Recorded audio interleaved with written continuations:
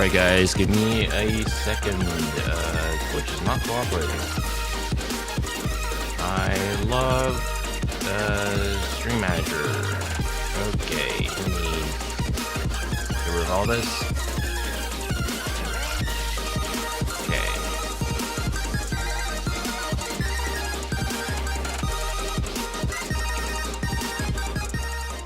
Good morning, chat.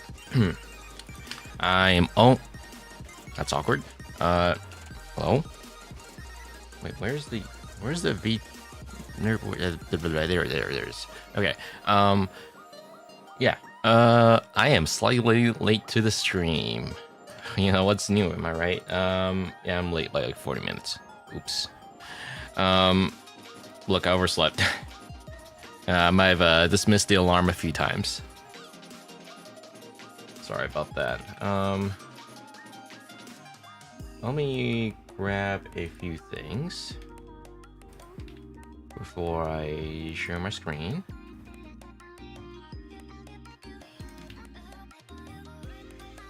Paste them into my VM. Hello Ash, hello Dana. Holy shit, you're still up, Dana, at this hour?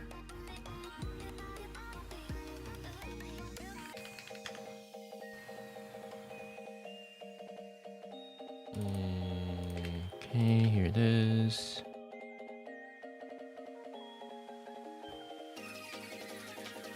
Okay. Basic session. Let me change the resolution.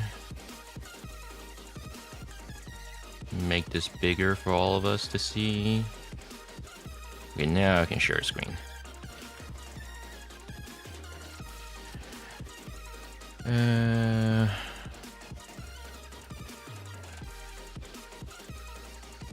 Oh wait. Oh wait, okay, that works. Right? I hope. Okay, this. Whew. Saved. I was wondering if I need to restart OBS as admin.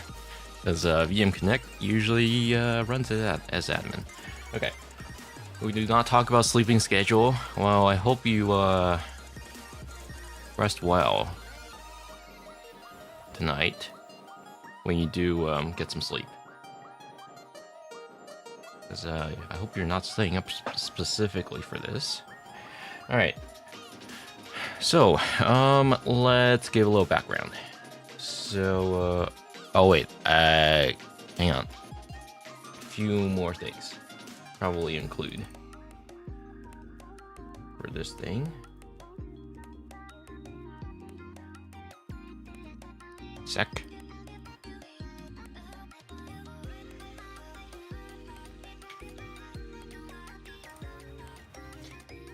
Okay, this. This.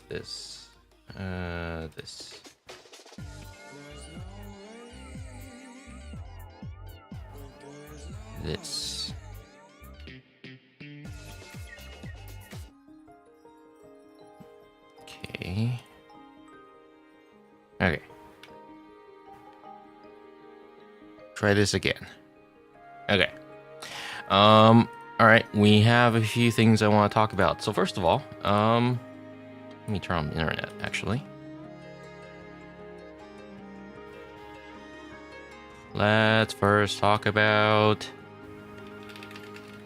OpenHashTab.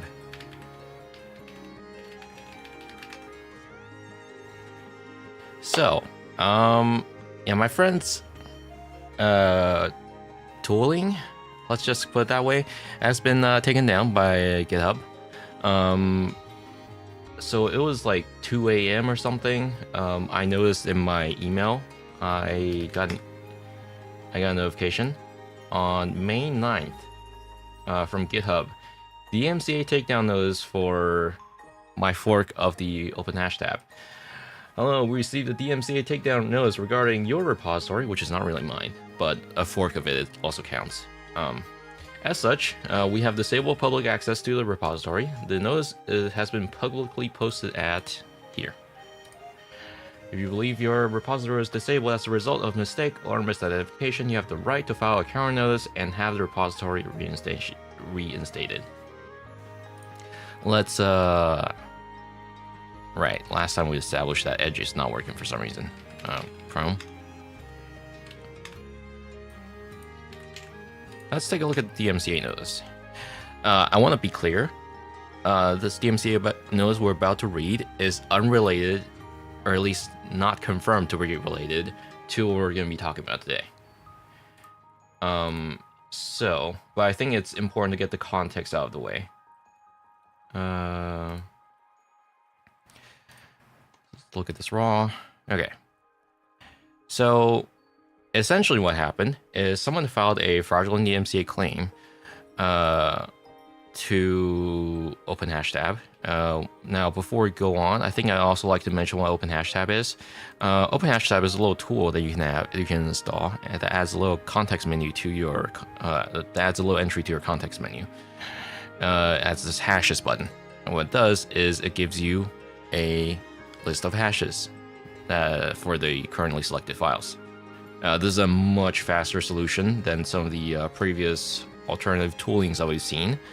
I think a lot of people use things like the hashing utilities from Nersoft or even PowerShell with go get file hash, but like this is way faster. It's like in your context menu as well. Technically there's 7-zip CRC SHA as well, but like, you know, that's not as convenient, and it also only does like one hash at a time. With this you can configure which kind of hash you want and it actually supports a lot of different hashes. So typically I just have MD5, SHA-1, and SHA-256 enabled. And here you can also change a lot of different behaviors as well. I know scaling is not looking too nicely on stream, but you know, you can change if you want it to display in uppercase, if you want it in mono font, if you want to export them in certain formats. You can even look them up on VT if you want to. Of course, they'll ask you for permission first. And by default, they also check against what you have in the clipboard to see if it matches the hashes that it's calculating. So that's a really nice tool that my friend has made. Now, on May 9th, the application was DMCA'd. Specifically, this is coming from someone that, unfortunately, their name is undisclosed. I usually expect these to be somewhat disclosed to some degree. The reason why I say that is, okay, even if we don't, as public, we don't know who filed the claim, that's fine, but apparently not even my friend knows who filed the claim. It also shows a private for them, so not even they know who filed the claim. You know, usually with things, usually you would be able to tell who filed the claim on their other platforms like YouTube or something, at least by the group name. But then here that's also not disclosed. Here it says, I'm private and copyright owner of proprietary unpublished C++ source code implementing legacy hashing functionality. This source code is never released under an open source license. I have not authorized its public distribution on GitHub. I'm submitting this notice on private behalf as the copyright owner. The original copyright work is proprietary unpublished C++ source code authored by someone that implements legacy hashing functionality. This work was distributed only to authorized customers through a private distribution system and is not publicly available online.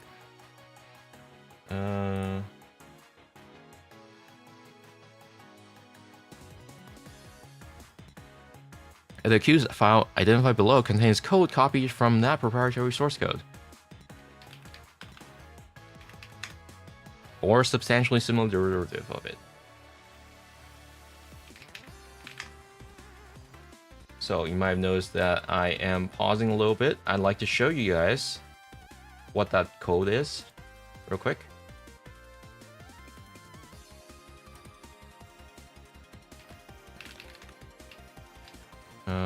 I cannot do this when it is still in this mode. Give me a second.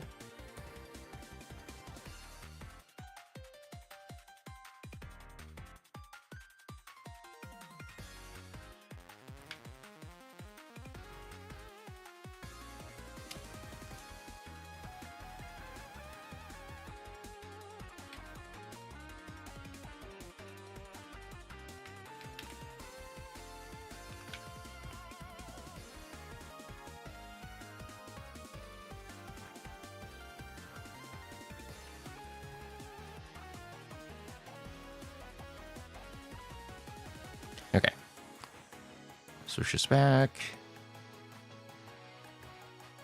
Log in. Okay. So this is the file in question. Now we can take a look at it together, and you'll see that there's nothing proprietary in it. Why is it in this weird mode? Okay. Yeah. All this does is, well, this section is getting CPU level.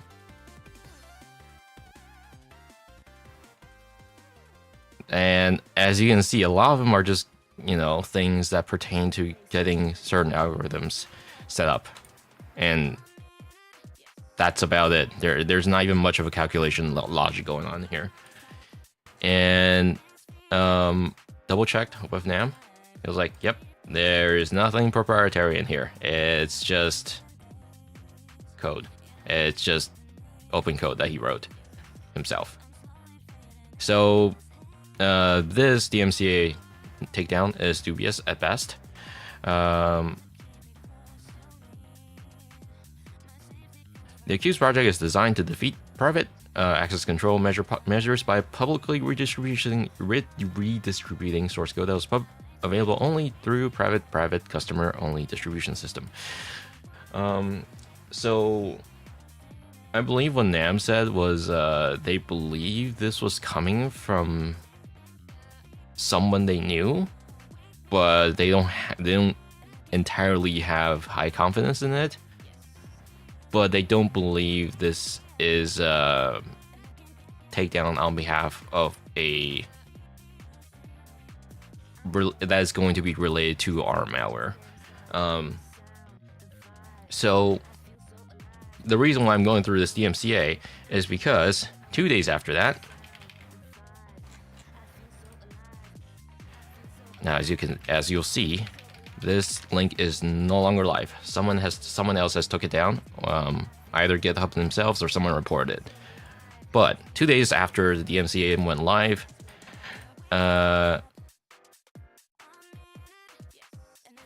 this popped up.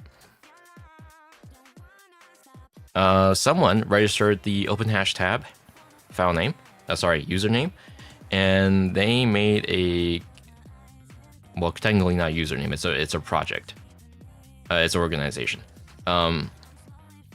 They made an organization that has the OpenHashTab name on it, and it even has a little get OpenHashTab now. And this is clearly AI slopped together because this README is like really stupidly long that the original file doesn't even the original project doesn't even bother to write README like this. And yeah, this is also clearly they slopped this together as well. Now, interestingly, there is an OpenHashTab.com. We might investigate that later as well, but I'm not even sure if they just put it here as a placeholder or if they actually registered that domain. I'll have to see.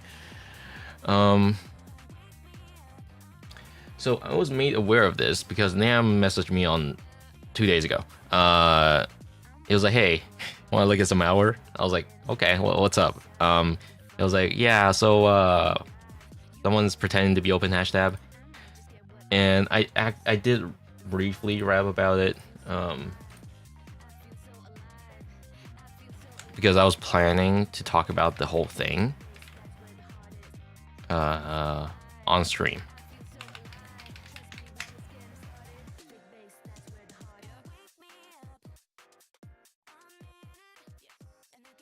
Let's see where it is. Here it is. So, I did investigate this briefly when it was still alive.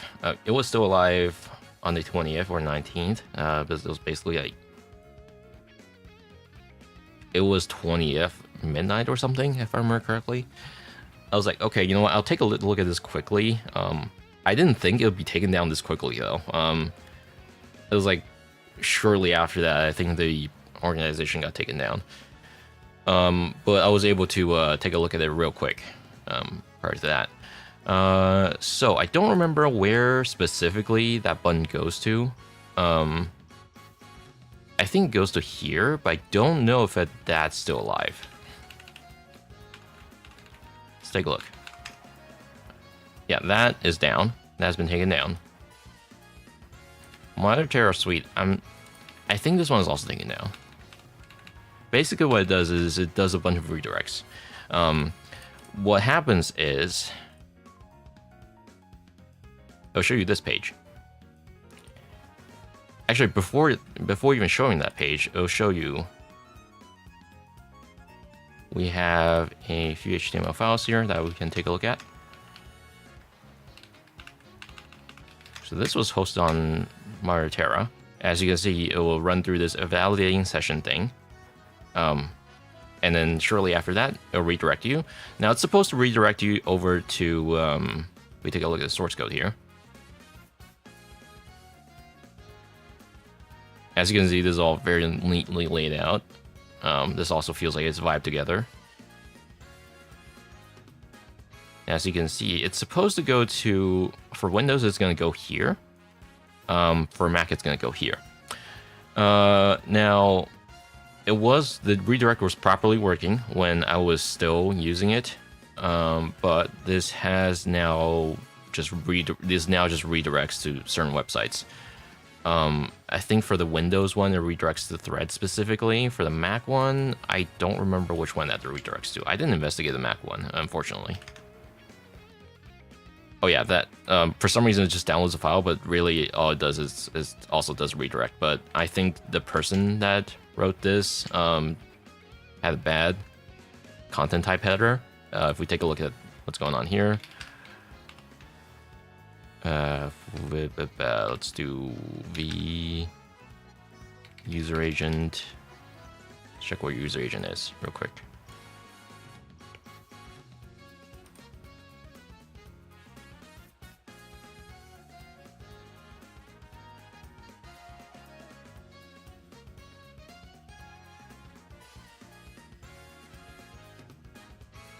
Take that.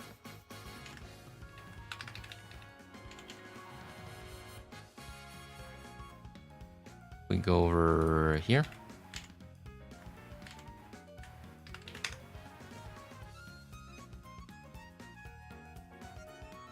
Yeah. They for some reason reply in application octet stream, so that's why it started. That's why it initiated download instead. So that's a misconfiguration on the operator's part. But as you can see, it's hosted behind Cloudflare.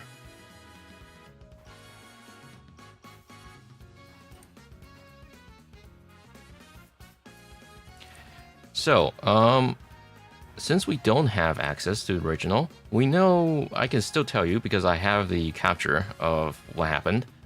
I can tell you that it basically, well, we can take a look at it here, I think. I have Wireshark installed in here. Yeah, I do.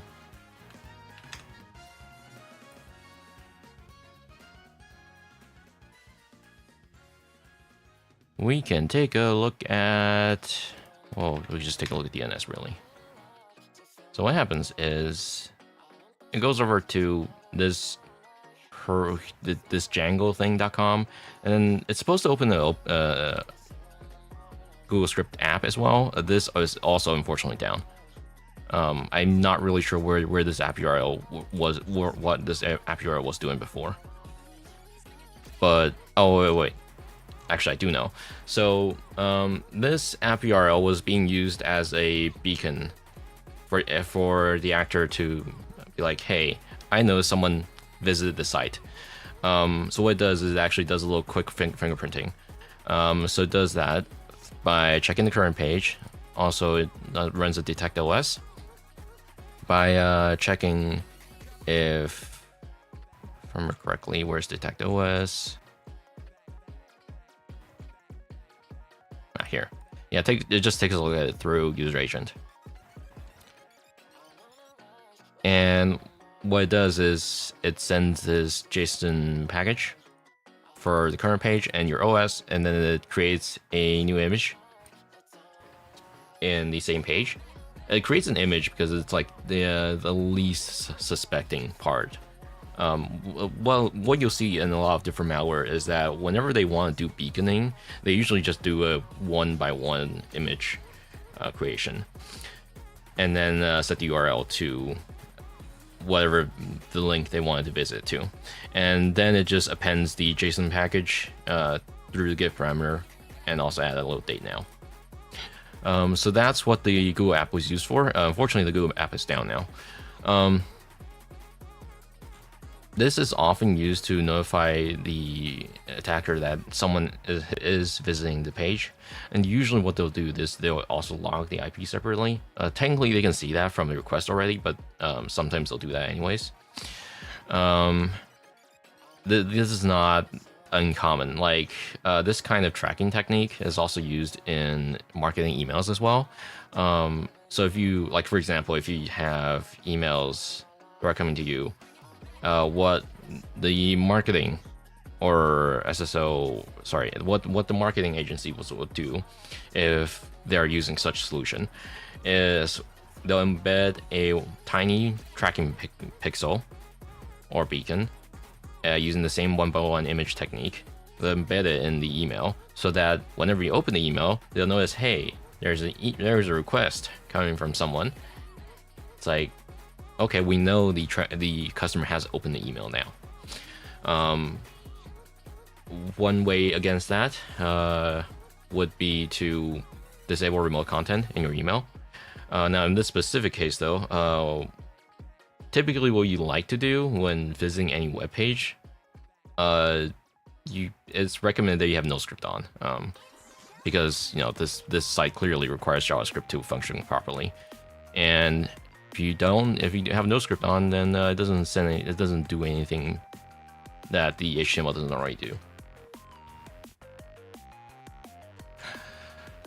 Right, so we know that, let's go back to the package real quick. We know that after that, it's supposed to redirect to Azalibardi, which is what we've seen just now. It redirects to that page, that domain, and then it redirects to threads. Now what it's supposed to do is supposed to redirect to thesecondcoming.com.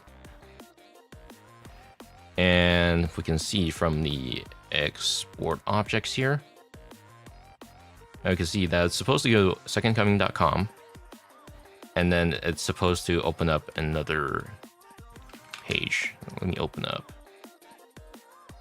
export objects.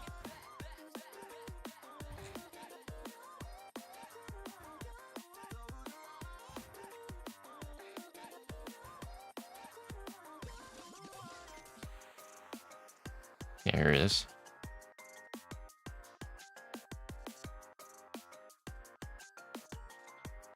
It does a little get request from here, and it's supposed to go directly to the page, but it also sends a referrer as well, so that it knows where to redirect you next, because it seems to redirect based on your referrer.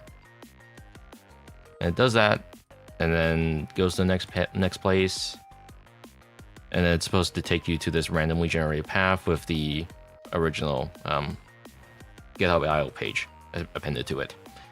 And then after that, you'll see, actually we can take a look at the first redirect real quick. Yeah, this is supposed to redirect you to over here. Now this page, unsurprisingly, is still alive. They haven't bothered to pull this yet. Go over here, you'll see that, hey, it's now pretending to be, it still very much looks like GitHub, right? Except, GitHub normally wouldn't do this if you want to download anything. It's like, oh, verified access, secure connection, virus total approved, secure archive. This is very safe, guys. Yeah, so if we check the page real quick.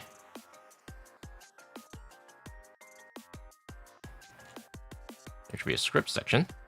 Yep. Now this is pretty much identical to what I have offline here already, so I'm just going to look at that instead, because it is easier to read in here.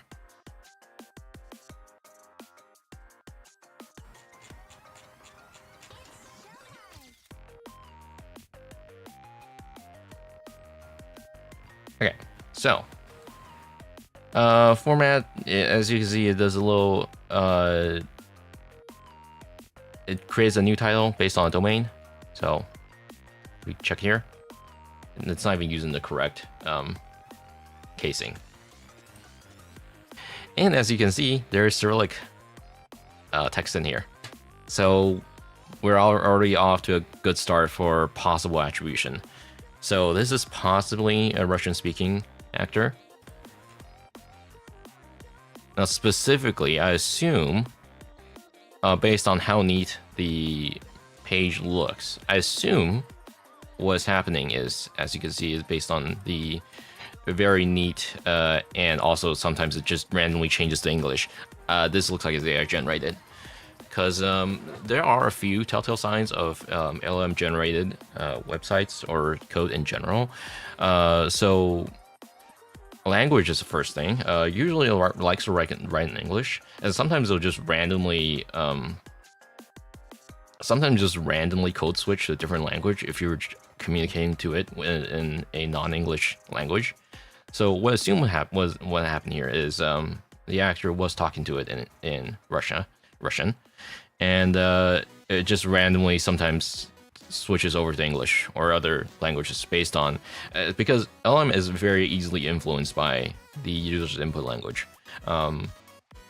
That doesn't necessarily mean the prompt that you typed in is entirely in the other language, but if your prompt contains a lot of different text of that other language, then what happens is it will usually get influenced by that. I assume what happened here is because the page is mostly English, then just randomly decide to code switch over to English. I'm not sure if there's a native RU word for endpoint. I mean, that's also possible.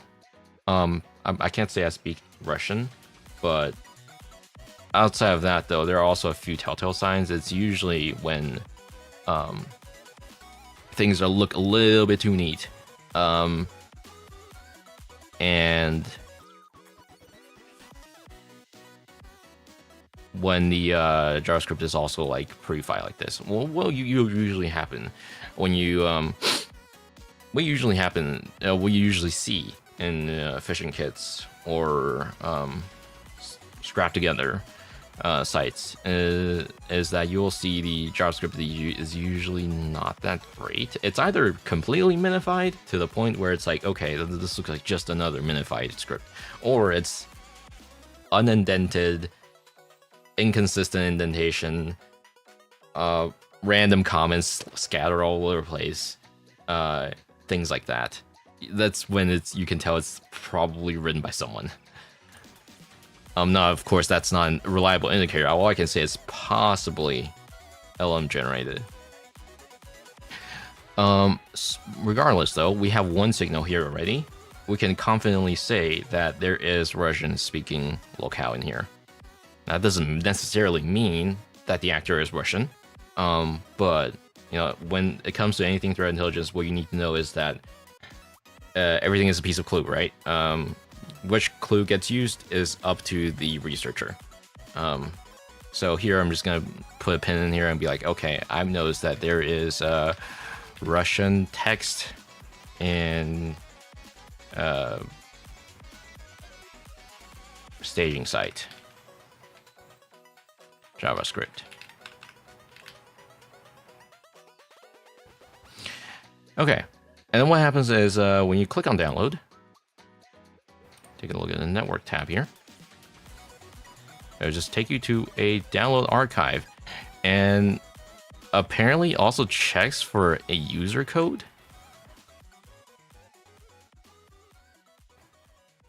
Oh, it has to be from a legitimate referral domain.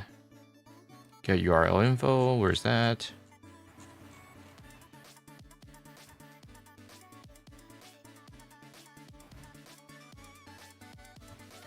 Oh, the user code was generated from the previous session, huh? Yeah, so... Okay, if we visit here with a referral like this, then it should give us a new... So we do that real quick. What was it again? Dash H? Refer? Oh yeah.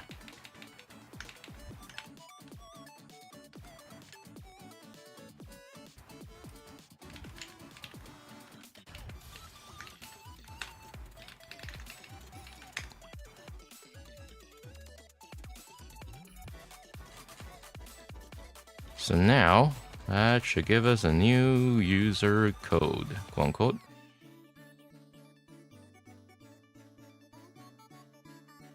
All right, there it is. Download secure content. Now it works. So apparently it does validate your user session. Apparently, I guess the user code must expire or something. Now what's interesting is I think the version number is made up every time.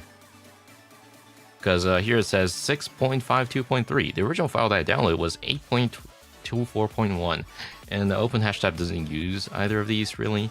The latest version is 3.0.5 or something. We should check here actually. Yeah, 3.0.4. So they made up a version number. Well, what's interesting is also it changes the name in here. So I assume these are generated on the fly, because as you can see, even the modified time is current.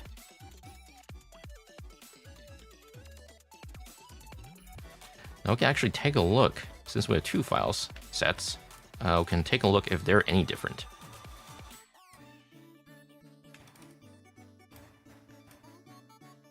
Run a little hash real quick.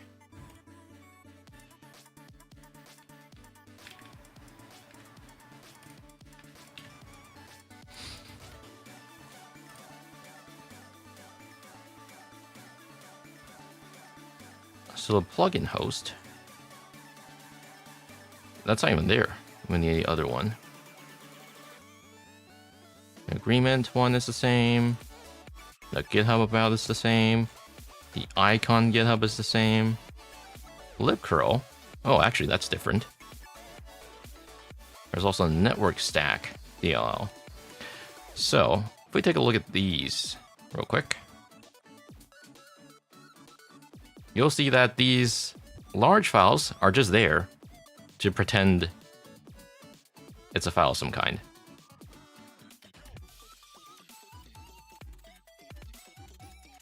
They're not even actually DLLs, basically.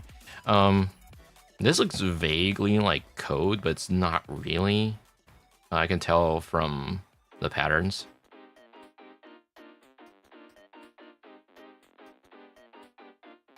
I mean, maybe it's XORed by 20. It's hard to tell. But as far as I know, this isn't used. The main thing we need to look at is libcurl.dll and this exe. So let's take a look at this exe real quick. We can do this. We can do get authenticode. And as you can see, it's a valid signature. And who is it signed by? It's signed for Notepad++. And so we know this is a legitimate component of Notepad++, but which component?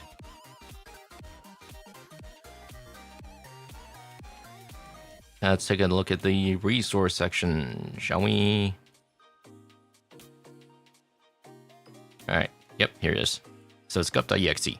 Gup.exe, this has been used as a launcher for a long while. I think it might even be on libhijack. What's it called again? It's a full URL. Hijack libs. That's it. Oh, spelled it wrong. So if you check gup.exe, yep, libcurl.dll. This has been used for a long while.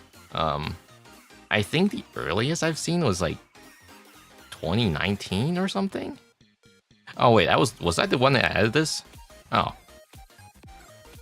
Well, it's been used recently as well, for a few different directors, but yeah, here we can see it being used in a while again. Apparently I was the one that I forgot about that. What even was the source?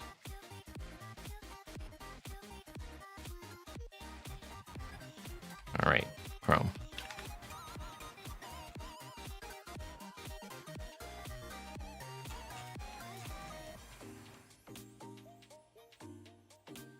Oh, it was through this, apparently. I guess someone at Huntress also added expected file information. That's not gup.exe. Oh, I guess there are other right. There are other components that use libcurl as well. Right.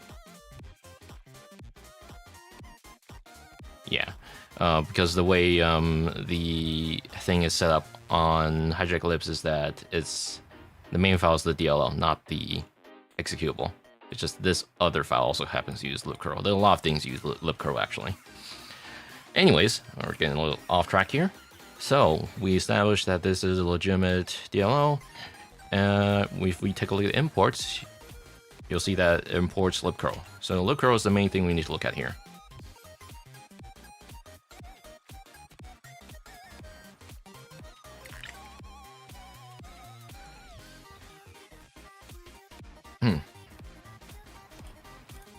Close out a few things.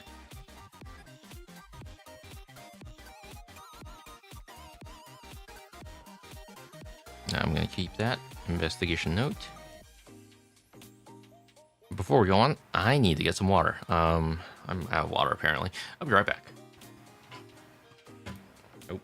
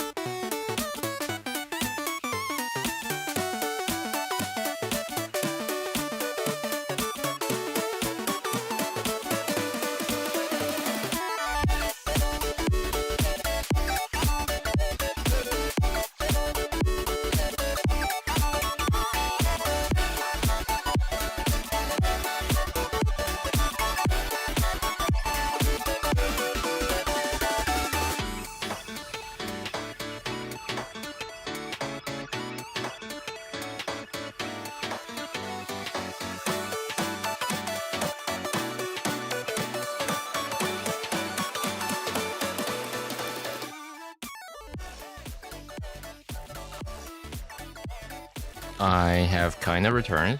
Give me a second. I'm getting a tooling real quick. I just realized it's not in this particular VM.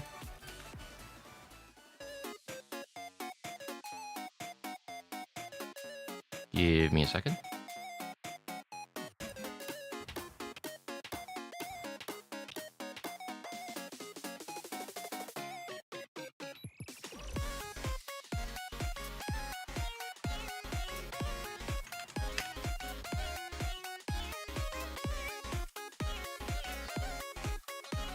Okay.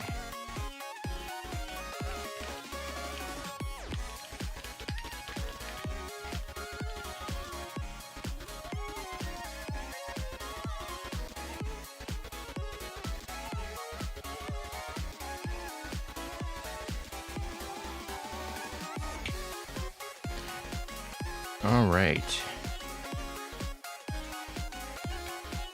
I have returned. All right. Let me just restart this real quick.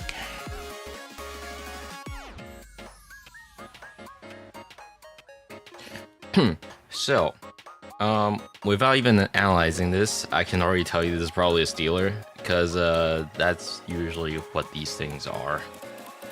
They're also probably the most popular type of malware these days.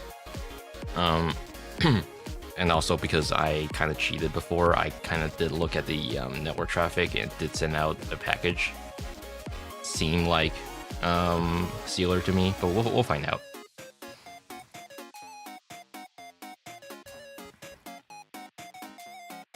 Okay, I might extra.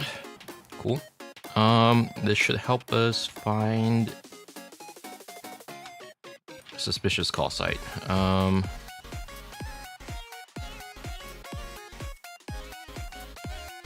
All of them point to 14D0. All right, let's go check out 14D0.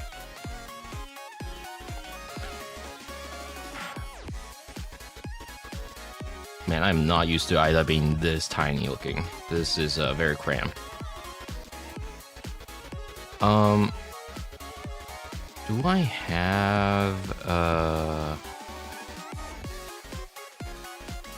do I have the tag file thing?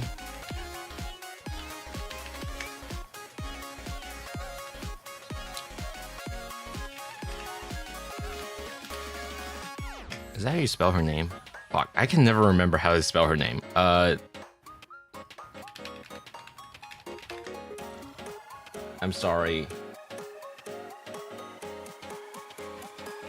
PNMS is used to quickly check what P is about. First of all, it's hash or Zaid, and there's E. I'm really bad at spelling. Okay. Yeah, P Anonymous is a tooling that was developed by a Russian developer, and I've been loving P Anonymous. Over the years, my tooling for checking P has changed a lot. So initially I started off P Studio. P Studio is freeware, but it's proprietary as far as I know. Later on I switched over to DIE, but then I kind of feel like DIE is kind of bloated because it always takes a while to scan, especially for large file objects. So these days my go-to tend to be P and MS. These are of course two different toolings that you can use separately. DIE can be useful still for a lot of other things still, like quickly changing certain attributes of P, or doing an extractor which would tell you what's inside. But P Anonymous gives you a far quicker look if you just want to look at certain attributes of a P. It loads instantly. It loads basically instantly. It's the fastest tooling I've used thus far.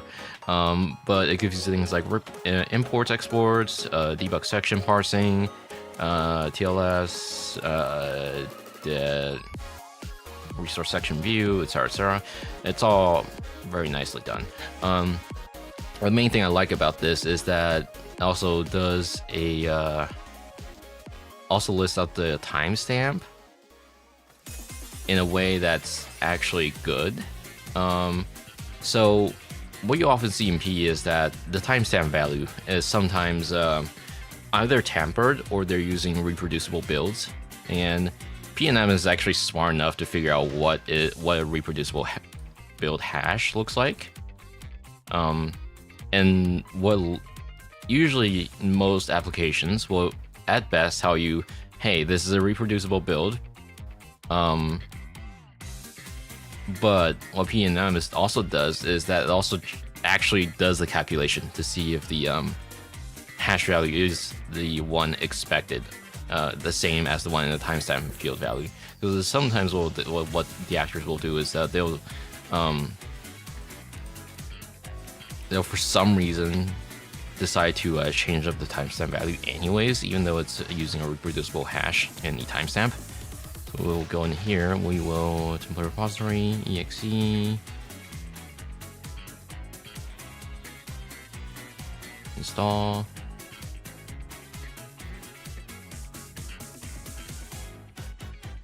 Go in here, DOS stuff, no NT header, optional header.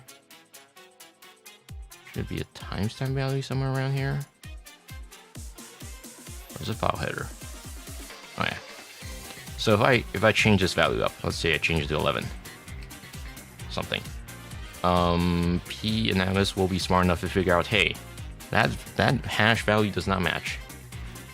So that's the main reason I really like this tool, is because I can tell what's doing down here.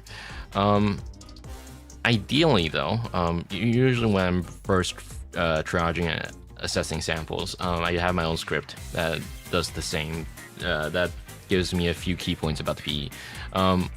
I would like to re-implement this in Python at some point, because this is a really nice check, but I haven't bothered to figure that out yet. Anyways, we're off topic. I need to check tiny tracer.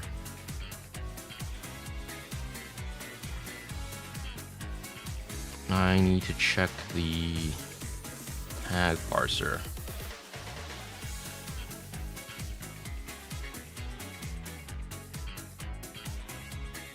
Do I have IFL installed? Let's double check. I don't think I do.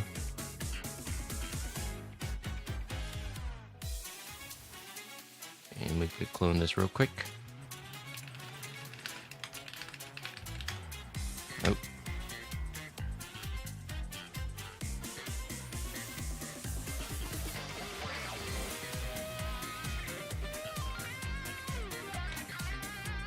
Pop this in add a user.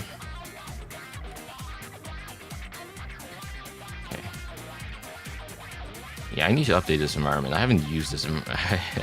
You might be able to tell this is not my daily use VM.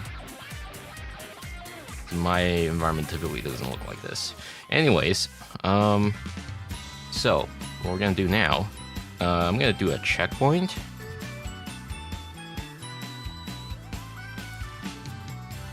And we're actually going to turn our network off.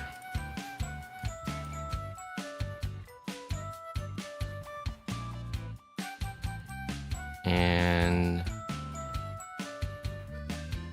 close out these. Let's do a quick behavioral check.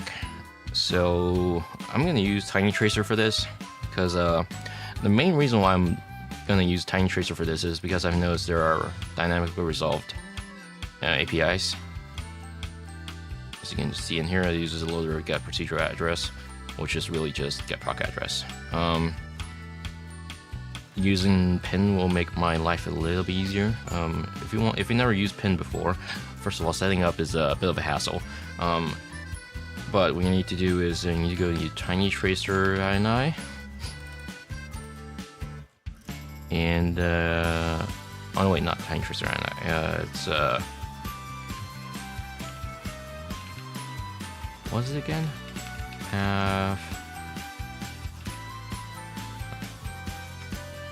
No, I think it's a text file actually. Double check. I'm running it that bad. That's it. Go in here and change the traced module. Alright, since we know it's going to be running libcurl, do this real quick. And then we do this. Let it run for a little bit. And what it's doing is, so a little quick background on what pin is. Pin is basically a debugger. Well, kinda, not really, but it's a tooling made by Intel.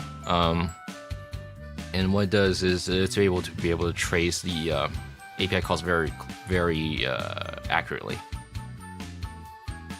And Tiny Tracer is written by HasherZ, and what it does is logs those APIs to a tag file. And a tag file is able to be loaded into other things, but you basically use it as like a API monitor. So I've seen something interesting here already. It is there's probably shellcode here. We're gonna have to investigate afterwards.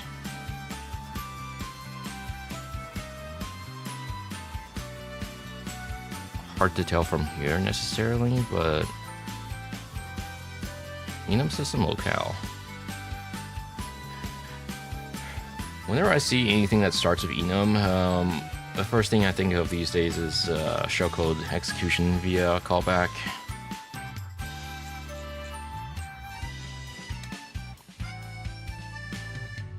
Let's stop around here.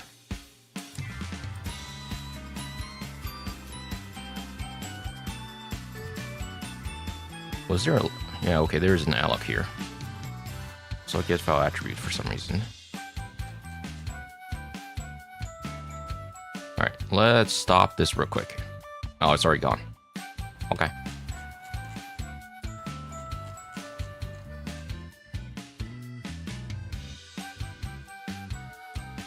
I have something I want to check real quick.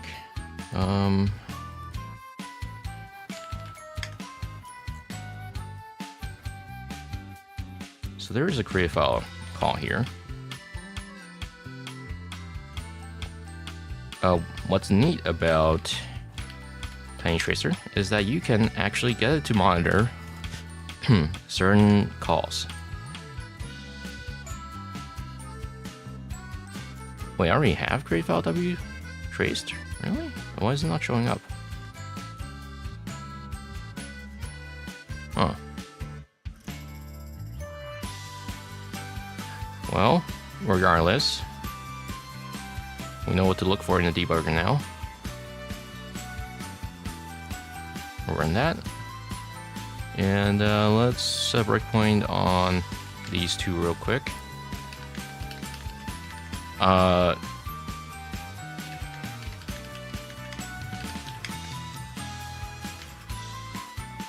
So this is not usually how I would check where the shellcode is called, but out of curiosity, I kind of want to check which file it's trying to access.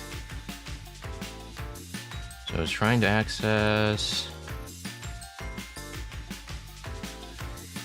No, we're still in gov.exe, so that's still legitimate. That's fine.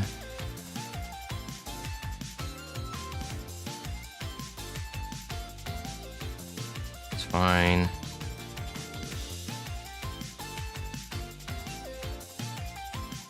Where are we in the call stack? Okay, we are in libcurl now. So just to double check.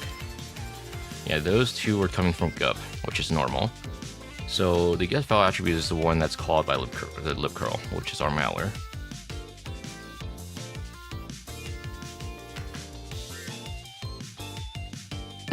So specifically, it was trying to access, trying to check Windows directory. And let's double check where we are. We can actually see that from here. C5db.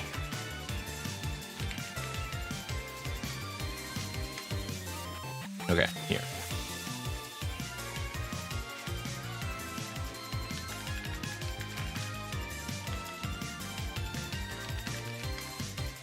So it's trying to write that. It's appending that over in here. Excuse me.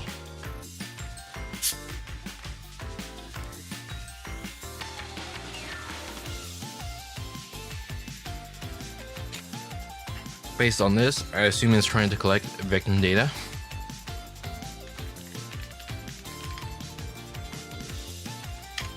Jump out real quick. Current milliseconds. I'm not really sure why it's shifting by 11 and then XORing by current tech count. Oh, it's like XORing the whole thing. Okay, so it's just encoding data.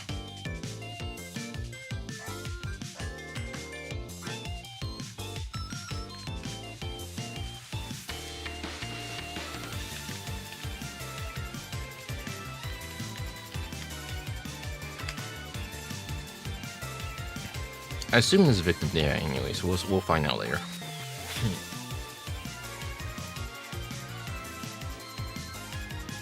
Okay, that's also just random value. Current process ID, current thread ID. Well, actually, so far all this just looks like junk data. Can't really be certain that it really is victim data.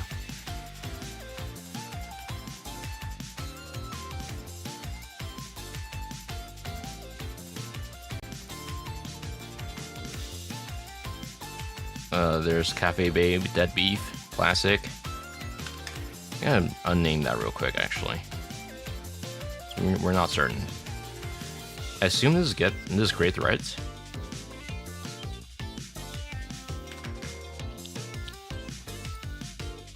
V12, V11.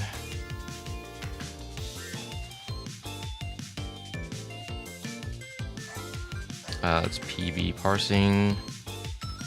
I assume that's for getting the module handle, and this is where it actually decrypts the string, I assume.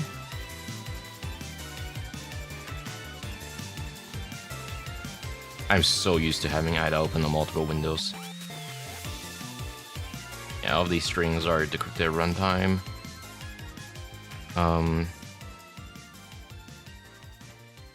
the easiest way we can go about tackling this is we just set breakpoint on this specific address.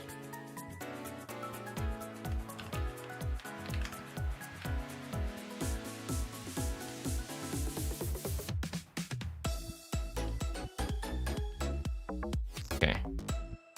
Oh wait, did we pass by that already? Oh, we did. Okay, so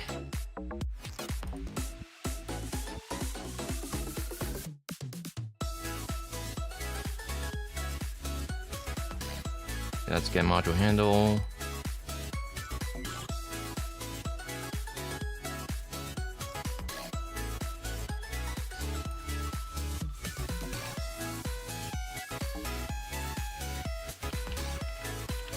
Well, actually, we kind of don't need to do that really, because it's all resolved here. Sorry, recorded here. We know it's going to call this multiple times over the. Let's double check a few things. So we saw that there was a NTLK virtual memory here at C881.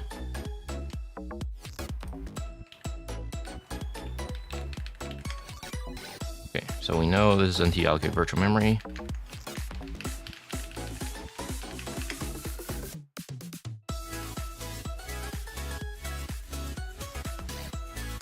Do I have HRTNG installed here? Oh shit, do I not? Oh. Okay, installing that is gonna help me speed this up a little bit. Let's try on that work real quick. Well, actually, we don't really need to. Give me a second.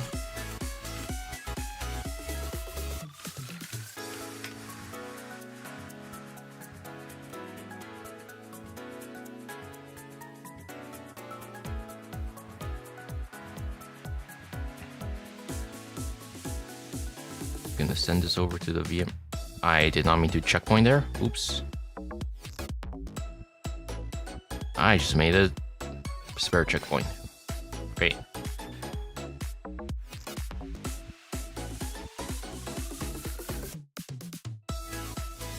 So I'll show you guys what I'm about to install real quick. Give me a second, because this will speed things up a little bit.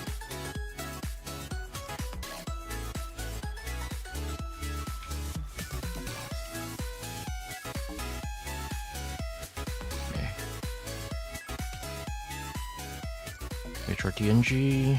Gonna pop all of these. user.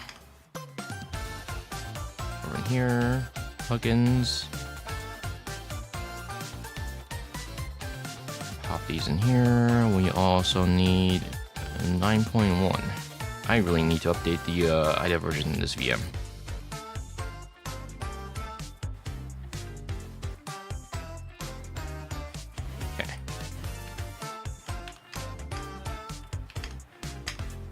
It also might help if we include the type libraries, because I just realized I don't have an insert on this keyboard. Do I? Oh shit! I just realized. I just realized after like 2 or 3 months of using this keyboard. Oops. It's alright. We can always right-click. I meant to select x64. Okay, that should help us. Yeah, okay, now we have proper type info here. That should clean things up. Alright.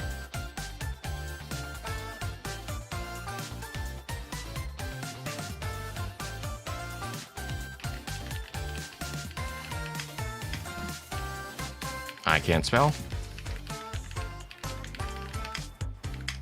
Okay. So you can go out here. What page protected is setting? We don't know. That's fine.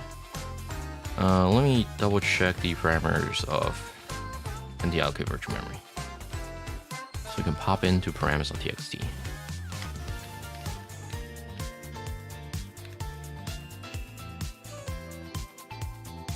I mean, you don't really need to do that. I can just breakpoint here. CA81.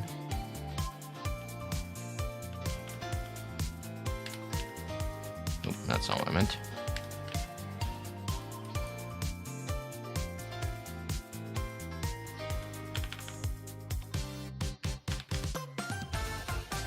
Okay. I'm gonna turn this off. Okay. What permissions is it trying to ask for? Oops, sorry.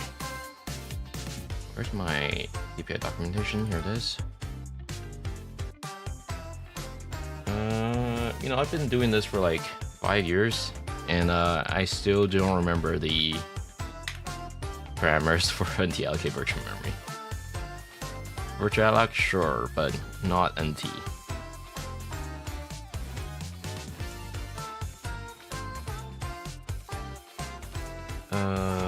Our protect is on 6.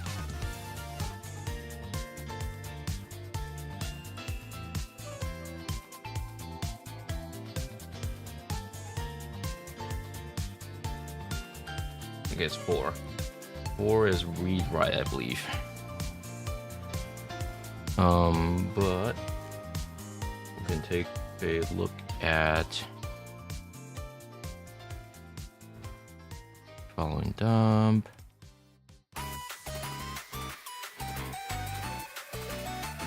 Oh, I probably should have noted the region size. Hang on. Yeah, that would help.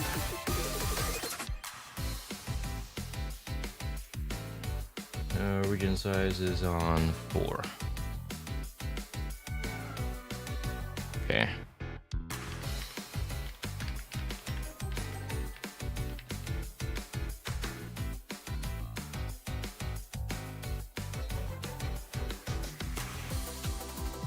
And we're just gonna let that run for a little bit.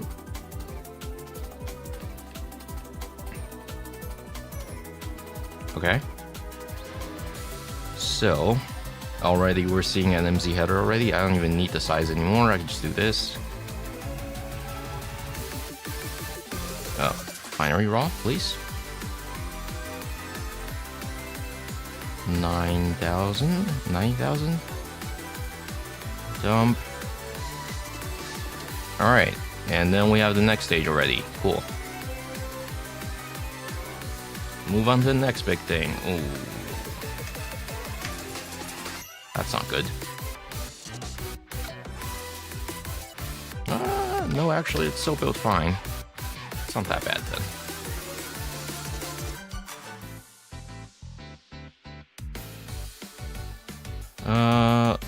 Double check a few things. First of all, let's check in OpenHashTab again. So as you can see, the payload is actually compiled on May 11th. Compare libcurl, which seems to be... I assume these outer loader are generated on the fly.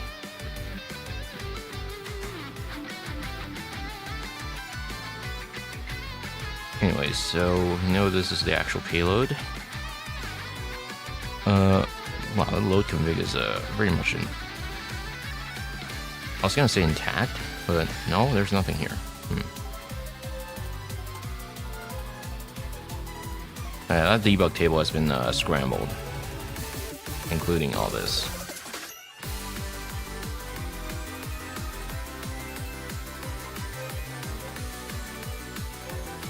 Take a look at the strings real quick, actually. Payload DLL. Alright, yeah, that's a decryptor. Yeah, that sure looks like a sealer to me.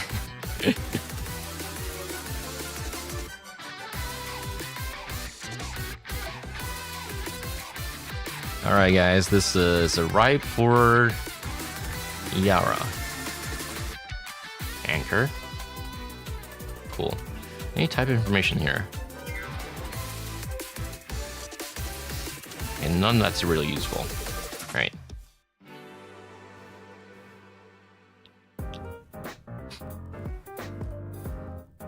I wonder if they left any PDB in here. They didn't. Yeah, if it did, it would be in the debug section. But it's not.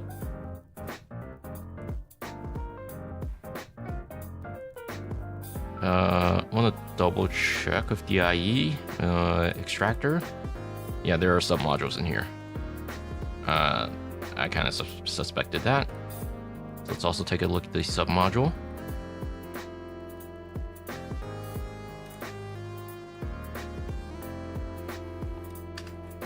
And this one parsed perfectly. Double check in here. Also newly compiled. They left the pogo, which is good.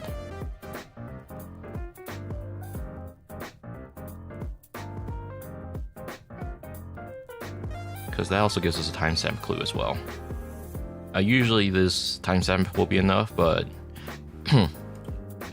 if you're ever unsure if the timestamp value is what it seems, if they left a pogo in here, then there's also timestamp here. So you have two places to check for timestamp.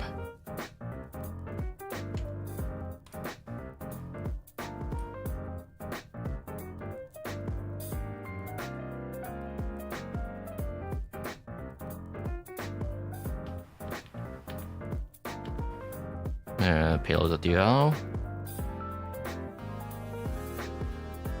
Actually, is that the stealer itself? Oh yeah, it sure is.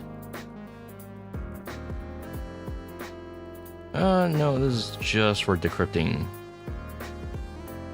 Edge secrets, I think, or Chrome secrets. Yeah.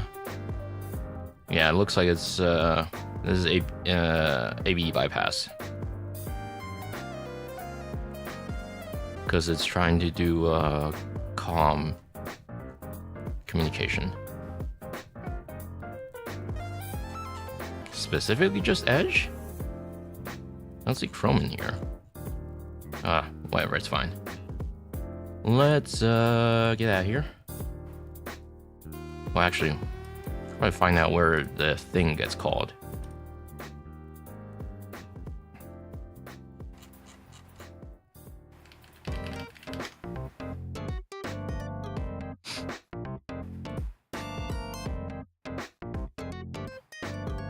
E513.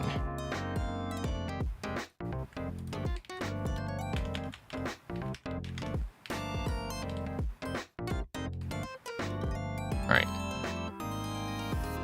RBX.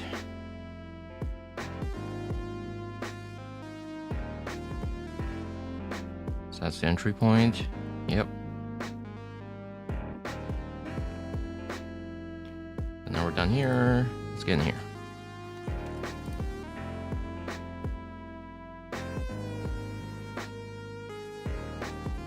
Now, technically, you can have TinyTracer trace the shellcode as well,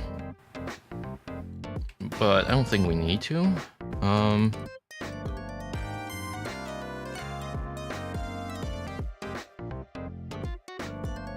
Oh, okay, I just realized this does not look pretty. Double check the, Ooh. Yeah, this does not look good.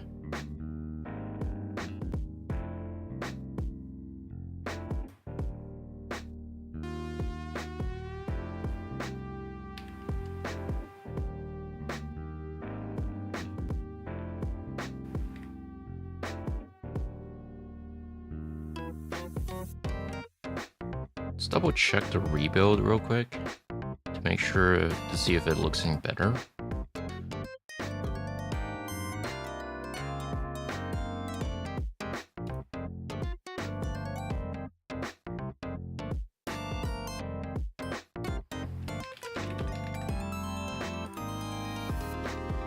Because sometimes the rebuild will look better with proper relocations. Oh yeah, well, that's much better. It's not as nice as the raw binary, but this is readable. That's good. Oh, that's much better. Okay. Okay. Do a quick breakpoint, checkpoint, I mean.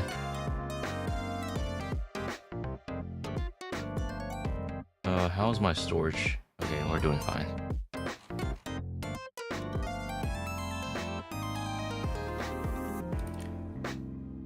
Hidden through Win main, I assume. I mean, we can just check here, actually.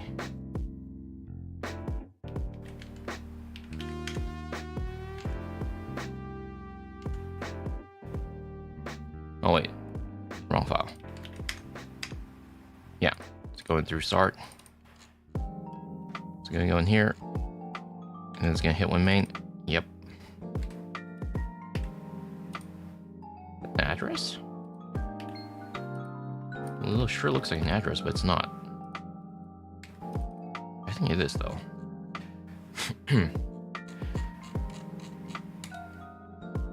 Okay, so there is a command line check.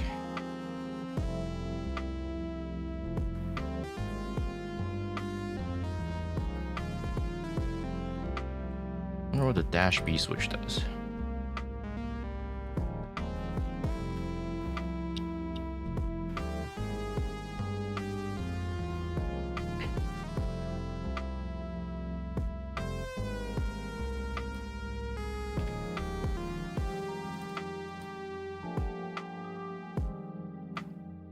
I also want to check if it created any... It didn't, okay. The zip might be in memory. Oh. Who's referring to this?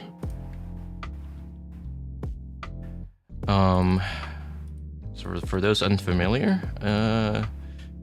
one of the nice things HRTNG does is it automatically renames variables based on the relevant strings. So that means someone somewhere is referring to this particular string. Actually, just checking string view actually.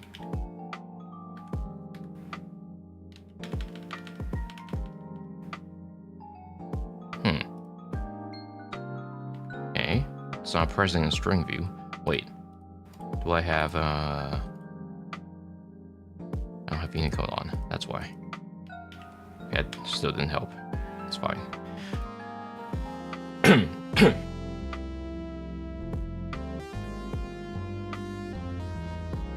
Okay, so it collects all this stuff. Why does it include router MAC address? Wallpaper hash. So I assume this is often used to help him determine if it's a VM. Because, for example, if you're running this on a Drudge sandbox, it might have the same wallpaper hash every time. It's hard to say though. I think Drudge might have implemented a workaround around that. I'm not sure.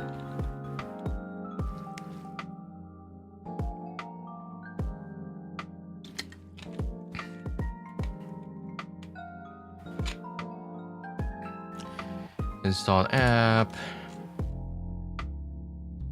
Data collection. Yeah, this seems to be the main thread. DPAPI key. A v20 encryption key. Yeah, this thing is v20 compatible. So this thing has AB bypass built in. A quick reminder for what AB is. AB is app-bound encrypted secrets. App-bound encryption. Starting around a year ago, Chrome started implementing this thing, where instead of having the secret key and provided in a JSON file, and you can use that and DPAPI to decrypt the secret. These secrets were prepended with the text v10. For v20, instead of using the key that's in the JSON file, the key is now stored. The encrypted key is stored in a file now instead, and to decrypt this key, you need to talk to a system level DPAPI, and they do that by using the elevation service. So you might notice that in your system, if you have Chromium-based browser, you might notice that you have a lot of these elevation service around, and this elevation service is the one that's holding the decryption key validation routine. So whatever happens is your browser will request a encryption and decryption key, and instead of fetching from a file and doing a DPAPI locally, what it'll do is it'll ask the elevation service, and then the elevation service checks that you're running the requested person is actually chrome.exe, and then it runs DPAPI in this elevated service, and it sends the key back to Chrome. And then it uses that to encrypt or decrypt secrets. This is fine. The problem is it's really just a long way around to get the decryption service. As if you are running locally on the system already, you could just pretend to be Chrome. You can even inject into Chrome. You can use DevTools to decrypt after the fact. To retrieve the decrypted data already. You can breakpoint into Chrome. You can also just, like I said, inject the shellcode into Chrome. But what most people do is they'll talk to the comm service directly. And if you're able to pretend to be Chrome and talk to the elevation service will just happily return the encryption key to you. So really, AB didn't take too long to be bypassed. It's a well-documented bypass method already. So I would say Chrome probably held off attacker for like a few weeks. That's about it before it was bypassed again. Anyways, yeah, most dealers I think include some kind of v20 bypass already. And yeah, all these newly encrypted secrets, they're tagged, they're prefixed to v20. Also steals Telegram data, apparently. Steam, desktop wallet, file grabber. What's a file grabber for?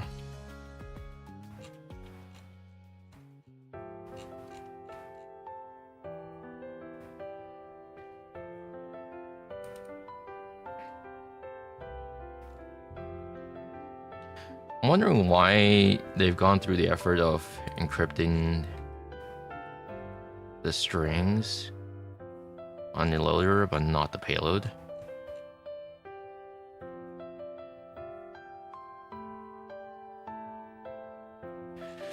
I want to take a look at the string view a little bit more because it tends to miss a few UTF-16 strings. Yeah, here you can see it's there's com call here. And these are the hard-coded CLS ID and RIID, I believe. Oh, sorry, IID and RIID, not CLS ID. There's a version string here as well, actually. And this is version 1.3.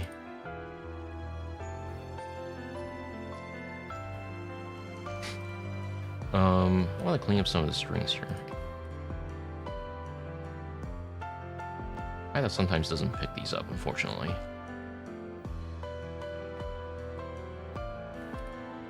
You're just gonna have to do this yourself. That's the ID, RID.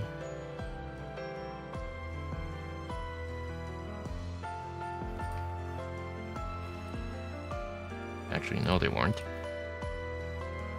They're regular strings.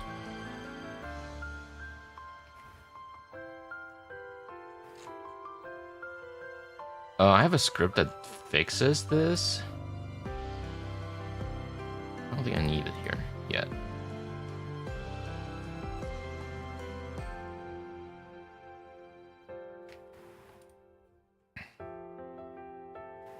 Just doing magical amount of strings, I think.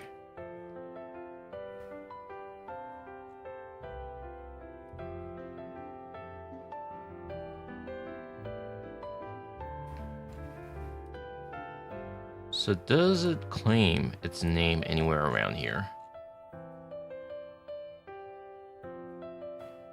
So far I haven't seen a name yet. See a version number though. I believe this malware family is currently classified as Black Sea Stealer. I know that because ThreatRay actually published a ILC a few days ago, and the IP is the one that we're seeing in here, which we haven't stumbled upon actually. We'll get to that in a little bit.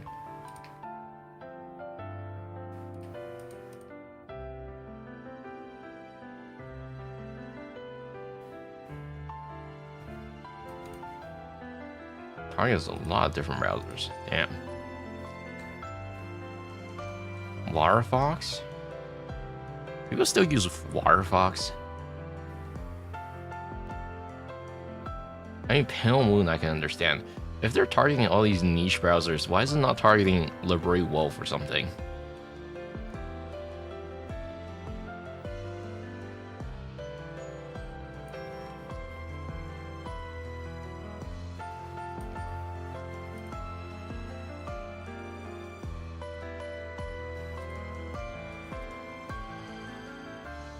Brave about browser.exe.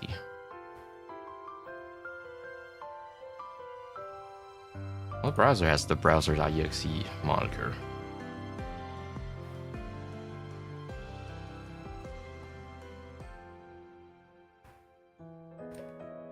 Seems like a pretty generic name.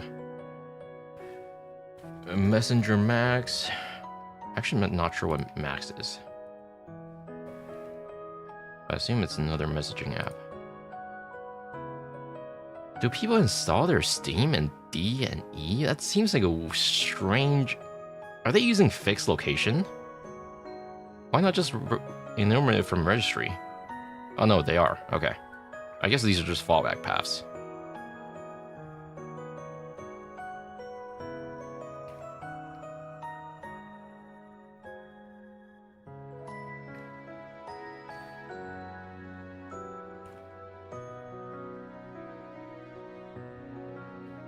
Does Steam need to be started for the secrets to be extracted? Huh. Oh, yeah. Now I remember. Yeah. Steam needs to be running so they can extract the JWT token. Yeah. I think this was documented in Kappa. Actually, was I the one that wrote that? Oh, I was. Yeah, Steam needs to be running to extract the JWT token.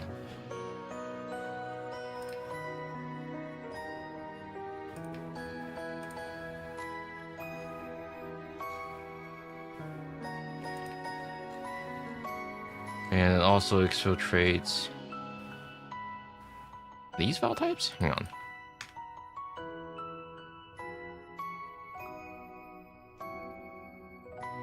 It needs to be larger than that.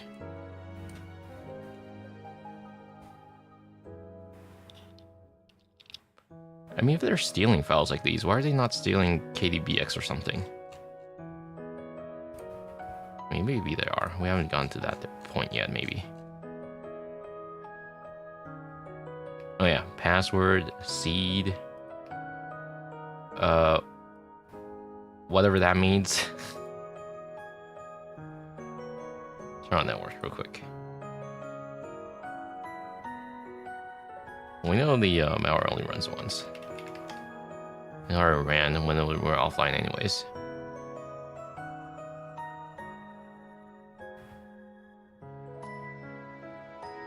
Platform experience helper.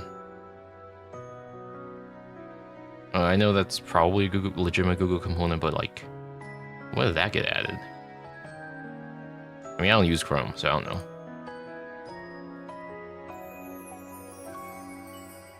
Seen a few forum goers use it. Firefox is less extreme on tweaks, just slimmer. Firefox stands from removes most Mozilla services. Yeah. I mean, I think I did think about using Firefox at some point, but I don't know if it's still being actively maintained. So hello, person on YouTube. Let's open up Chrome real quick. There. I can't spell.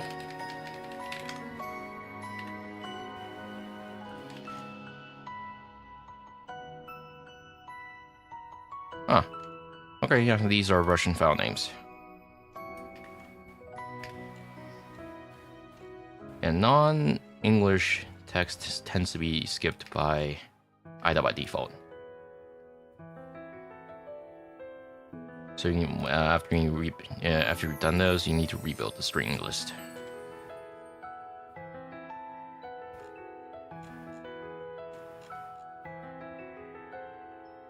They're not even UTF-16, surprisingly. Just regular UTF-8. I guess they don't need to be. I don't know, I'm not familiar with the Russian language set. But if we're in Chinese, then it has to be. Well, okay, it doesn't have to be. But most of the time I see them in UTF-16.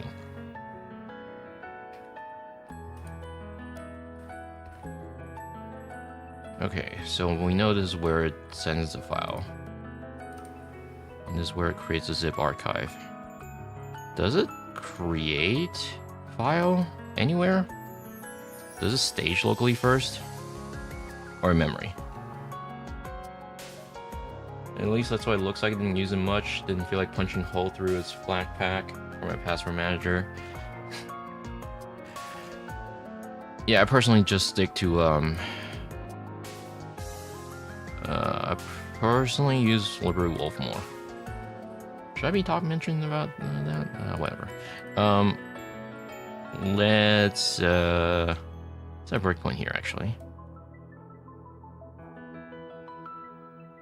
Hello, blank.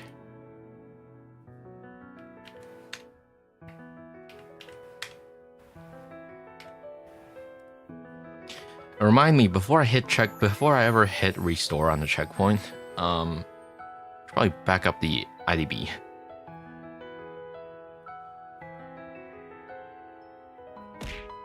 Ow.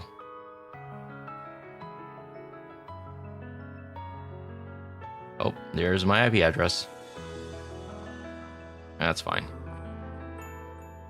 So it includes a UID at the time, the IP address, and the country.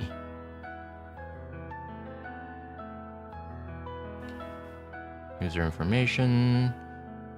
So I guess there's stays locally before being zipped.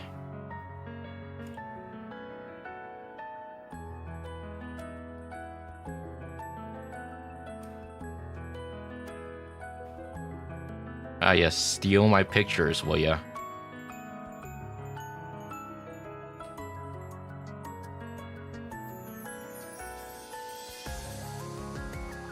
Oh, I was gonna do a BP send real quick.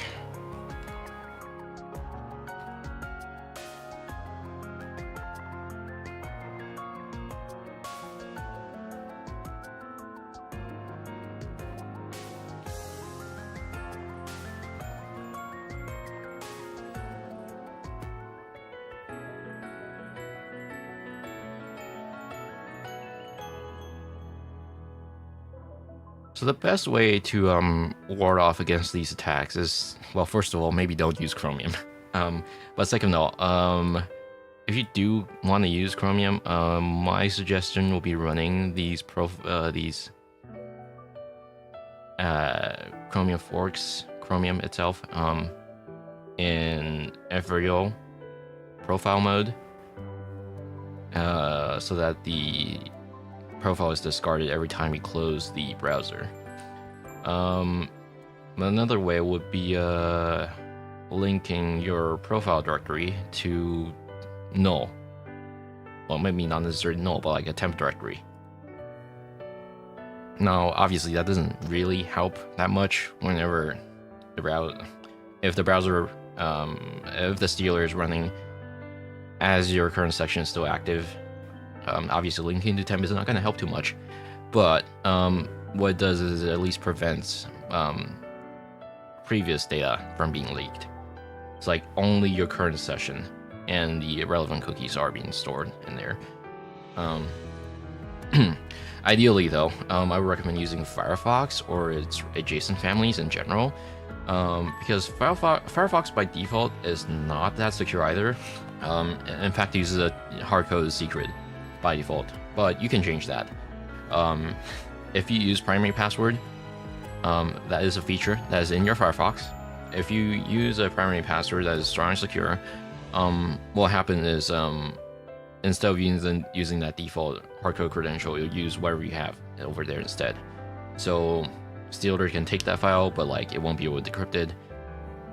So that's one way against it. But also in general, for general OPSEC practices, have your browsers configured in a way that doesn't leave any cookies long term, or any session data for that matter, would be the ideal way to do this.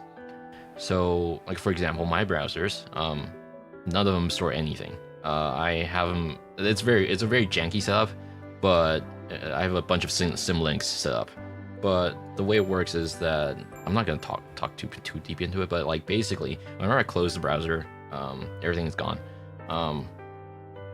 Especially after a reboot, everything is wiped as well, so nothing gets stored. Now, obviously, you could argue, hey, if I'm going to that route, I might as well use a more secure OS, right? Well, yeah, but like this is a decent compromise in between, you know.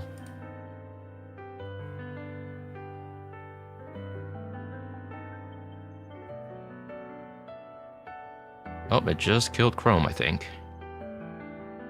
Yeah, you need to kill the browsers before it can read the... Well, yes and no. The database lock is going to be held by Chromium. But another method some other stealers will do is that they just copy the database to another location and read it from there. But I think killing the browser is also one way to do it.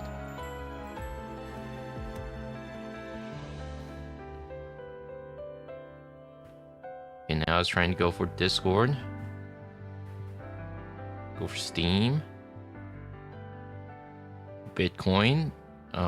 Too bad on Bitcoin. Dogecoin. Dallas.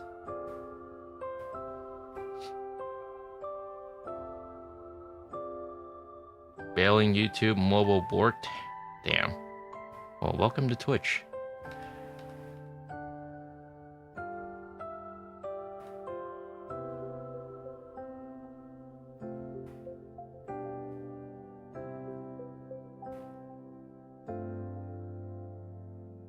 Finance. Also scans for default user. Really?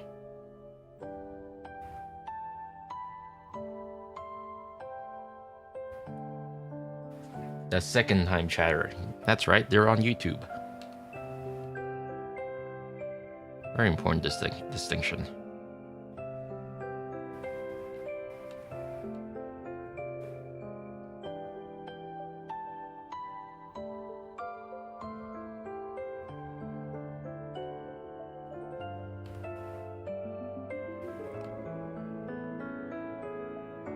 Alright. Oh my god, you're done yet? Not yet? Okay.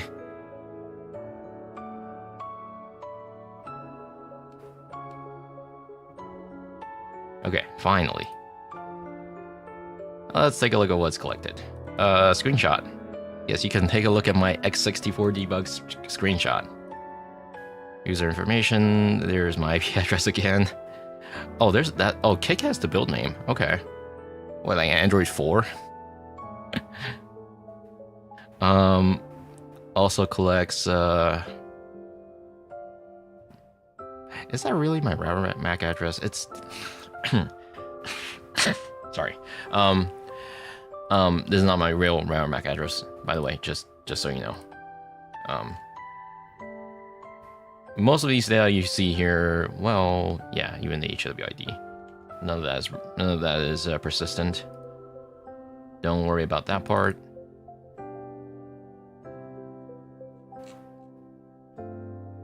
Having OpenWRT has really fixed a few things in my previous setup. Browser description log. Yeah, I was able to get the master key as well. It's calling through COM as well.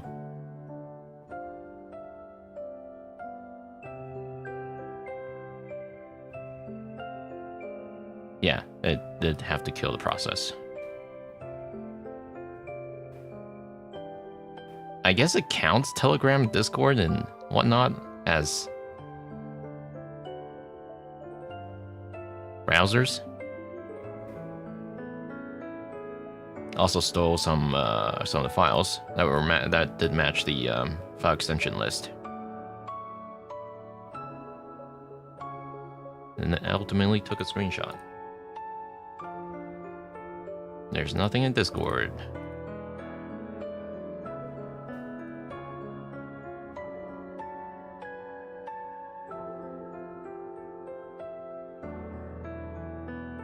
I don't even know where that's from. Hang on.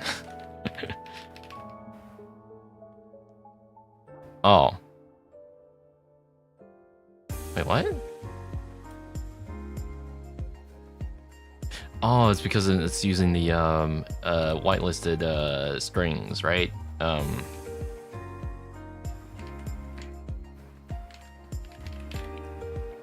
Yeah, here.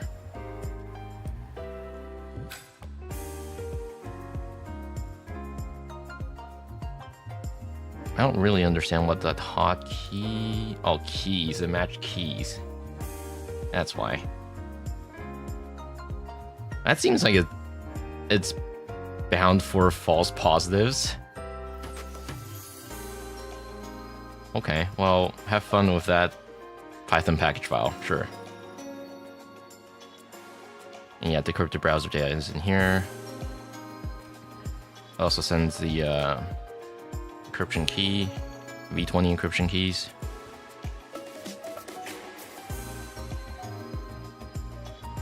Oh yeah, it also steals the entire IndexedDB for extensions. Oh, thank you for follow. Momo, welcome to stream. Okay, at this rate, we have pretty much figured out what's going on here. Let's move on to, well, first of all, where is the C2 actually?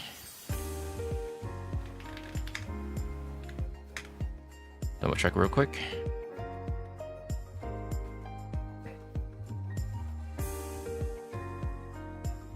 Socket ADDR. Find an ADDR.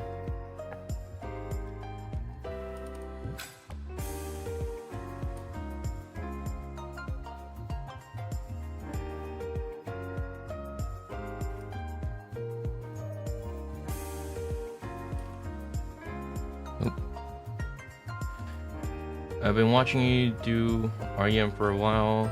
I have followed. My apologies. No worries.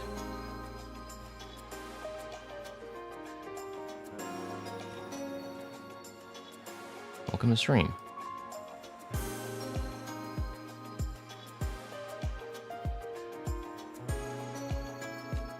Where is the...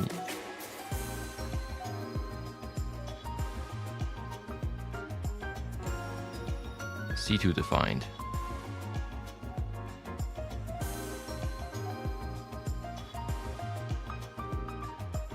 Up here? No, that's the string creation.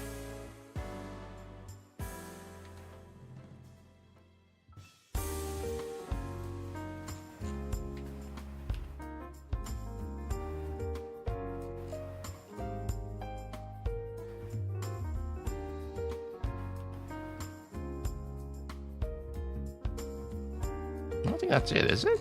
Hang on. Let's a breakpoint over here, real quick.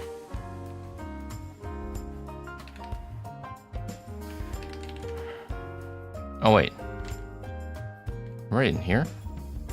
Oops.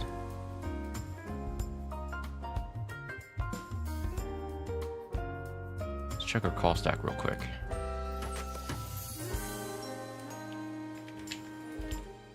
We're currently in here. All right, this is where it creates the zip archive. Yeah.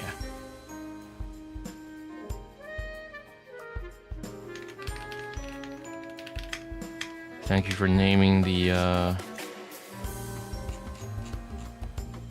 function names. Really helps. And it's gonna clean up. Oop.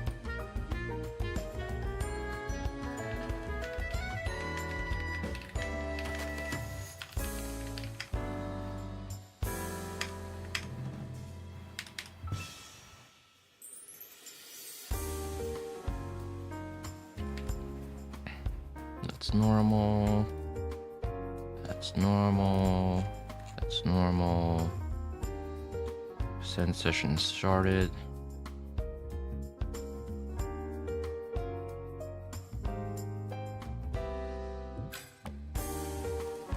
Is that verbals logging?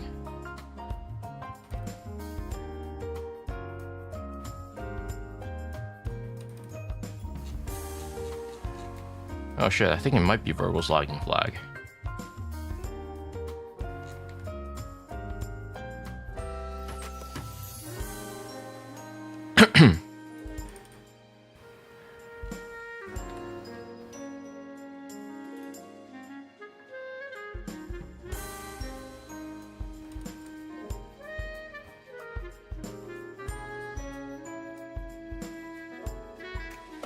Starting send attempt 1.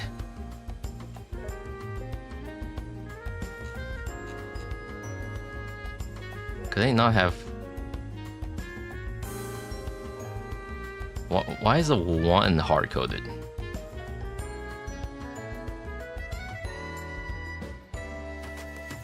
Oh, there it is. I was wondering where the C2 is. There it is. Oh, it's in the keyword. That's why I missed it. Of course. Thanks, Ida.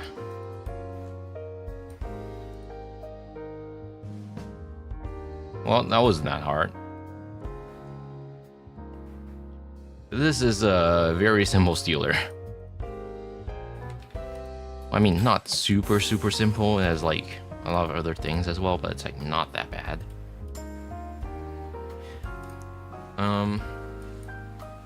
So now I think we can move on to writing a YAR rule for this because we already know how it works. We have the C2.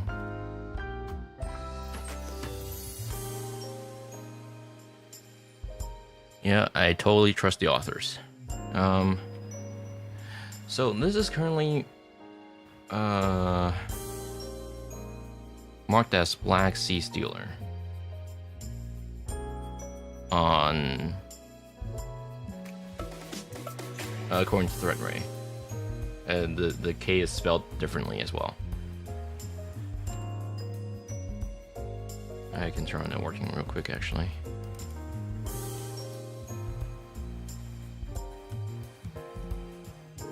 Also, just in case I fat finger things, I'll do this real quick. And network, dev mgmt. We're gonna override the C2IP to localhost.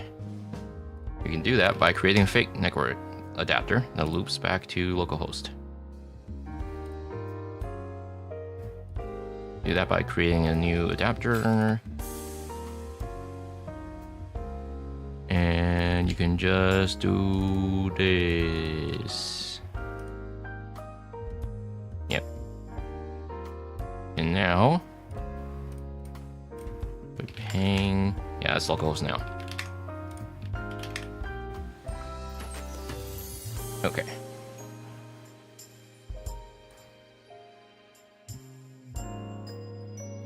So, like I was saying, I meant to go to alpha underscore. Very important distinction.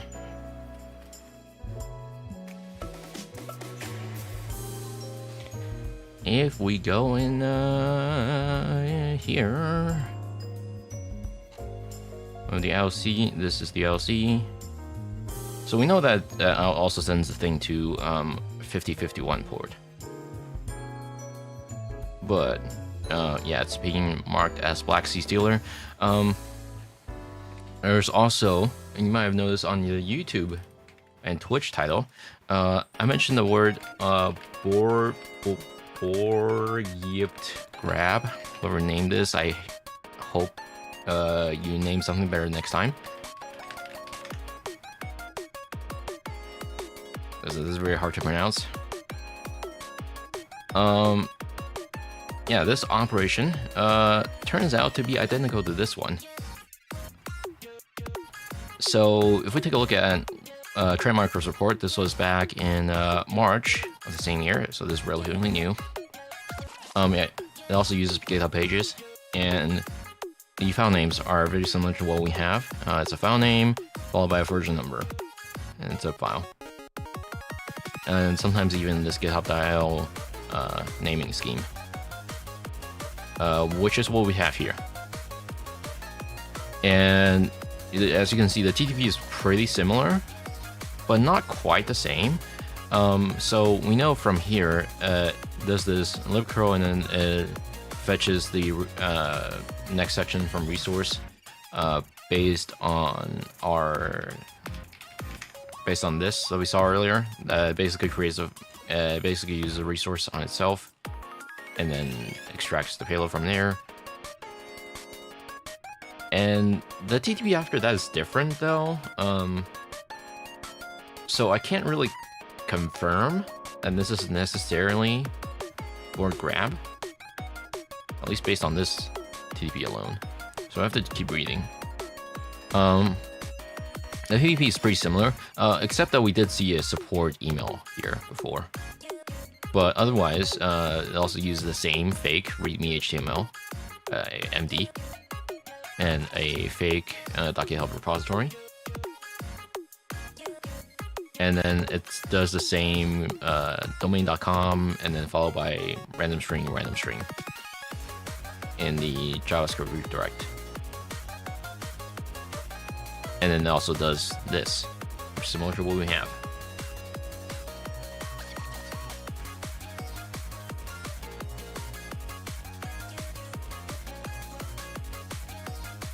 And then it does a resource extraction here. We didn't confirm that in our sample, so we can do that right now, actually. But based on the API calls, I assume that's what it did. Was bcrypt called? Actually, we can just check here. Oh yeah, it was. Well, it was the address was fetched, not necessarily called. Let's call it here. Well,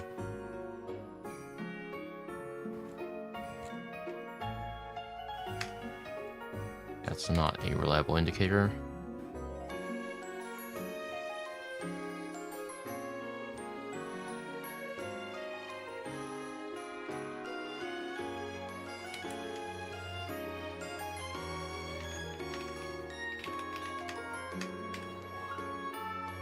Resource.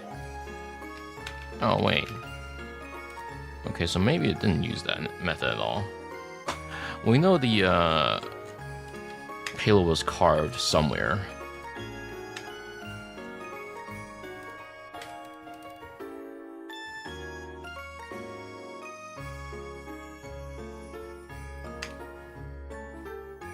I really don't feel like digging through all this to find out.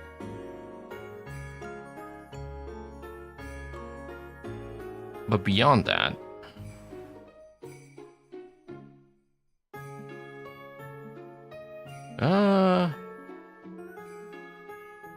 we do see the -b and build name as well. Apparently the previous build was called Shrek.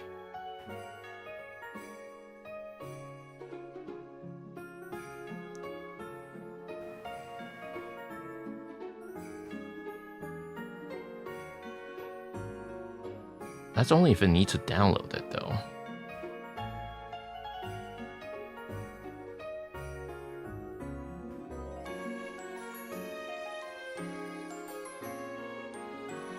But the rest of the TTB is different.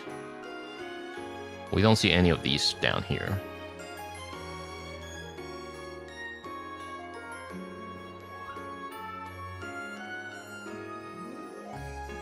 And this doesn't feel like Vidar as well.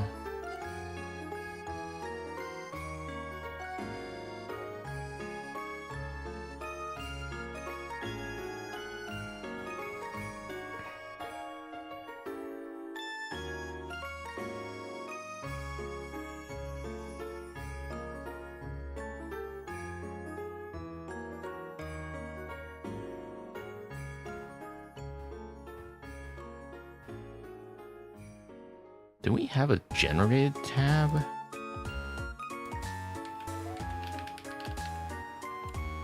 Oh, we do.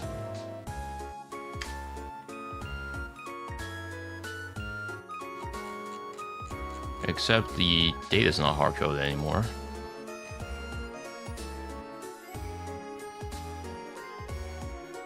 I guess the previous version was.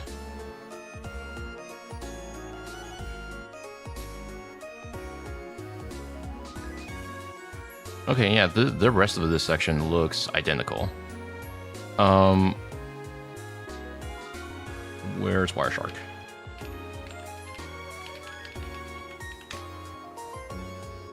If we take a look in here, I mean, I technically just let the malware run, and we can also observe from there, but it's easier now that I have the PCAP.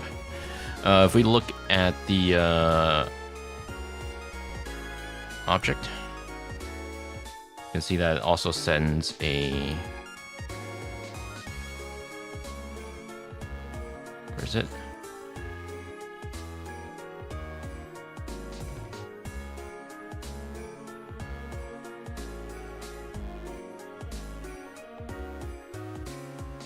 Can I get an HTTP, please? Okay, it's missing the initial header. Cool. But like, basically, it was supposed to... I have a screenshot here. I can't show you guys. But yeah, it's supposed to send to 5051/upload. So the path is actually slightly different here as well. This was supposed to be sent to... Oh no, this one downloads a different client. Oh, that's some variants. Yeah, this is not this variant, it seems.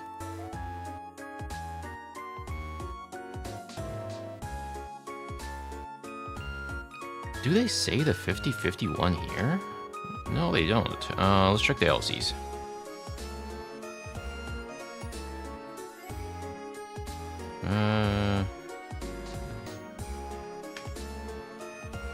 Interesting. 5051 is not used in the port here.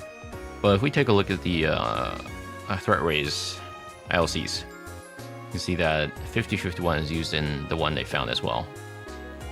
So maybe it's just a recent stuff.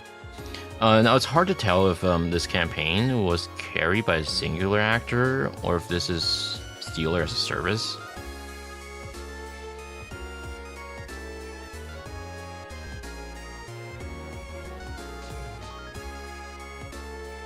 But we know this this campaign has been ongoing for like a year.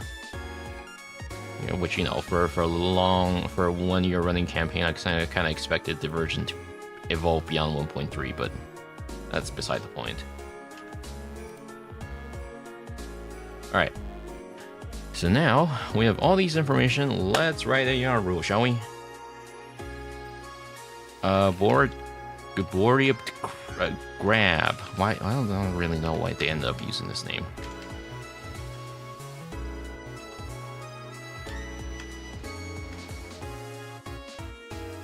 I think there was a reason for it. Did they name it?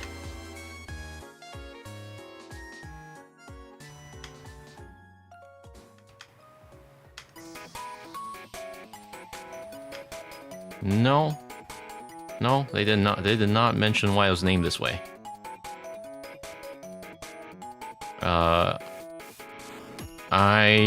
Yeah, this is very difficult to pronounce. I assume it's just like crypto grab, and they want because they use bcrypt at the beginning, so they change it to B. I don't know. Anyways, let's write a yar rule. Why do I not have wireless?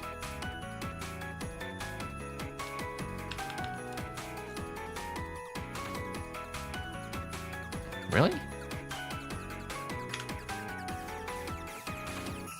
Okay, there's a lot of things I need to change about this VM. How do I not have wireless installed? Alright, let's try that again.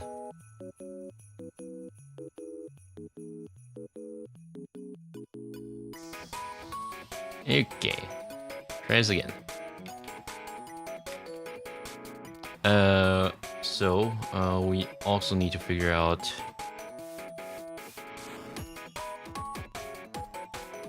what fields that we need to use. EXDR, path, REWorkshop. Well, last time we wrote REWorkshop was end of January. It's been a while since we did these streams, haven't we? I mean, I know we did an REWorkshop a few weeks ago, but like, you know, we haven't written any YARO in a long while.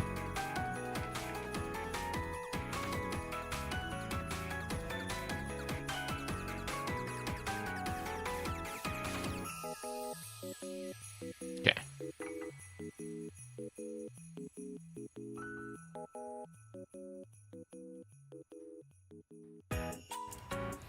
Let me just copy these over. Oh, thank you for a follow, Carlin.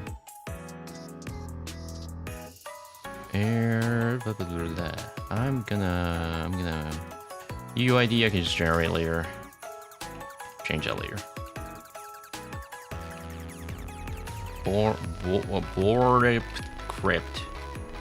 BoryptGrab.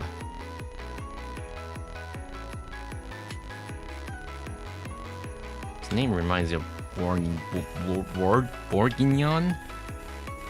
The food?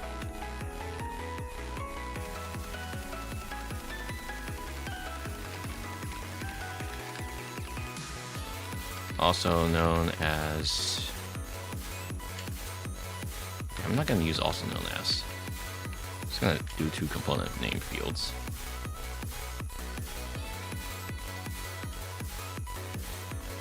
Yeah, they spelled black in a quirky way.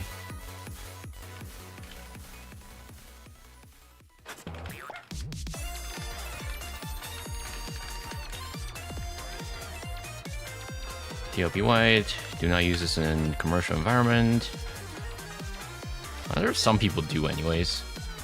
I haven't caught any vendors that violate this rule just yet.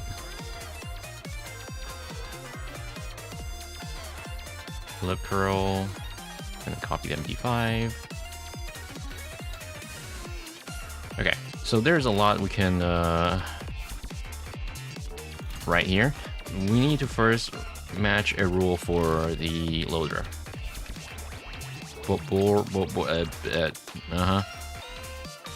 Loader.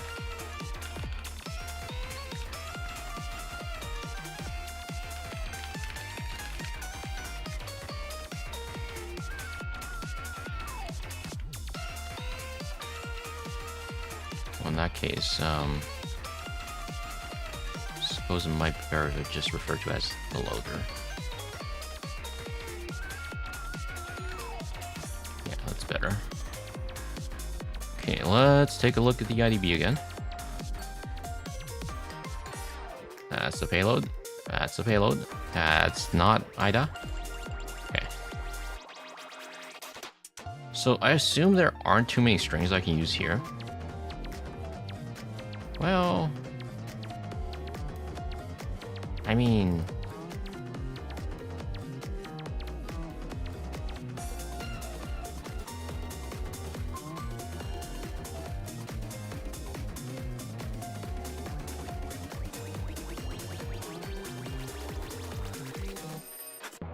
maybe.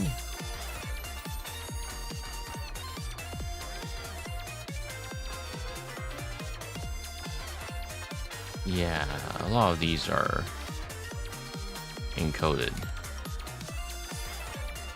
There isn't any strings I can really use in here. That's fine. I'm gonna match by instructions.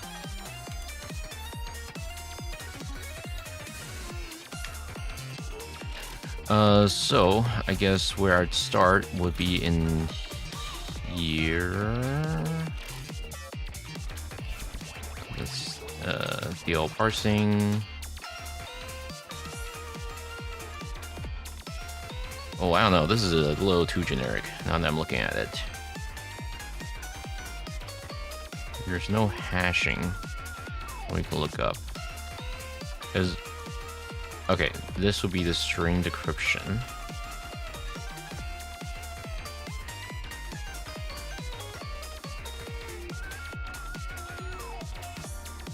V14 would be the name of the string we decrypted. Where's it retrieving the value? Damn it, stop. One tiny IDA window is so cramped. Also, I don't like the... You know, there's one feature I like IDA to add, it's word wrapping. I don't know how that's still not a thing yet. You coding? No, I'm not. I am looking at malware. Also, hello, person on YouTube. Hex rate decompiler. We're gonna do... Let's do 50. Yeah, that's a little bit better.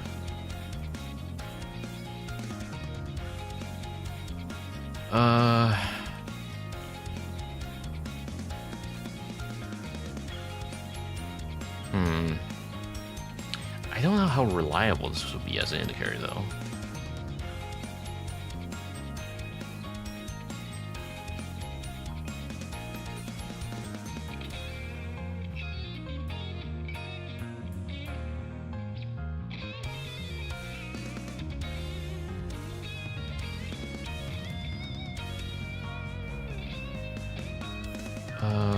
Let me double check something.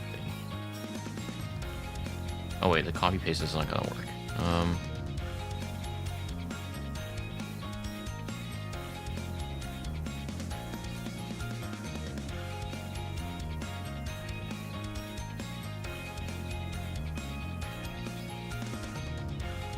It's hard to tell without doing a hunt first.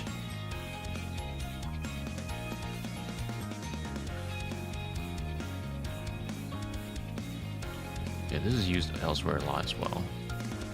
So this particular seed, or key, not sure which it is. is used everywhere.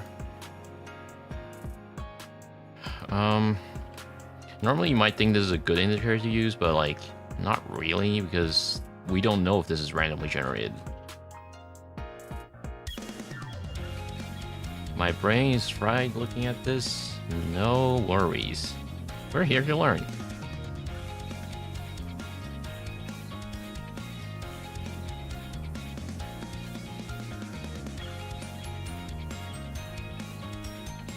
Alright, so the patterns all look about the same. They have this 7B2F. Let's double check other places that call it. And not necessarily.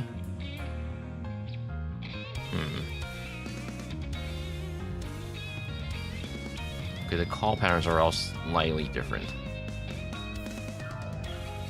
We know it allocates something at the beginning here and then it does all that. Let's double check how this would look.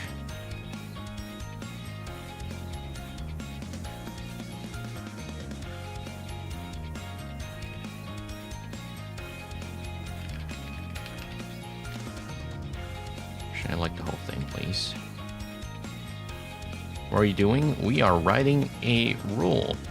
Basically what it does is it tells people, hey, this looks like a malware that this person had seen before, based on our pattern that we're about to write. So it's not going to be a fixed value.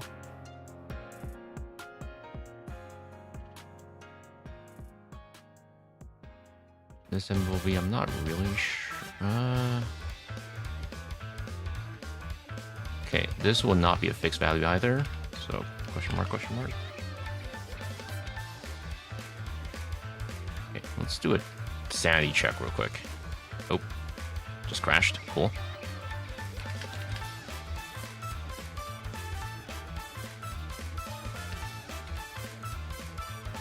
No.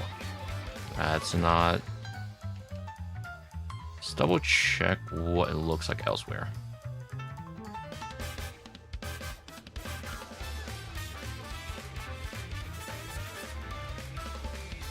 Then there's going to be a move, there's going to be a move here. Let's double check what the differences are between these two sets of instructions.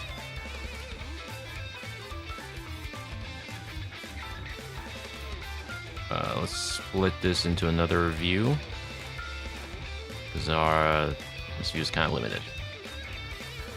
Okay, so chunk 1, chunk 2. B6665, B645. Okay, so question mark, question mark. That's also question mark, question mark.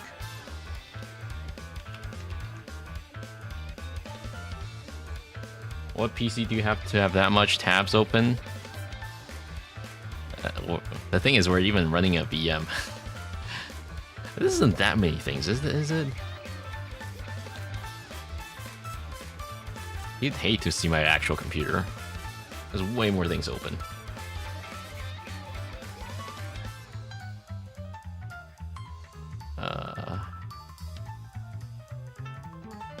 Let's just do a 0 to 8.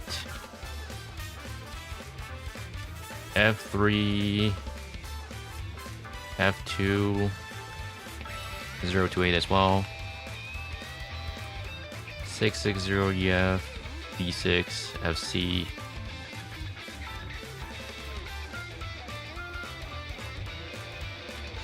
This was 0 to 16.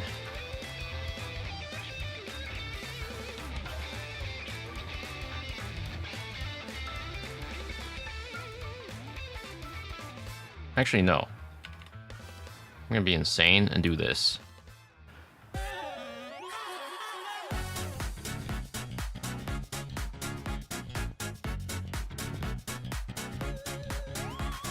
Okay, this might be too much. Let's try this.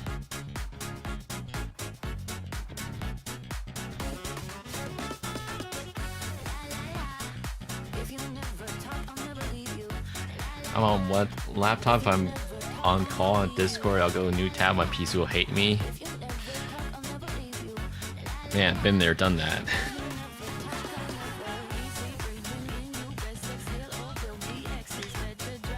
Okay, that's a little better. That might be a reliable indicator. Okay.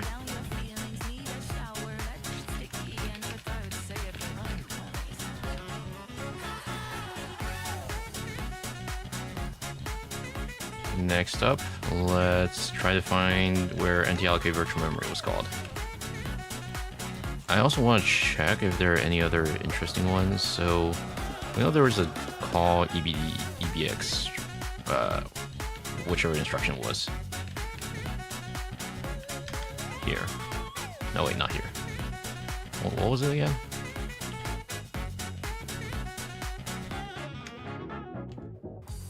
Oh, wait, it's 4 characters. Yeah, here.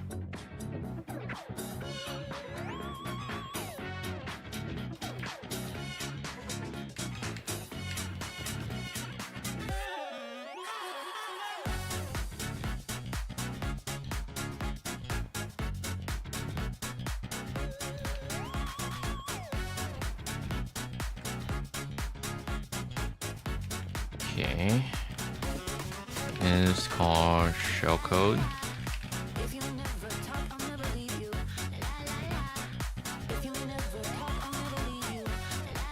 I'm gonna do this.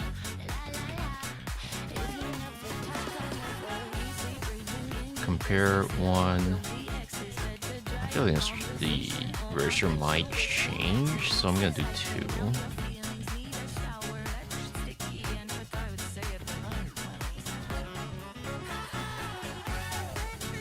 Okay.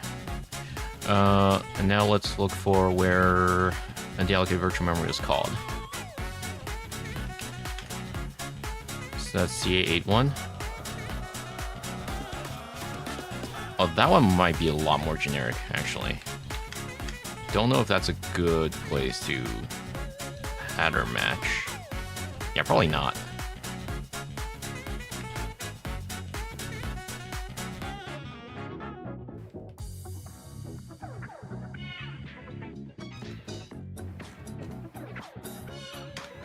But what about the surrounding places?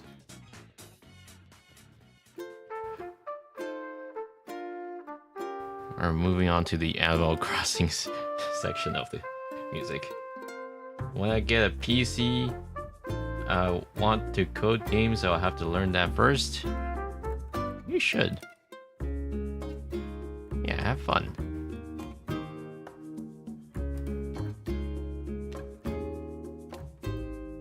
I know very little about game development. Well, I do know a little bit of Unity, I think. LA Cube. There's Cafe Dead Babe. I mean, I guess. It's a strange pattern to have. I mean, not the code itself, but like the surrounding patterns. Is this like coding? No, not really. What we're doing is we're breaking people's code open. We're trying to find out how things work. We're breaking open bad guys'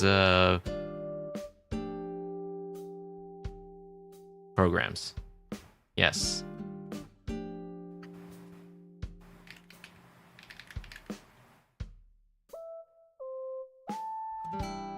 Oh, wait, cafe. What was it? Cafe Babe Dead Food? Cafe Babe Dead Food. Sure.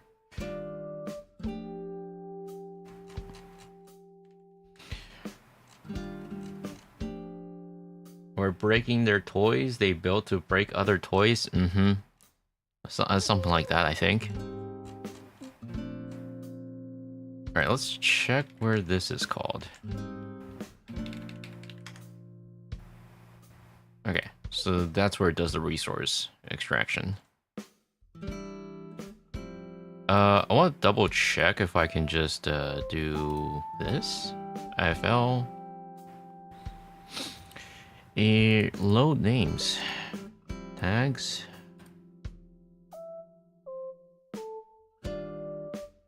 Yes. resource. Imported functions. Refresh. Oh yeah, that's better. Not ideal, but like, yeah, it's better. Oop.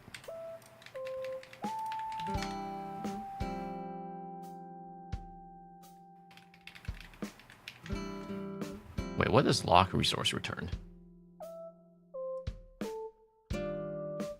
How did you learn to do this?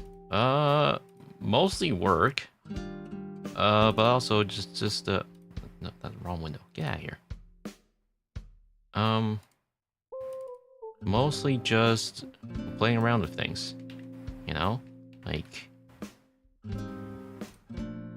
if you have an interest, the best way to learn that particular thing is by doing it.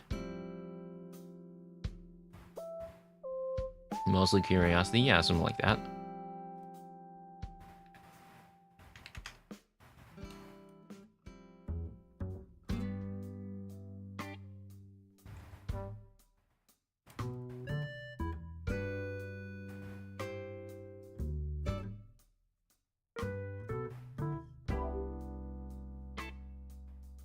Load resource.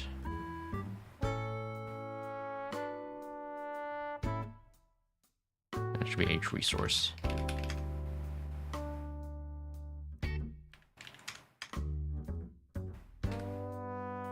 What? No.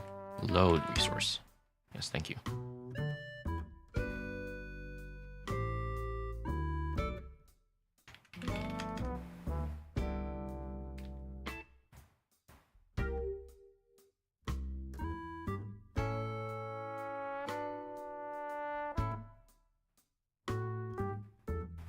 HRES info. I'll make reading a little bit easier. Find resource.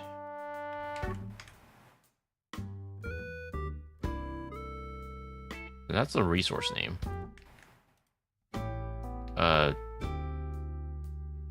Wait. Double check in here. What does the resource table look like?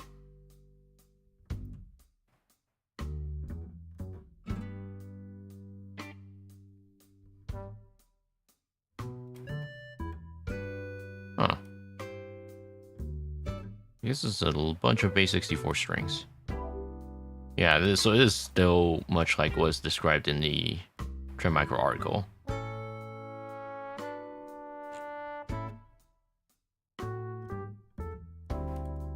My stomach's growling.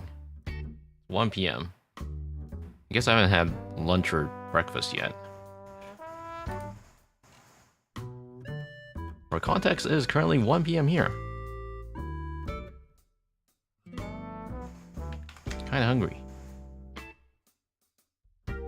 Eat? Oh, we gotta finish this up first. Ow. Drink it off? Alright, you're right. I'm gonna drink real quick. I got just plain sparkling water. It's 1 a.m. Yeah. I stream at weird hours. For a US audience, they're probably like, why are you streaming at like 1 a.m.? It's probably worse for EU viewers. Why are you streaming at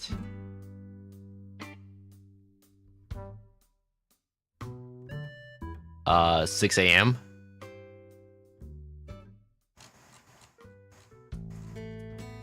I'm surprised you're still up, Dinah.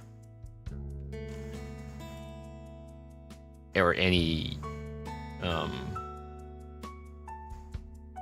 you're EU, right? Yes, sun is rising, Avaza. Thanks for staying around. Get some sleep soon, though. Don't stay up for this. I mean, I guess I could do, well... find resource W. Or find resource. LP name, LP type,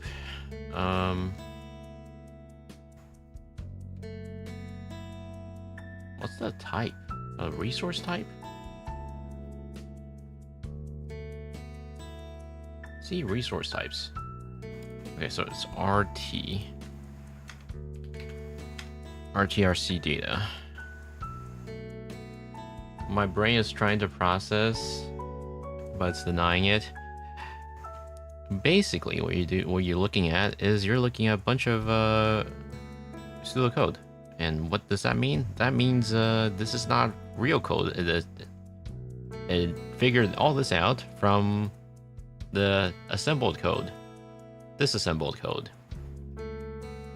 All of this is what's inside your program whenever you run like Chrome or Calculator or something. The resource table probably wouldn't work well. And right now what we're trying to do is we're trying to find patterns that would help future people identify parts of this malware.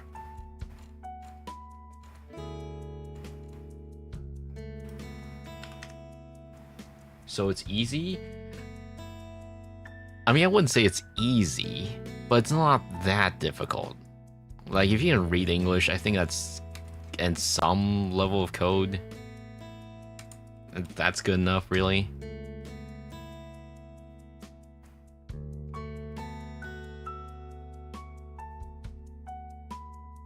I think this DAA0 size could be interesting. So this is virtual lock. I mean, I guess we can use this size as an indicator alongside the surrounding lines.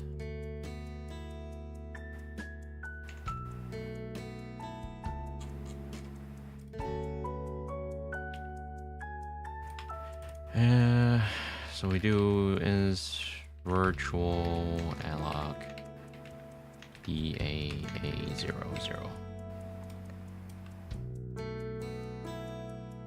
Yeah, I'm gonna do 2 of them. That should be good enough. Do the same thing, please. Thank you. Okay. I don't know how reliable this will be. We'll see. I don't have other samples I can compare to. It could be said that once you get the hang of it, you recognize the pattern, it's easier over time. Yeah.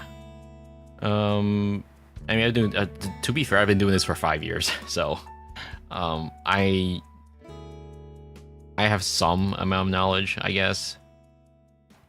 It also makes me feel like I'm a little bit out of touch sometimes in terms of what people know and don't know.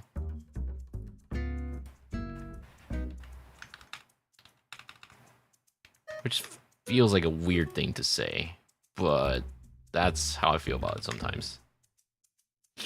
Did you go to coding school? No, not really. I mean, technically you don't need to know any particular language to know, well, that's not entirely true. You preferably like to know some C or C++ knowledge when you look at these things, but I wouldn't say it's a requirement necessarily. I mean, I don't really write C code.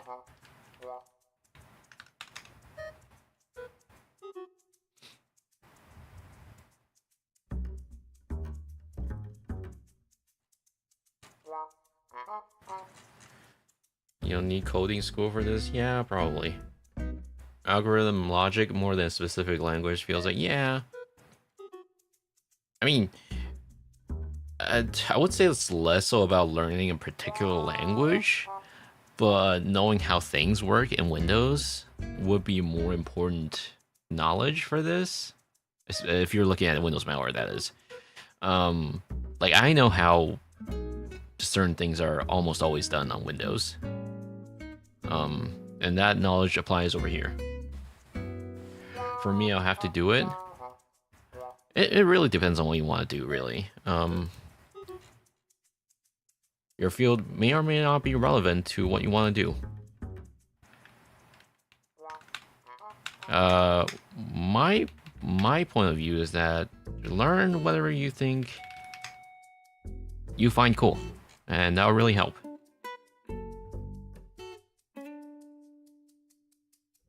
Halfway into college, I was like, I could do this for free on YouTube. So here's the thing, I'm not. I I think there's value to college. I think there's value to education in a school setting, because there are things you're pretty much forced to do, or that you wouldn't have otherwise. And also, there's also a better environment for you to learn in. You have other peers that are in the same field that are trying to study the same thing as you are. And if you run into issues, you can always ask them. That's why I think my time in university was not wasted. Sure, I have an English degree that's not relevant to what I do now. Well, not as much anyways. But, you know, I like being in uni. I met a lot of people. I learned things I wouldn't have otherwise. So I wouldn't say there's like zero value to college or university. With that being said, though, it also kind of heavily depends on how much investment is required.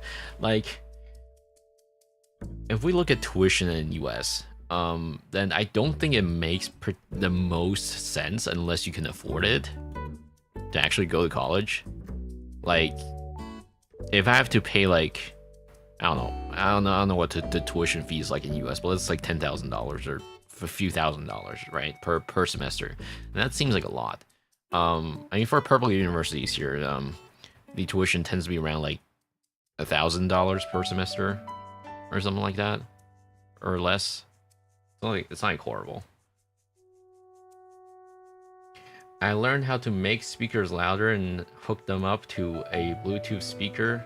I mean, really, learn whatever you think is cool. Whatever knowledge you have will come in handy at some point. However useful or useless you might think it is, at some point you're gonna need it again.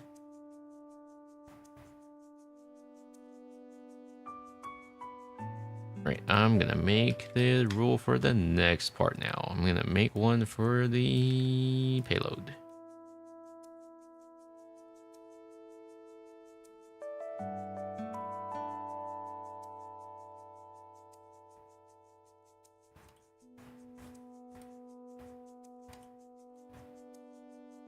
MD5. I should probably change the date. Right. I hate how insert date is not a thing that comes with VS Code.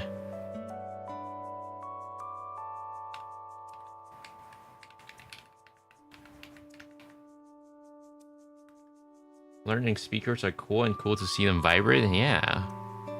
Put things on there and jump around.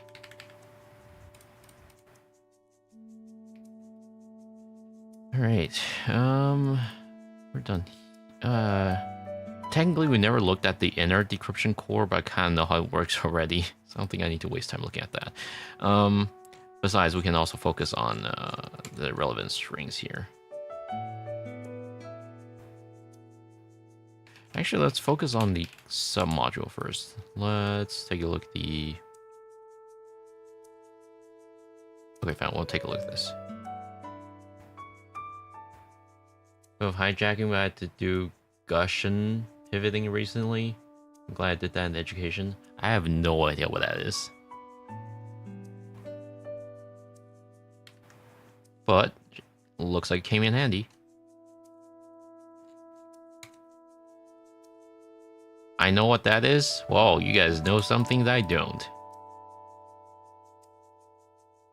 I'm gonna grab a few things in here.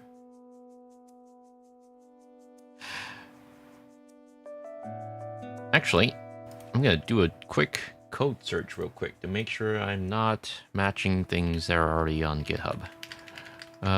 So code create instance edge failed.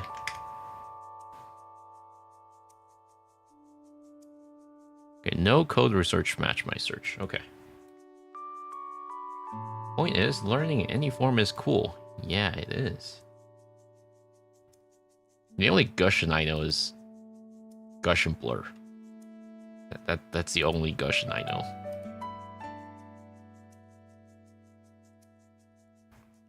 Is it No, I think it's Gaussian. Gauss. Whatever.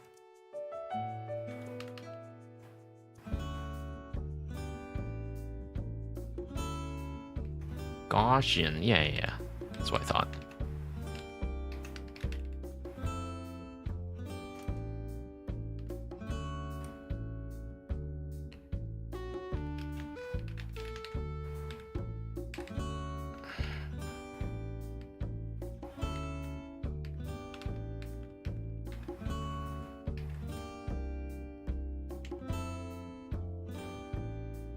We really only need to match strings for now. You might think that string matching is stupid, but it actually works better than you expect.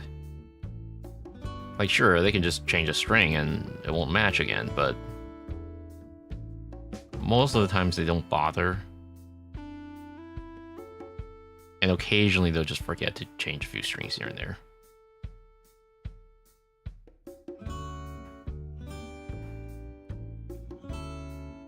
Would matching the Solaric strings be too much of a false positive triggering? Yeah, so the thing is they're too short.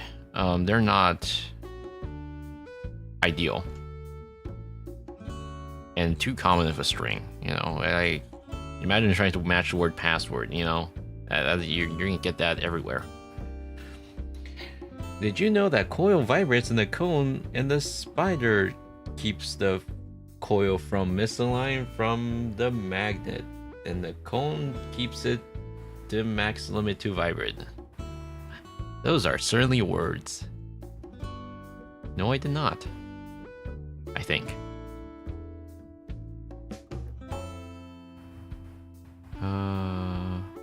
Elevation key. Wait, let me also double check this. So, get elevation key. Skipping. Okay, that's also not in the public repository.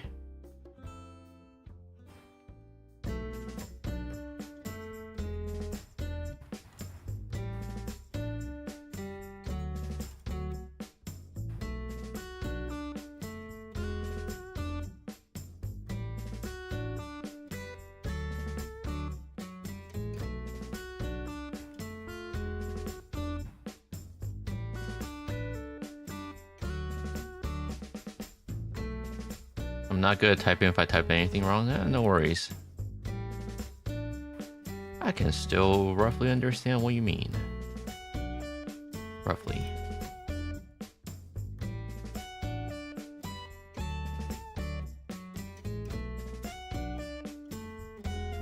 I am very hungry. It's fine, we can wait.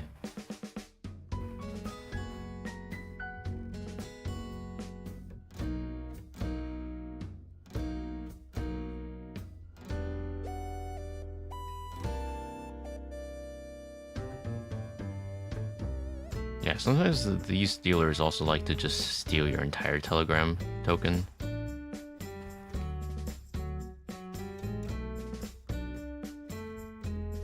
Oh no, that's not a good indicator.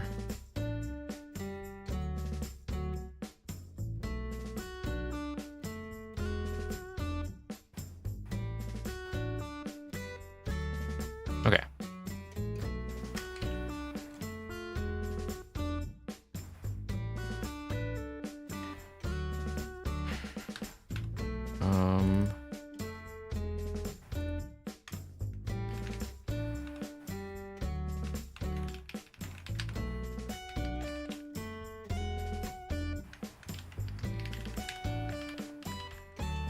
I'm good. Yeah, here.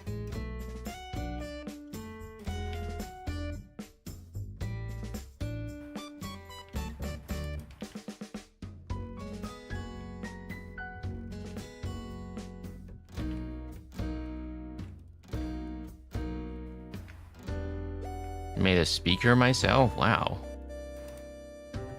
It's pretty cool. Split right.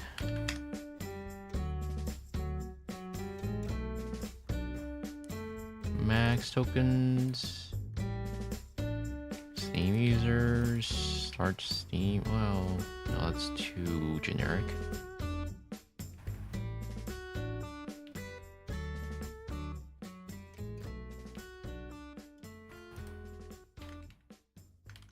It just means this font's kind of weird. Looks like L is like uppercase for some reason.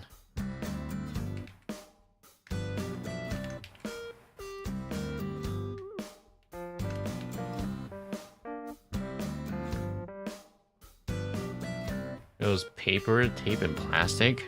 Damn. Wish I knew how to make a speaker. And magnet. You know, speaking of speakers, I need a new one. Okay, that's definitely not unique.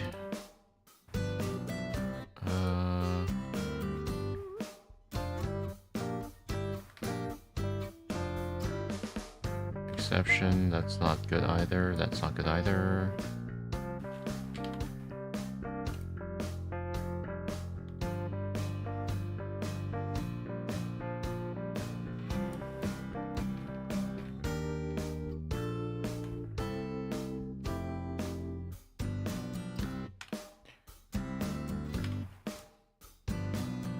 Definitely not good either. Not good, not good. Is that M dash? Is it? That's an M dash. That's an M dash. Well, I bet they also vibe coded this.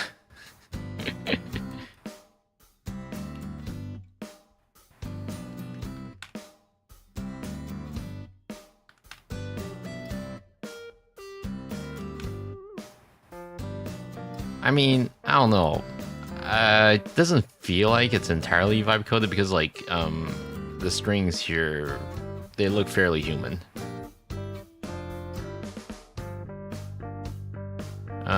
So I can't really say with certainty whether they did or not.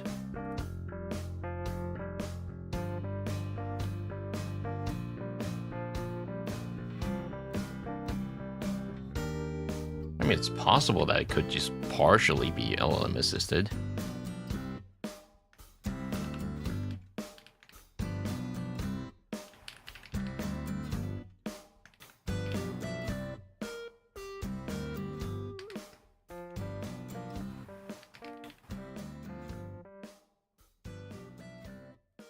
Ignore that. I'm gonna install sequential. Insert sequence numbers.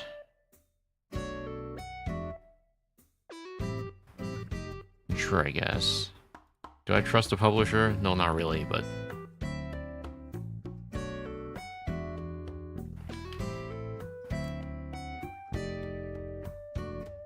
yeah, I've been thinking about switching over to, oh,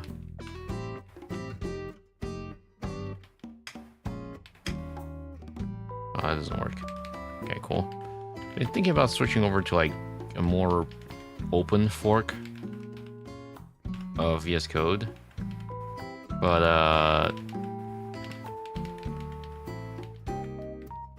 a lot of extensions just aren't compatible. But I've been kind of getting sick of VS Code shenanigans lately. Too much Microsoft fluff, you know? Format document, please. Cannot parse all documents. Okay, what did I do wrong here? Alright. Not going to be best though, that's the downside. Yeah, I think it would be good enough for, like, DIY.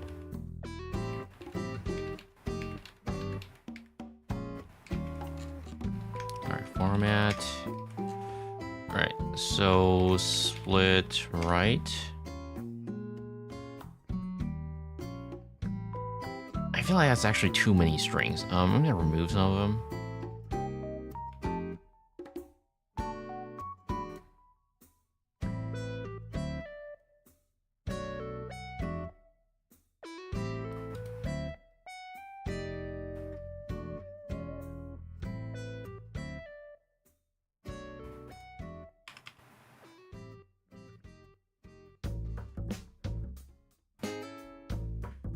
Okay, I think that's good enough. So how many lines is that? That is, it doesn't say.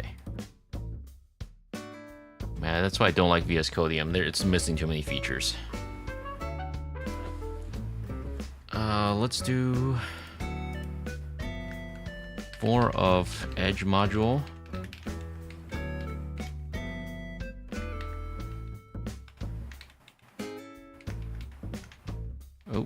Oop. Or 8 of category. Or 10 of verbose. 10 should be enough.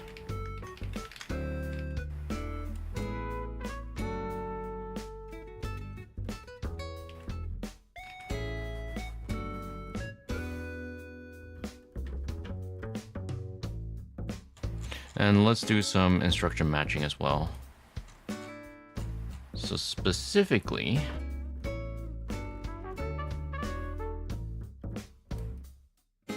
how's BEBF is? Hang on.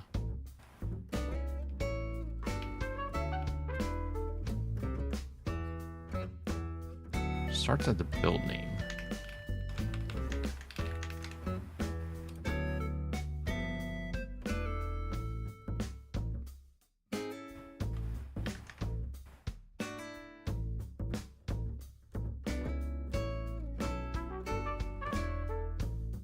It's not used here. I have no idea what those 3 bytes are. Was it present in the Trendmicro report? Did I close it? I think I closed it.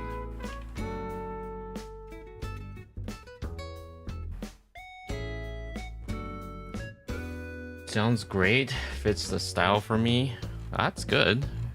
Good enough for you. That's good enough. All right. Okay. It doesn't say.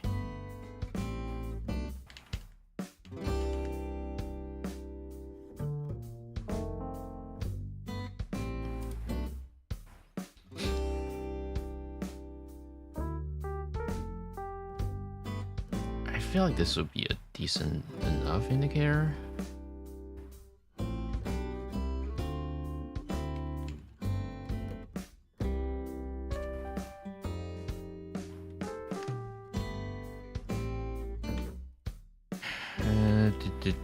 Begin, collect user information. Get rid of this. Or 2 of inst. I know we don't have 2 yet. We'll get there. How does it get the HTTP ID? Does it do it through COM interface?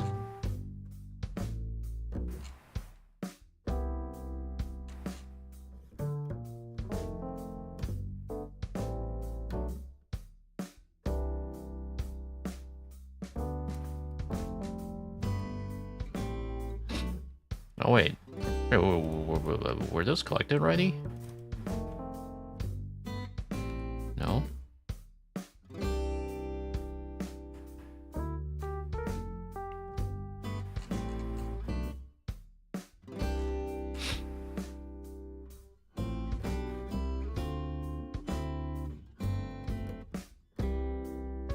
Actually, I think that might be a more useful string.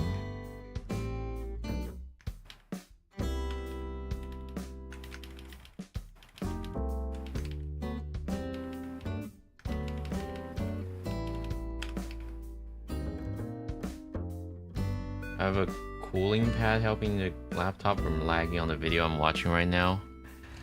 It would certainly help. I mean, yeah, I've never found cooling pad to be particularly helpful.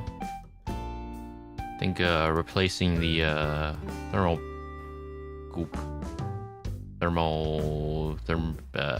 paste be more helpful.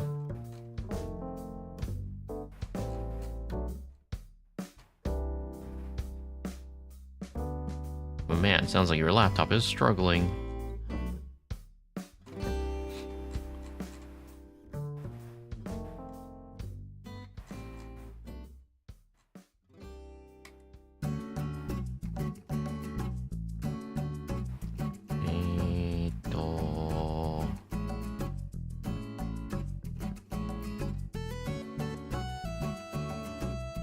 Let's start from here.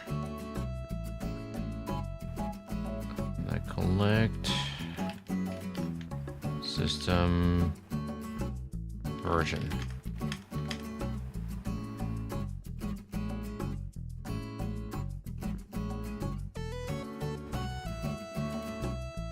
Collect graphics card.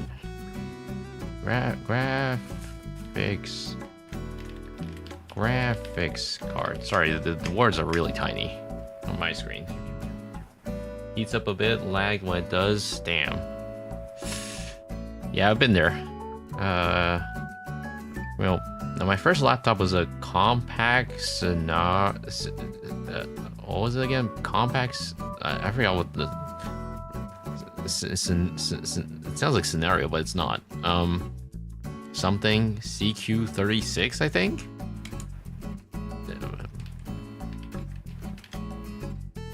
Compact Presario, that's it. I think it was CQ36. No, CQ, not CS. Oh yeah. CQ36. Holy shit, how do I still remember the model name?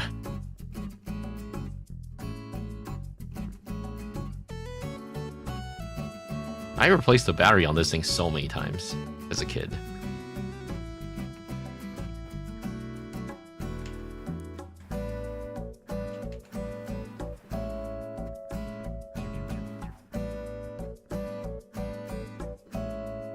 I assume it's just getting that really, yeah, okay, so it sends ARP.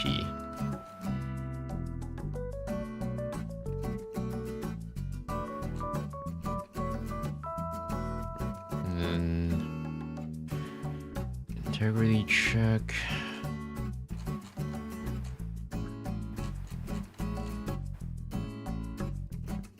At least they know what integrity is, I guess.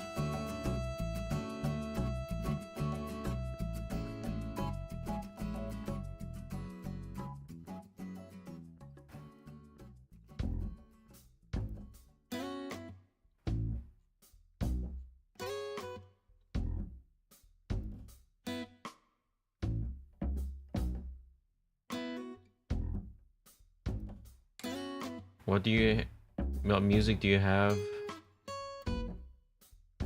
on the live? Right now it's the Animal Crossing New Horizons soundtrack. Specifically, it's currently playing the 1 p.m. Daytime sound music. Yeah.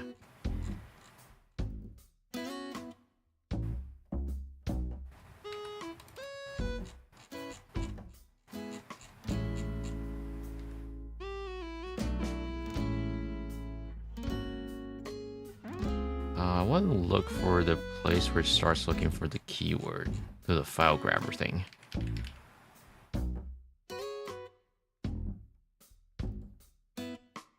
This part might be a little bit more useful. We know it searches for a certain extension, and it also does a file size check. And that's specific enough to be used.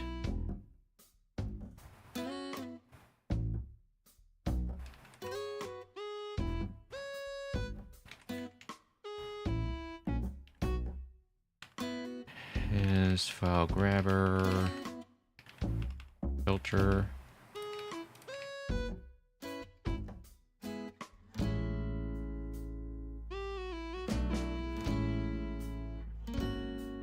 Wonder what RTE file is, or PGD file.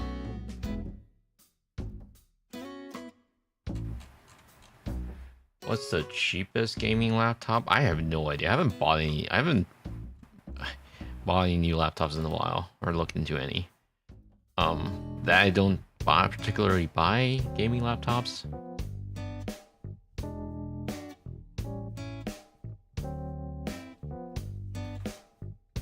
I mean, I'm still on my 2018 Dell XPS 13. Mainly because I haven't really felt the need to, well, that's okay. It's not that I haven't felt the need to upgrade, but, like, it's freaking expensive. No, 2018, not 2013.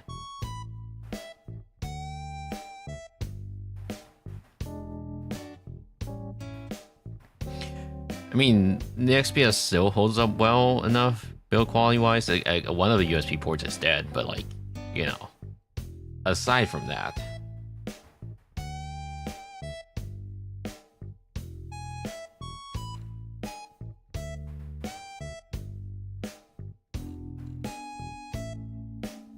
filepaths.txt, yeah.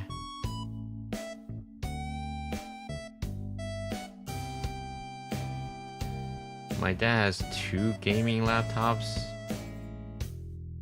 You don't want us touching? Damn, he needs 2 gaming laptops? 2 whole gaming laptops?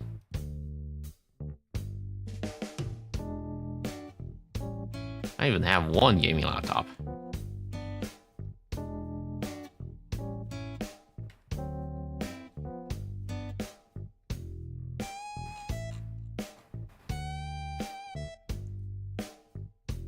This part is fine enough. Let me try looking for, let's look for injection related stuff.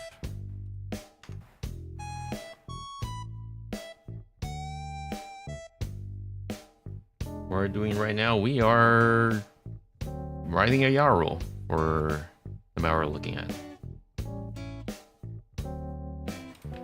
Get rid of this, please. It's way too long.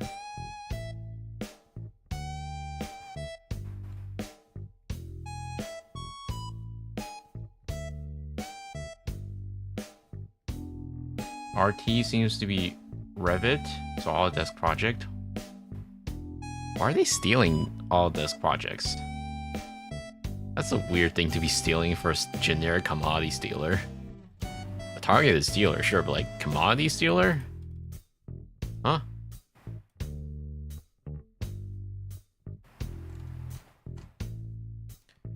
Okay, this is where it does the injection.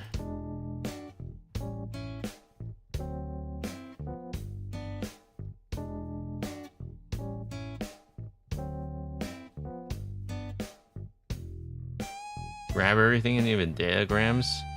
I mean, that just seems oddly so specific, you know? I would expect it to steal like KDBX or something. Have a good rest of your day. I'm asleep. Alright, good night. Thanks for stopping by again. William? Have a good night. Bootstrap succeeded, waiting for a fatal thread. I feel like this is fine enough. Probably? I'm not really sure. Like, the value seems oddly specific. Hello, White Bear. Good morning. Wow, a lot of EU viewers not sleeping, huh? Or waking up early.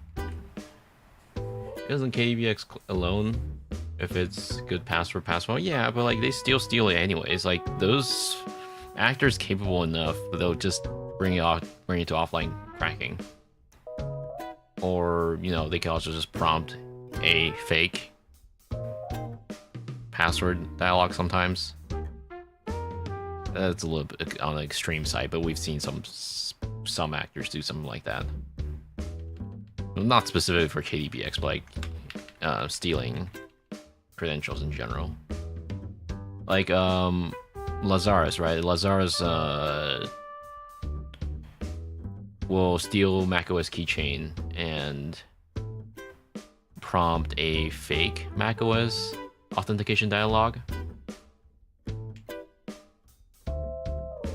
And then it sends the password off to a remote Dropbox. Still lurking, getting eepier and eepier. Yeah, don't worry, we're gonna be done soon. Just one more rule.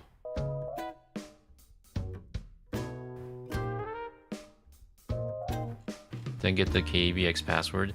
I mean, it's a bit of a... I mean, it wouldn't be a stretch for people to reuse password even for password manager, right? Who knows? They might have the same password as the system password, as the KPX. But like generally people still steal them, and then they bring it into offline cracking. A lot of times it's wasted power and wasted time, but like if they're determined enough, they can do that.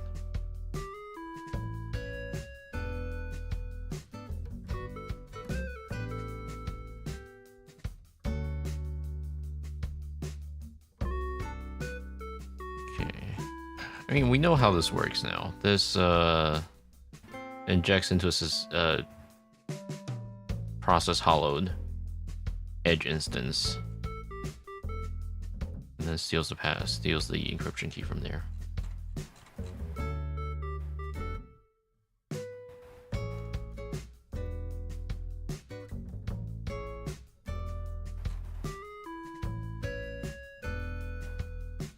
I want to find the part about Steam.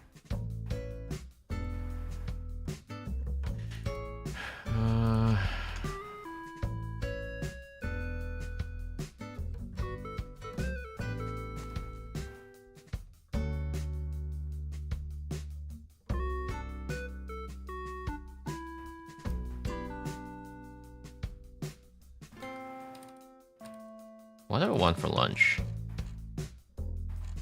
Do I want something extravagant or small?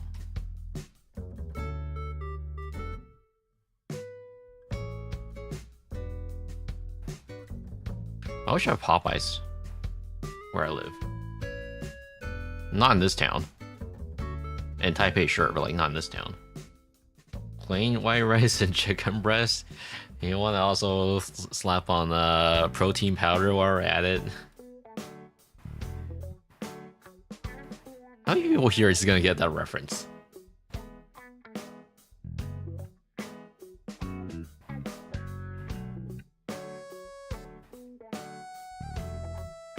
I did? Good.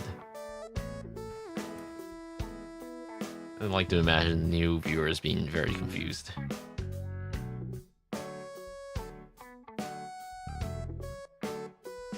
What's in this BFF thing again? BBFBF.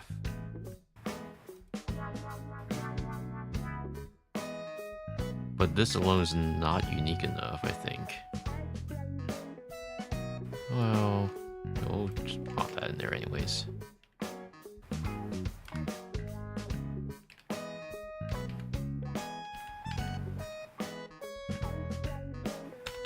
Okay, I think that's good enough. 3-hour rule. Okay. To close all this. Live 2D disassembly software open. I knew immediately I wouldn't be here if you email voice before you even click on the stream. Welcome to the stream, person. Have fun here. Alright. I'm gonna pack this up and then upload it to our GitHub. I'm gonna drop a few things in here though. So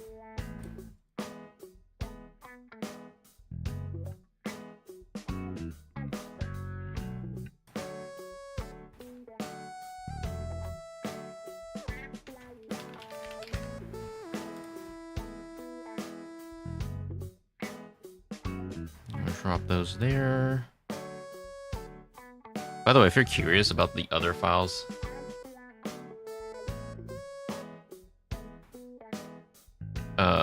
like the README installation, extract the folder archive to any folder, run the included executable, no external dependencies required. Dynamics Common Agreement. I've never heard of this license before. Huh. GitHub about. GitHub.com/about. Thanks. And 2 lines of empty Next lines. I think it also came with a README. Oh, okay. Oh, it's different now. Okay, guys. This 6.52.3 one was the one we downloaded today. Look at this earlier version I got. There's no README. GitHub About is still just that. It's still Dynamics Common one, but like the README was just empty in this one.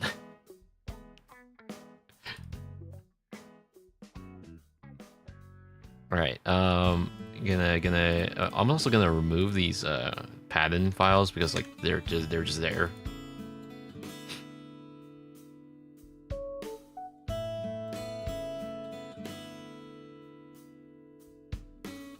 Okay. So let's zip this up. Well, actually, hang on. I'm gonna rename. Wait. Might not work. What? 6.52 is newer than 8.23. Yeah, so the file names are randomly generated, including the version number. Or rather, the version number itself is randomly generated. So, you know, OpenHashTab doesn't even have a version 4 or 5 or 6 yet. It's still on the actual legitimate one. It's still on 3.0.4. So they just made numbers up. Like I was saying, why is this not working? Try renaming the folder. Close out a few things. Oh, that might be why, actually. Try that again. Nope, that still doesn't work. Oh, wait. Yeah, it's holding this hostage. That's why. Nope, still can't. What? Hello? Wait, who else is holding this hostage? What now?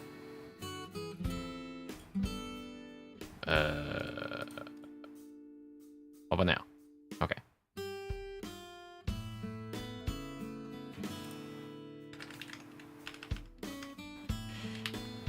Rename samples A. Oh, there we go.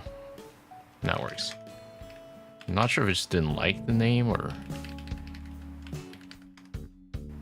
Okay. It didn't revoke the exe file names. What? Huh? Okay. That's kind of strange. Sure, we'll do it ourselves, I guess.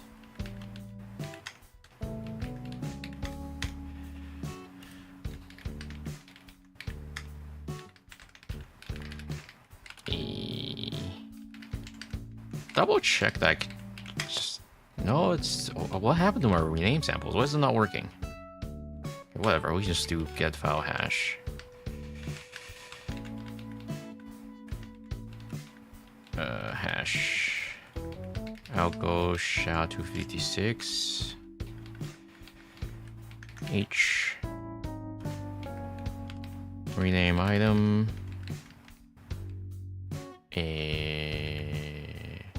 H.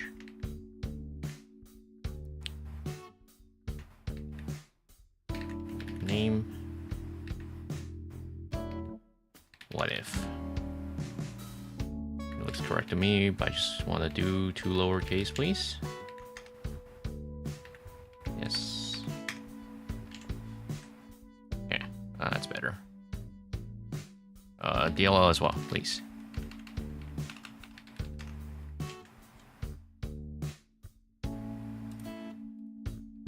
Okay, I'll copy this to my main host. And to do that, I need to start in... There's one quirk about... Hang on, let me do the copy first before I finish talking.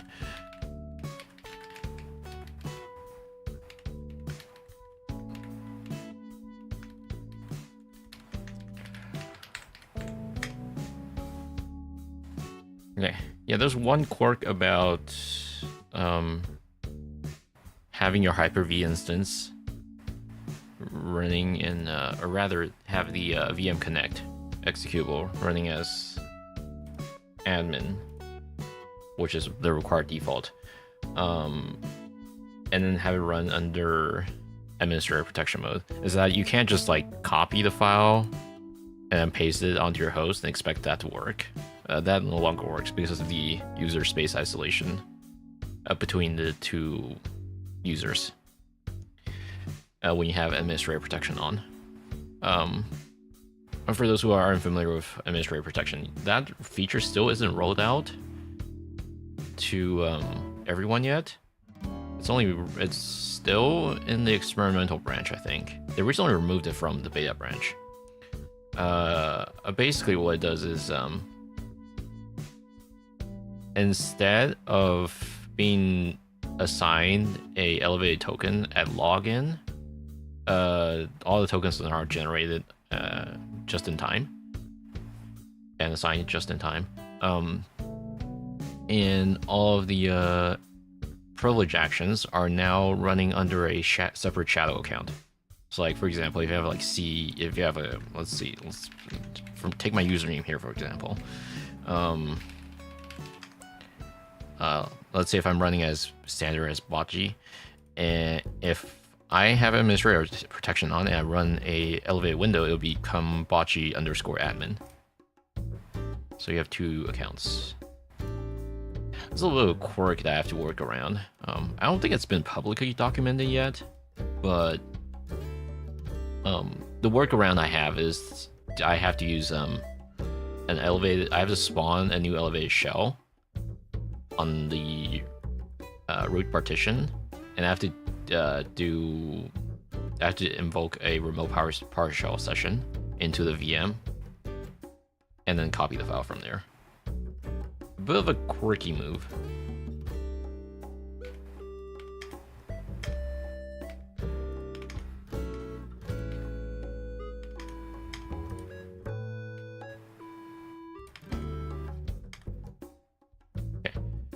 We also want to move our Yara rule, which is this one.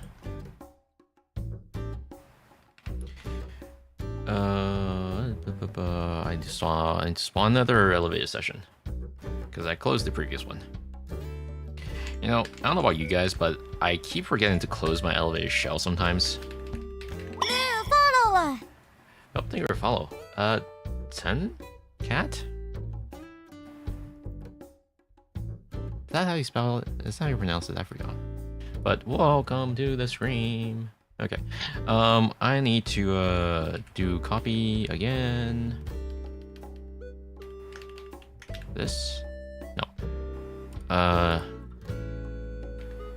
Right, I can't just copy paste strings, of course. To type this out myself. Okay. BoryptGrab. I really don't like this name. It's not clear enough yet. Such an annoying name to pronounce. For some reason, my computer is lagging a lot right now. What's going on?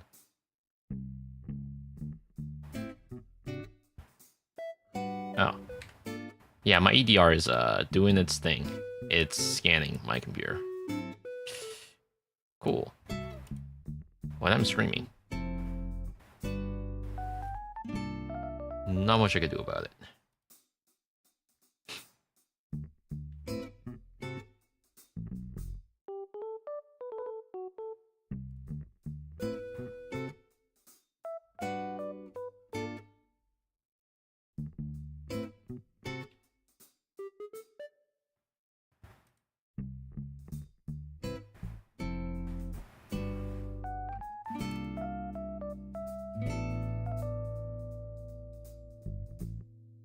Okay.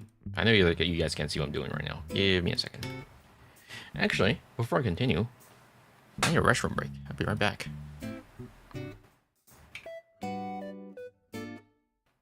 Why happened to transition? Why did it not Okay, whatever.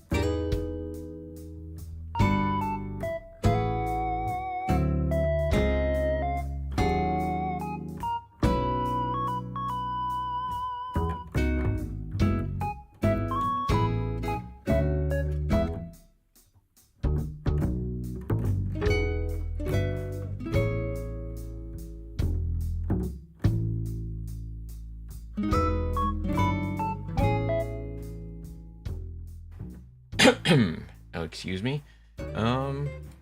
Give me a second. I need to log into GitHub.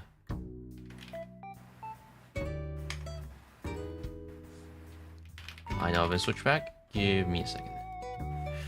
I think I've decided that I'm gonna have spaghetti for lunch.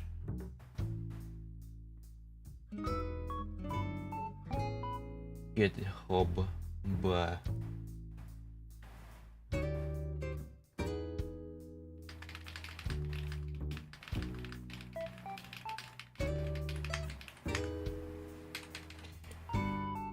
Alright,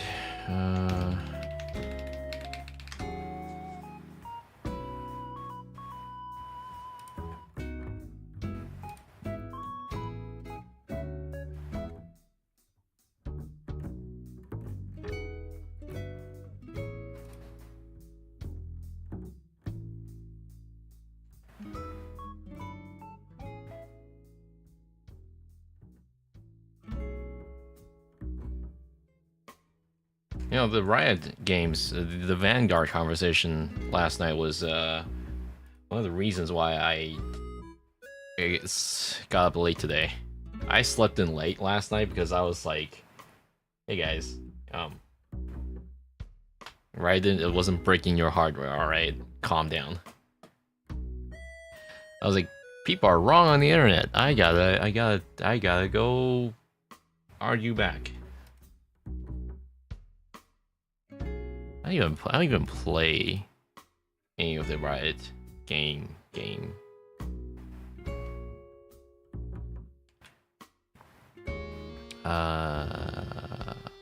Bazaar boost.ch. There it is.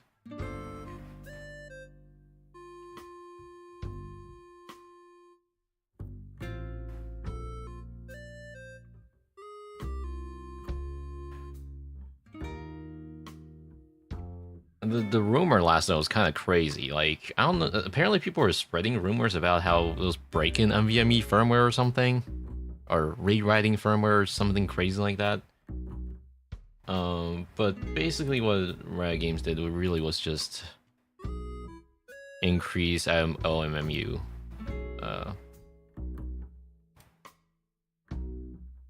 Increase the OMMU enforcement by Windows, which is not even something. People were like, "Hey, kernel level malware bad, anti-cheat bad," but like, really, all they did was like it was just enforcing certain settings on Windows. I don't know how people got to the conclusion that firmware or PCs were being bricked. Disables NVMe and print Antichrist on your card and buff up explode your PC. I mean, that would be pretty a spectacle, wouldn't it? Quite a view. All right, login. Trust me, I'm almost done. I need to go to, where do I upload YARL? Here it is.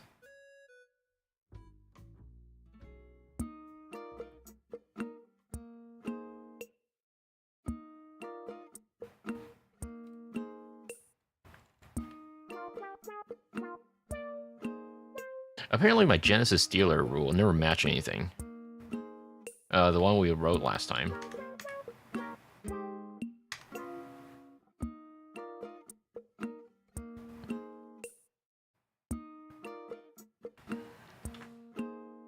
Alright, I'm gonna generate a new UID. Okay, I think I can show you guys the screen now.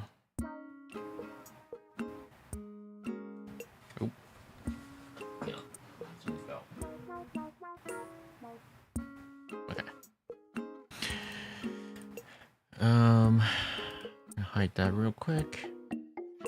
There's my generic capture. There it is. Brave. It was trying to capture a window that and my email open. I'm glad I had the source hidden. Okay. And I'm gonna put it under here. Can you get feedback on your rules that's implemented in work, so don't tell?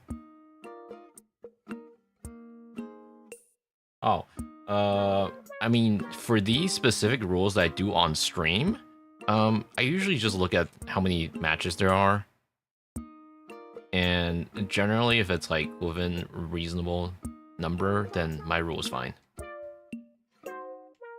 But, I mean, no one has really given any specific concrete feedback yet.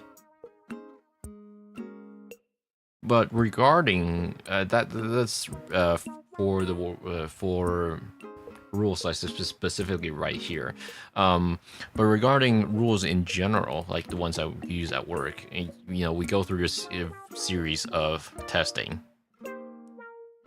We might do some sample hunting, or we might test it locally with our samples, etc., etc.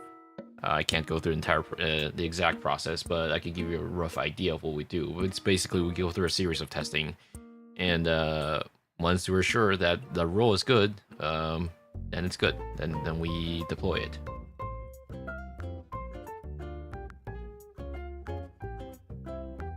All right. We also would need to upload the samples.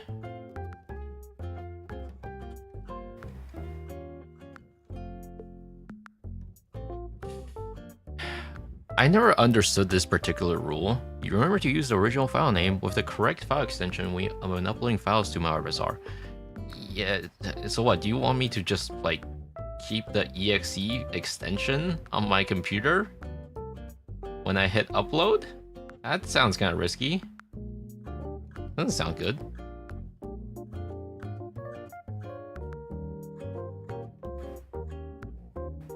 Alright, we also need the full zip. Hang on a second.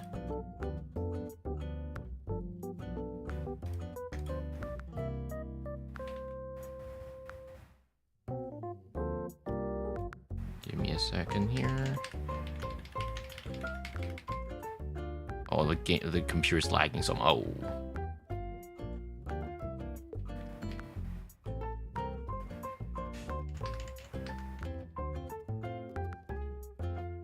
So, I think I found a bug with the consent dialog, which is not good. Apparently, you can type so quickly before a certain view shows up. If you start typing before the view is finished rendering, it just crashes. That's not good for a security boundary dialog. Looks like me starting typing before the sudo prompt showed up, and then it crashes.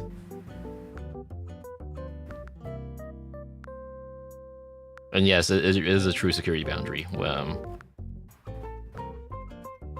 For admin protection,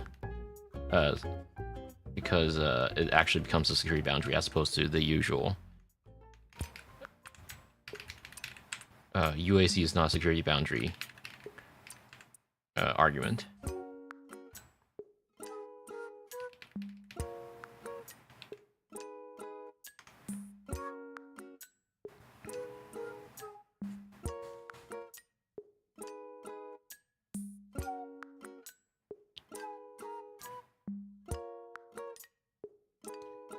My understanding on the YAR hub might be wrong, but you put the YAR out there and run it against the list of abuse.ch and show hits. So I'm not really sure if it does a backward retro hunt or if it's a forward only hunt. Ideally, it should retro hunt, but I don't know if that's the case.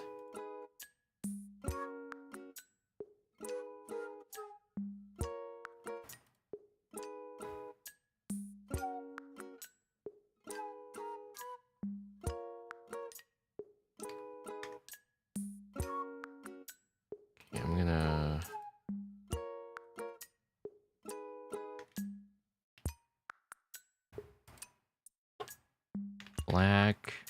Black C...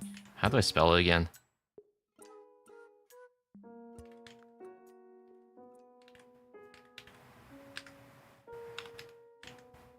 and BoryptGrab.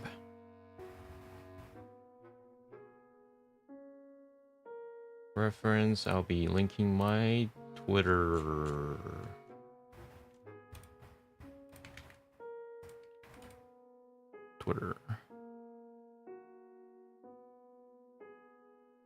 Delivery method, distributed via web download.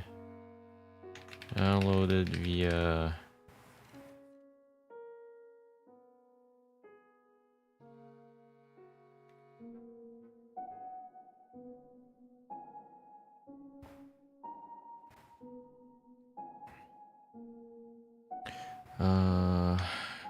padding files, unused large padding files removed.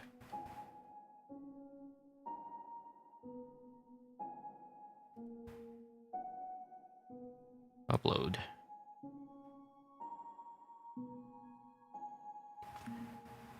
View database entry.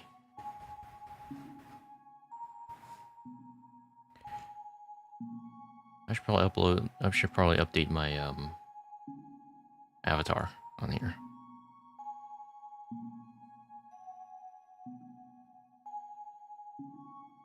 Okay, and then we do an upload of the individual payloads.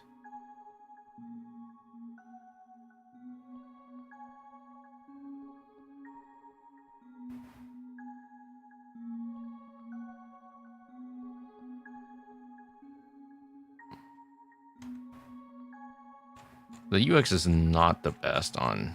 sorry, the UI is not the best on Malware Bazaar.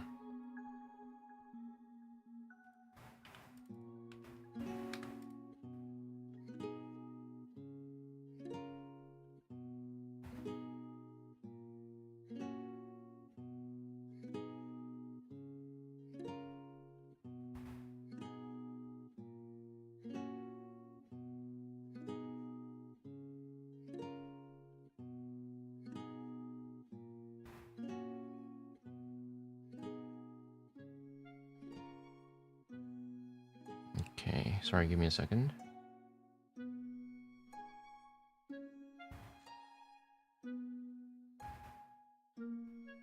No, that's not what I meant.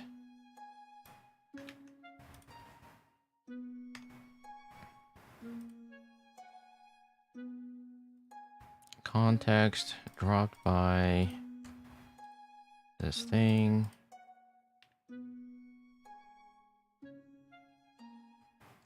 BoryptGrab. Oh.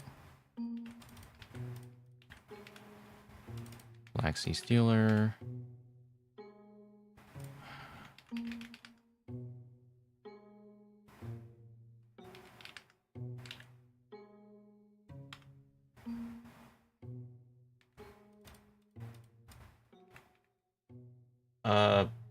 Hello, person speaking in Russian language. I cannot read that.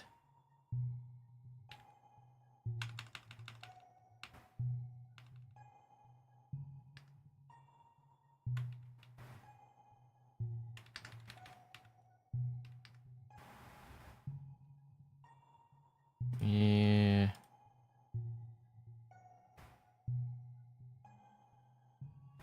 Yeah, it looks good, I think.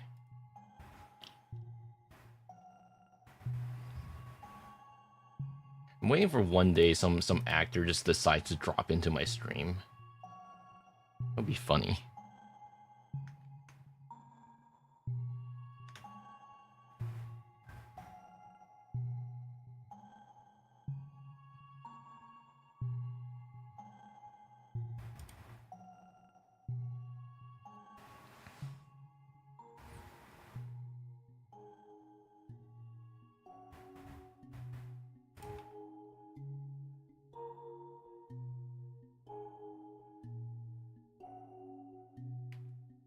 DiCaprio just showing up. Mm-hmm.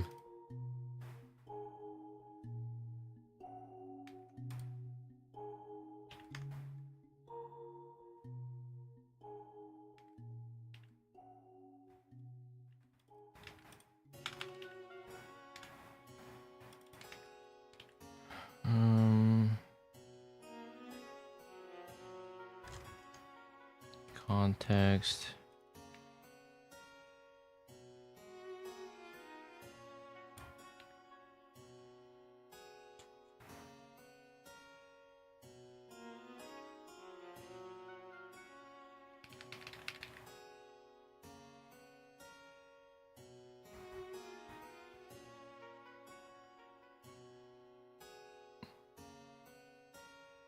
And then the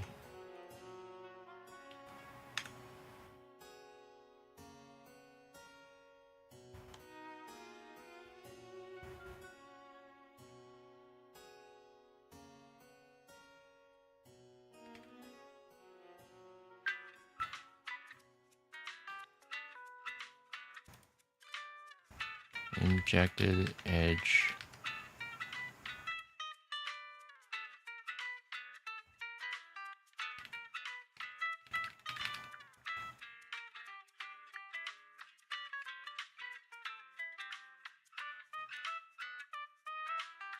Oh, I just realized there was a code signing certificate.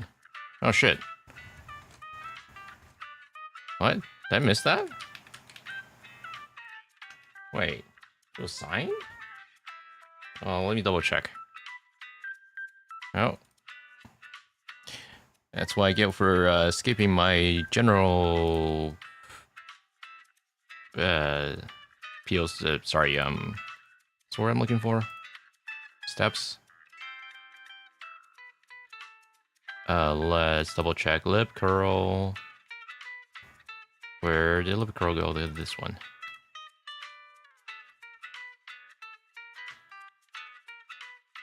Let's double check the authenticode here. Get authenticode signature.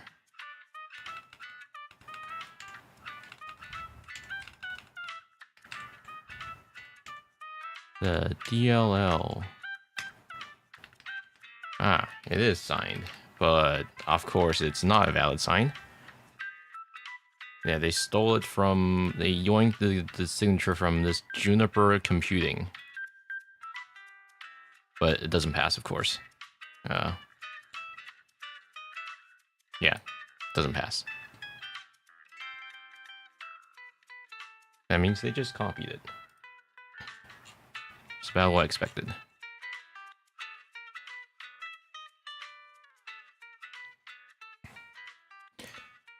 All right.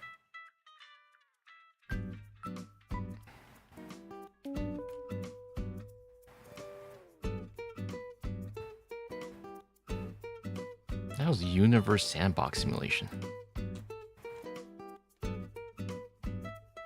Oh. Someone wrote a bad YAR rule. That's a false positive.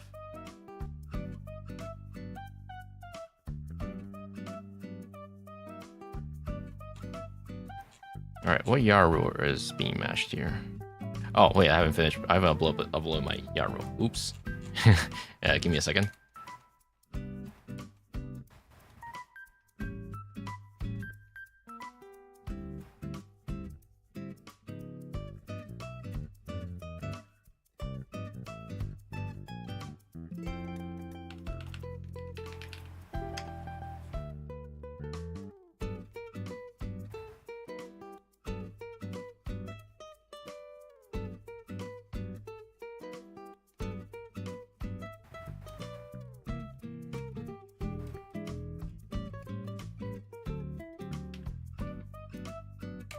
Okay, let's upload the YAR rule.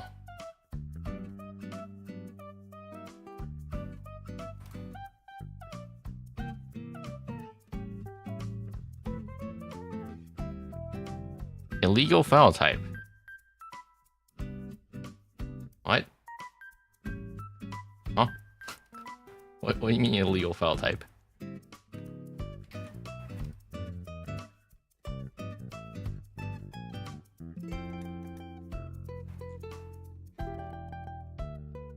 Huh? What? The encoding looks correct. What do you mean illegal file type? What? Huh? What? What do you mean?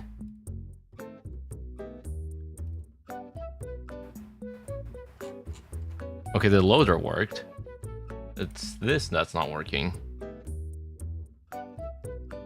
What am I missing? Why is it not like that? It's now illegal to use YAML. What a world. I don't know. Save as encoding. UTF-8.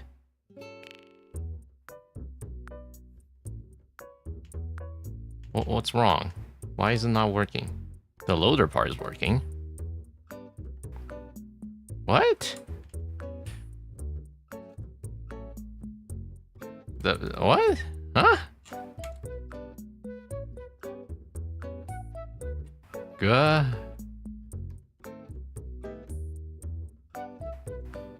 Is my Yarrow bad? Hang on. Copy path. Let me try running the Yarrow.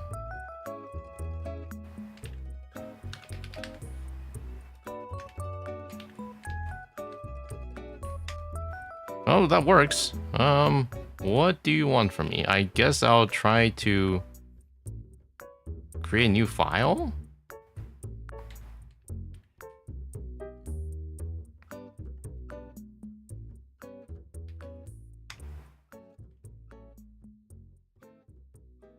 Try that again.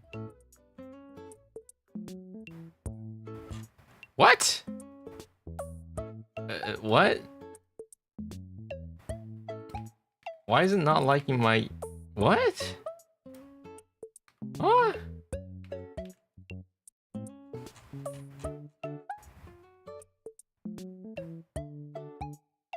What? Huh? What do you mean, must be ASCII text? It is ASCII text. What do you... Huh?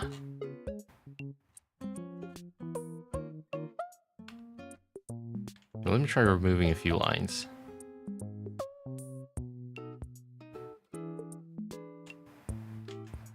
Okay, it's not that. What are we missing here? LM stuff being funny? I don't think so.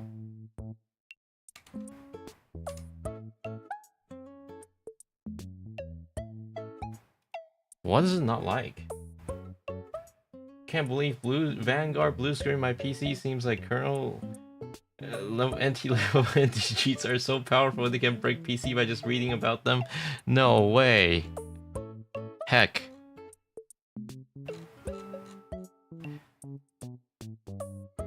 Okay, why is it not working?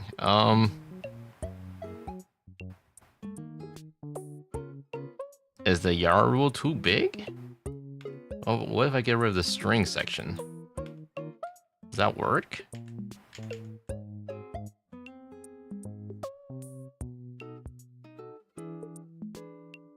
Okay, so that worked.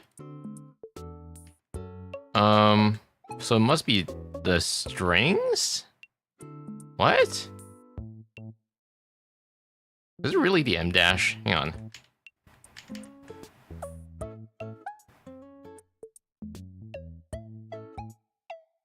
Holy shit, it really is M dash. What the fuck?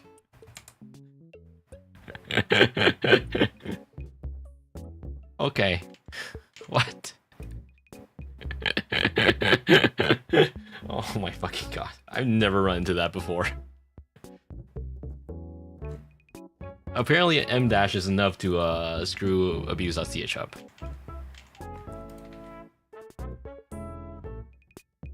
I'm gonna clip that and complain to abuse.ch about it.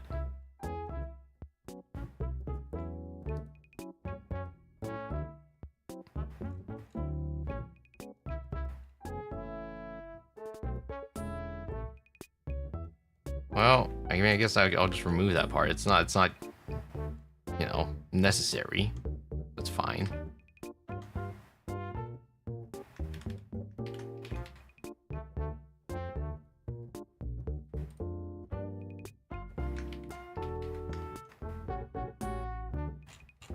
There are plenty of other strings that we can use.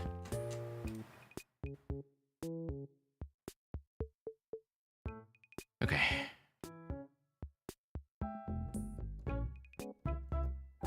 So, like, does this get detected in any way yet? I don't think anyone's named the specific stealer yet.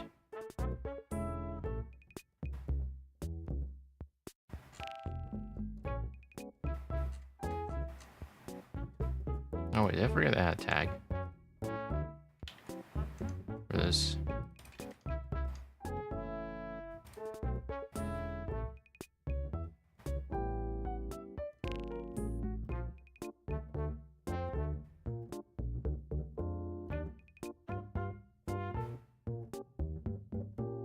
How's this matching Kobo Strike?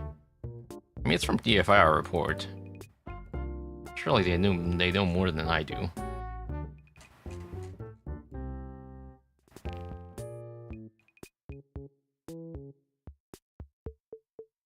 It came back negative on triage for some reason.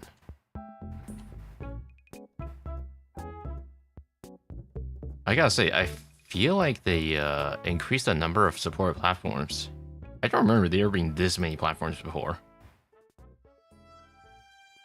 The lore gun.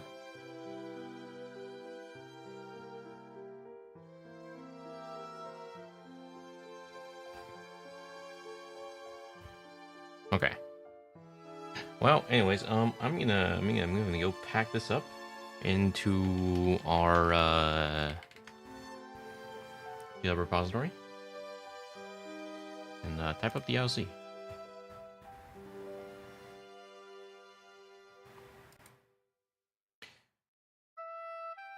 I also want to check one thing real quick. So someone did Vibe. Well, I wouldn't say Vibe. Someone did have an LM look through the sample before I was able to do the stream. I want to check how accurate that report is now that we've seen what it looks like.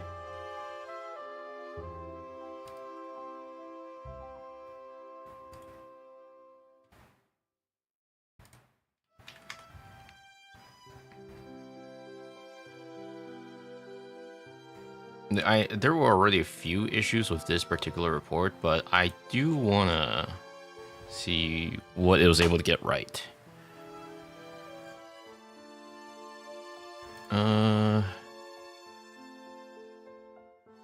Yep, target browsers. Yep. Oh yeah, by the way, the infrastructure is hosted behind Proton 66. It's a bulletproof host.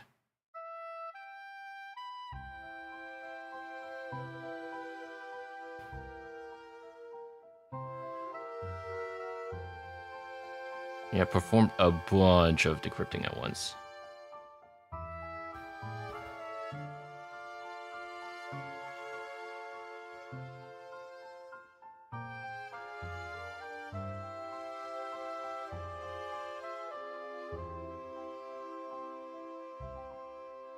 This one is different. I think it's a different domain that was being investigated.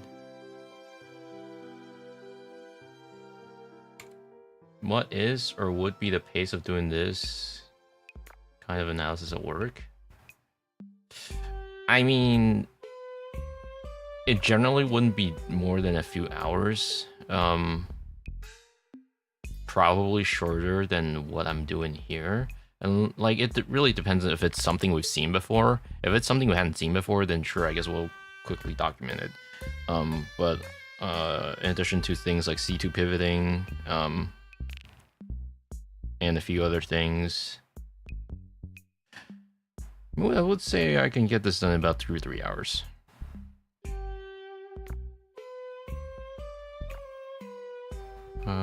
Different affiliate codes for the same campaign. Well, that's not necessarily true, because we know that the user code is generated at startup. Sorry, at visit.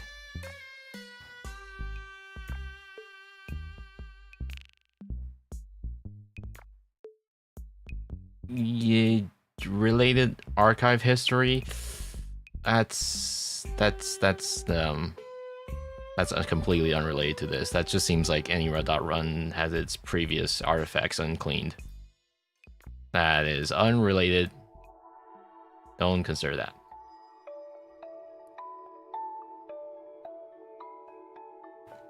There are a few things I like about it. Like this part is pretty good. This part is pretty cool. You know, it was able to figure out there were other communities at large that noticed that OpenHashTab is gone. This part I like. This part is fine.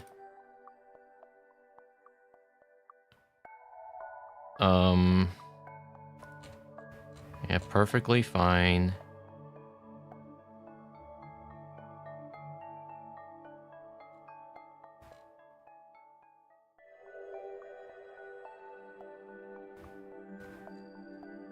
Wait, what?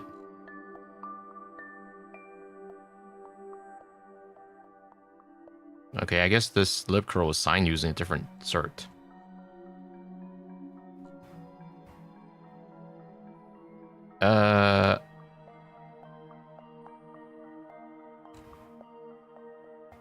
I have no idea what this number 10 is, we didn't see that.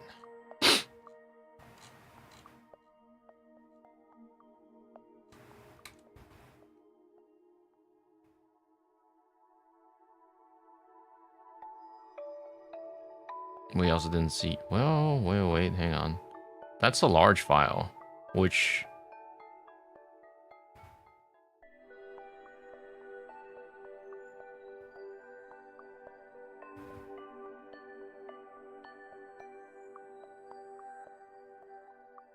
What is it talking about? We know this file is not used.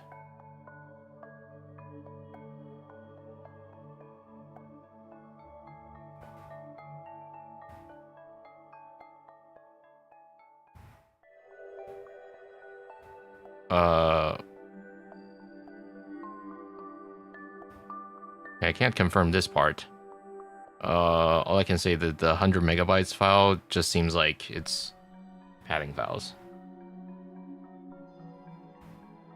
I mean, the other one we did see, there was some pattern in there that did seem like legitimate data, but like, I don't think it's anything that's actually being used. We know for sure though, libcurl does not invoke it. Padding to bypass straight to upload a VT, right? So that's not entirely true. VT's upload report, VT's maximum upload is 300 something megabytes, so you can get 100 megabytes files up there.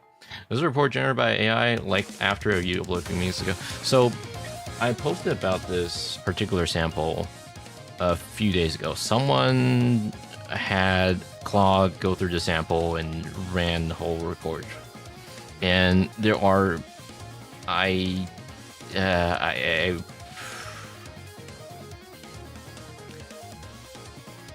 kind of went on a tangent on Twitter about this already. I think LLM assisted reports are fine. LLM generated reports are not fine. These you'll often get reports that are A, hallucinated, B, misleading, C, giving you false information at worst. I think LLM assisted and verified facts are the way to go. So I personally don't really see the value in generating a large report like this. Like, we're not talking like a small report. This is huge. 211 kilobytes of markdown. It'll give you some idea as to what to look for, but like, it's a little too verbose, and we can't really confirm everything it says. At least not. Another thing I do want to mention is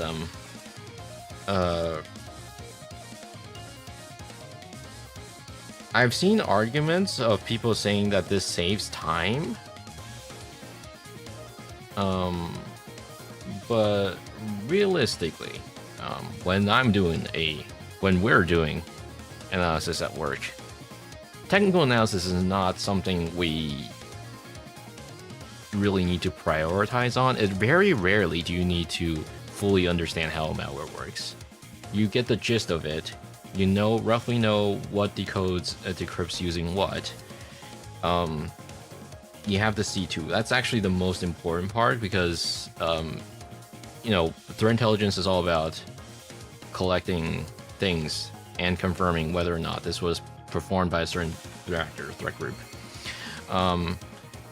You rarely need to fully figure out the entire chain, unless you're writing a technical analysis report, which that's another story of its own. But like, I don't think reports like this really saves time necessarily.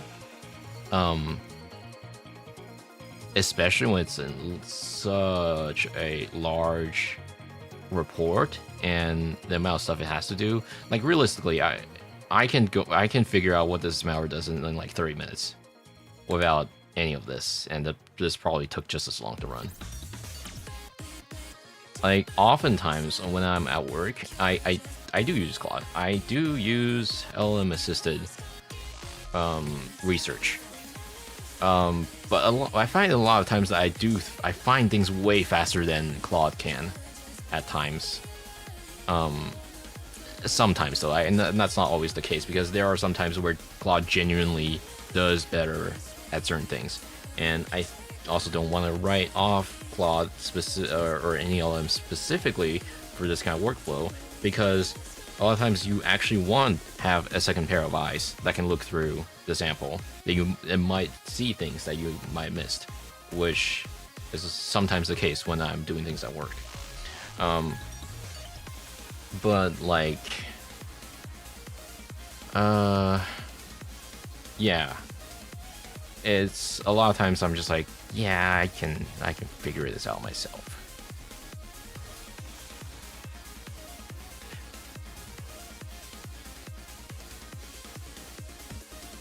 Like, they're providing way too much information. Yeah, like, so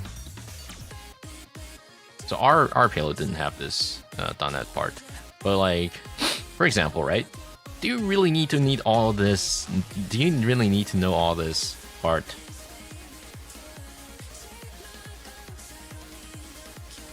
At this point, at this time, I still don't know what the pointer that this thing does, but I highly doubt it's what it says here.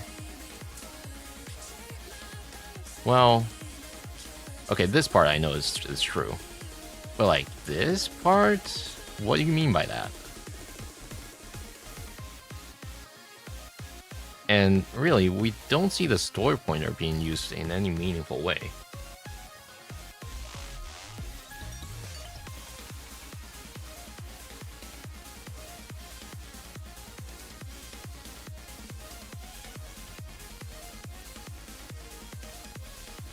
I was able to figure out the build that's the build tag is KitKat. That's good.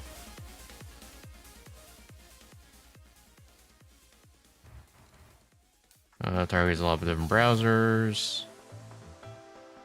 Maybe decryption. Yeah.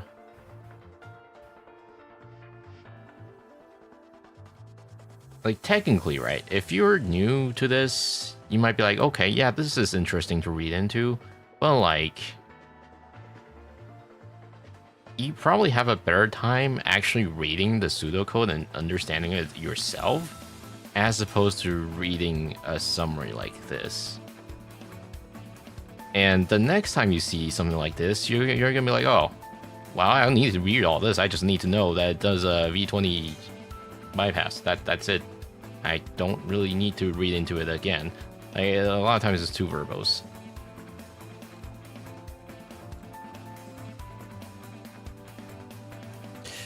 And it missed a few things here. It missed the Russian language, the Russian keywords.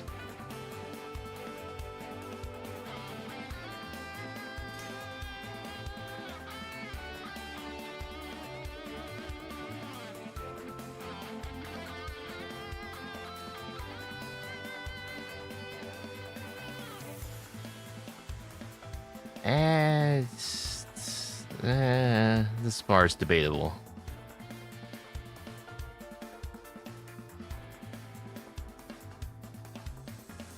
There's no CFF, yeah. And it ran through Speakeasy as well. The thing is, if you read through the CD Speakeasy part, you can see that it talked about all of this, and then just to say, oh, I can't really do it. Say, oh, I cannot actually get Speakeasy to do its thing.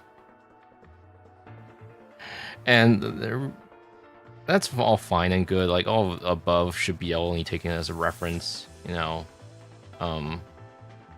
Although I could argue that referencing this is not a good idea because it may plant false ideas in your head about specific facts, and you either have to go back and verify and fact check its claims, or you just take its word. You just take its word as is, and both have different problems. If you have to go back and verify its facts, then you're just spending just as much time on, you know, as you're taking a look at yourself. And at that point, why would you have the LM do it? Now, if you take its word as value, as face value, then you're gonna get hallucinated results, and that's it's gonna be multiple issues, multitude of issues. Your rep is going to take a hit when people find out. And if you're dealing with customers, well, that's even worse now. Now you have to explain to your customers, oh, oops, sorry, I did something wrong. Now this part was the one that I think that bothered me the most. It tried to do a attribution research. I've always said, attribution is extremely delicate. Do not let LLM do this.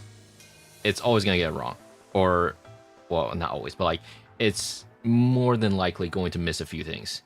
And it's going to connect dots that aren't there. In this specific case, they read a few reports, concluded that this is BoryptGrab, which is great. They actually got this right. They connected the behaviors to a trend micro report. That's great. That is BoryptGrab. That is indeed the case.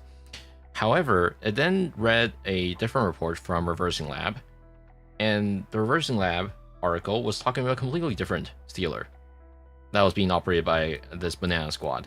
And I don't understand how Claude here was connecting the two different articles together. Like, I read the two reports and they're not related with each other at all.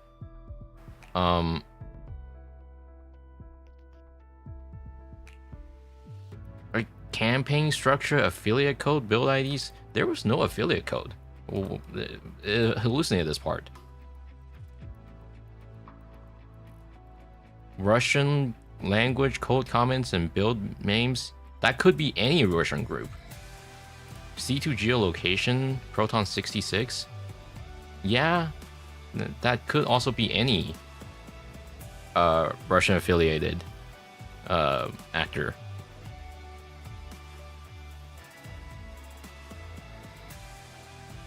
And then it started digging into Banana Squad, and Trend Micro never once named Banana Squad anywhere. And they're like, oh, it's actually tracked by Trend Micro. No, it didn't. No, they're not. No known OPSEC failures or arrests documented. That's a strange thing to point out.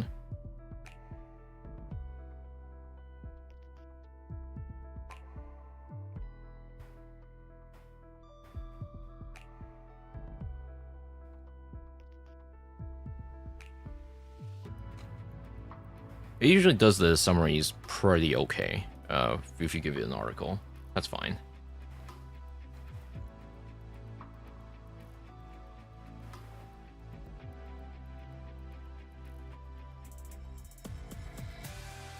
Yeah, this is self-signed.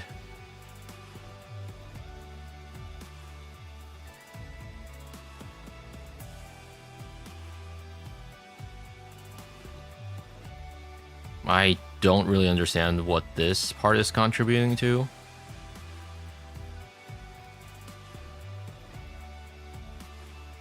it never did actually try to look up the infrastructure, at least in this specific section. And the certificate, it didn't even try to pivot off of this.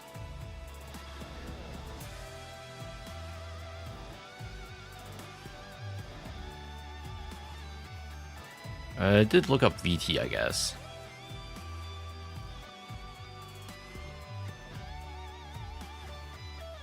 Yeah, if you check the libcurl.dll, if you check the relay sample, these are indeed the relay samples. So, you know, these are what I expect of a relay campaign.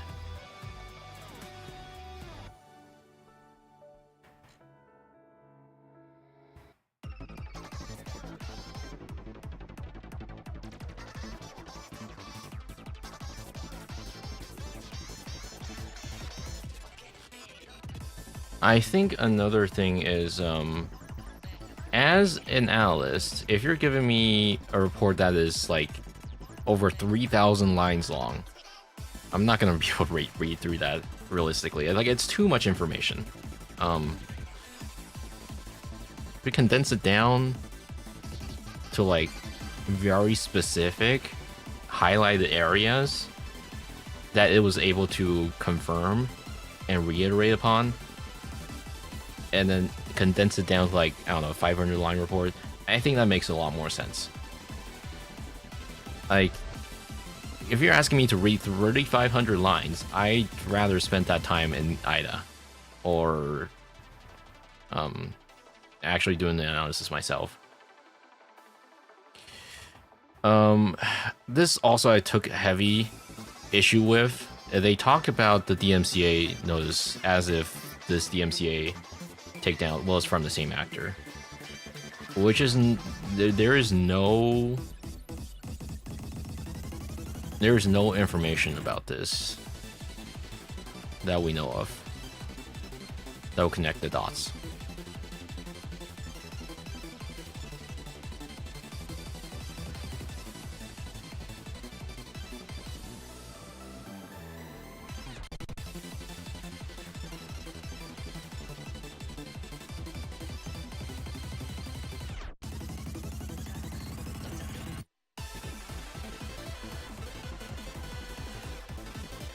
This one is not great. So this part has potential for pivoting. The problem is this C2 pivoting is also very delicate. You have to consider timing overlap. You have to consider possibilities of exchanging C2s. You have to consider the possibilities of it using. You have to consider the possibility that there might be multiple actors on the same IP. It might be a shared. It might be a shared panel. It might be. It might be that this previous infrastructure, since we know this is a bulletproof host, you know, it might be used by someone, a lot of other different actors that are on the same network. So this is very risky. I would not suggest anyone starting off to use LLM for pivoting. You have this type of thing. I'd recommend doing it yourself, and after having extensive knowledge on how to pivot and do attribution before you do this kind of thing. And once again, the DMCA weaponization, that's not, there's no confirmation.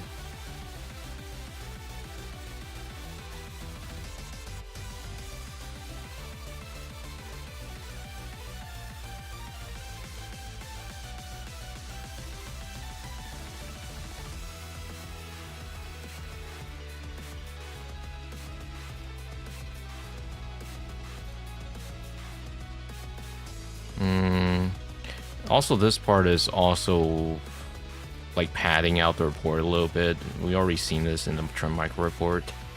It's just reiterating upon it for some reason.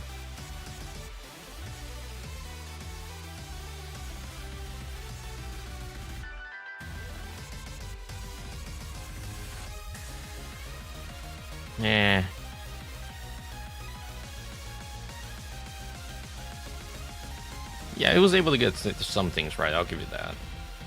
And I don't know. I feel like with a simple stealer like this, you'd have a better time just reading it yourself in IDA rather than waiting around for LM to do its thing.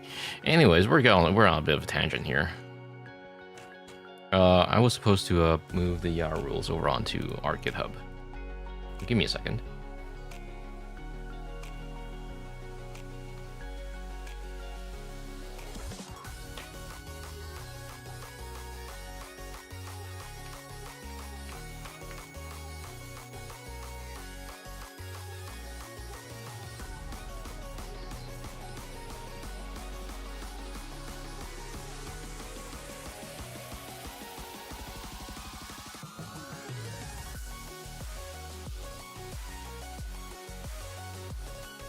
What was it again?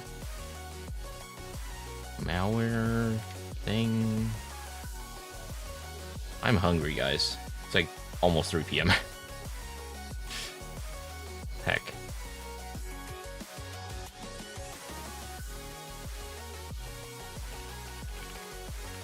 There it is.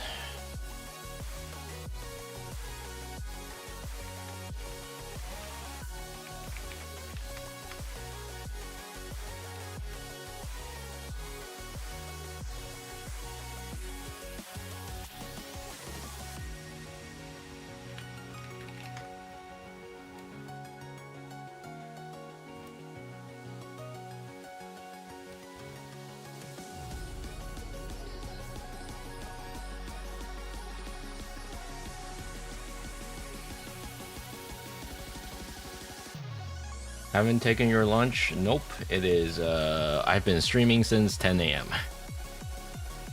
I am very hungry.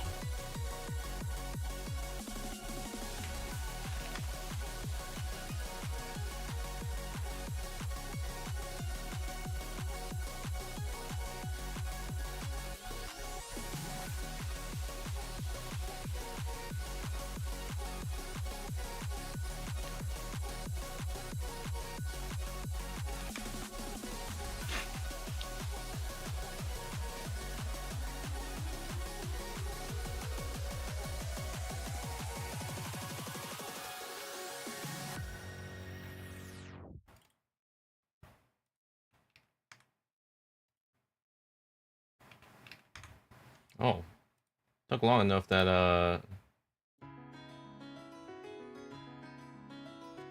the thing just decided to stop playing. Oh, I know why the rename sample is not working, because the name matches the GitHub, the Git name. Yeah, my script is designed to skip the Git related file names.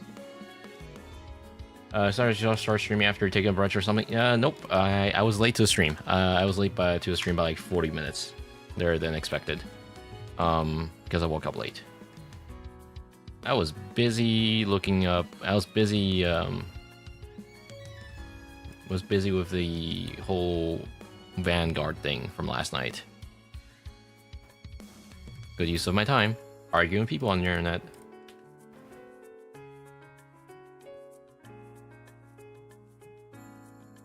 Okay. Let's look through our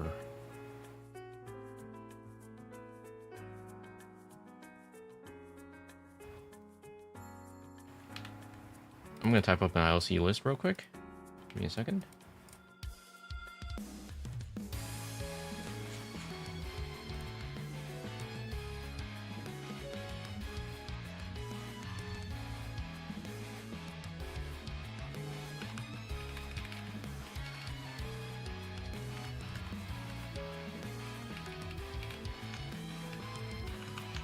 BoryptGrab. Loader.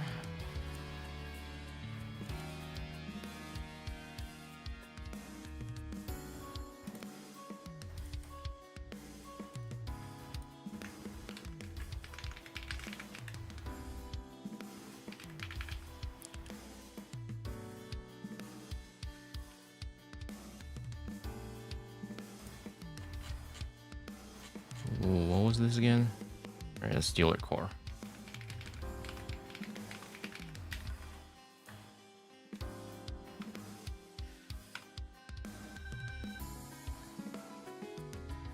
the C2 itself.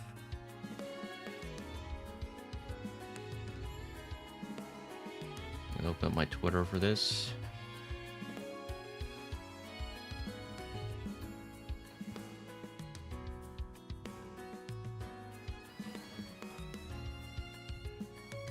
You guys can't see what I'm doing. Sorry.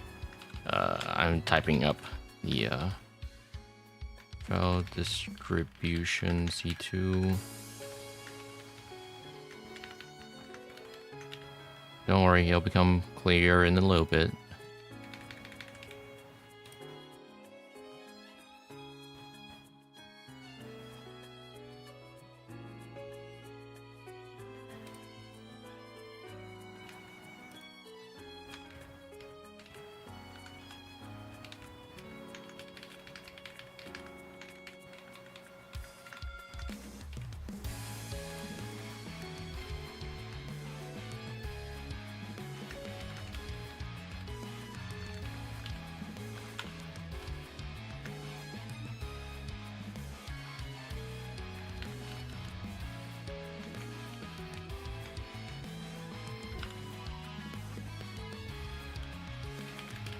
Distribution C2.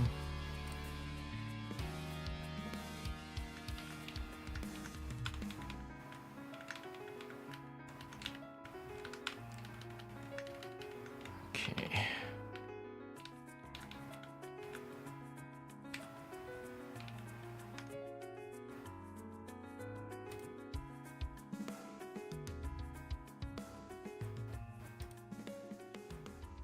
Paste. Insert date.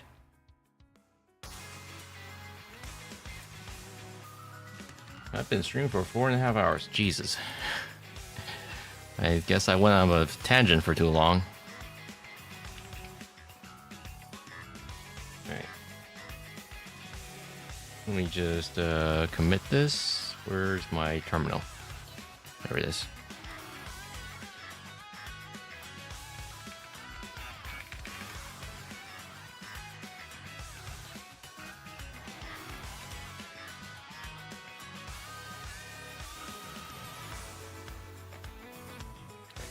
I'm not sure if I'm gonna stream tomorrow, but I kind of want to do more RE, like not reverse engineering. Resident Evil 4.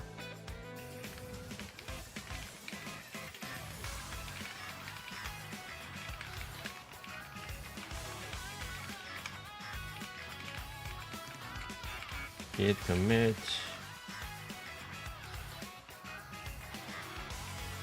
Add REWorkshop.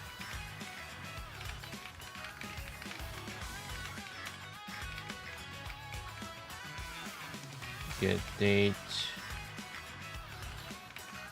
to string. What kind of RE? RE engine RE. REWorkshop RE. Resident Evil RE. When RE of RE? Reverse Resident Evil reverse engineering.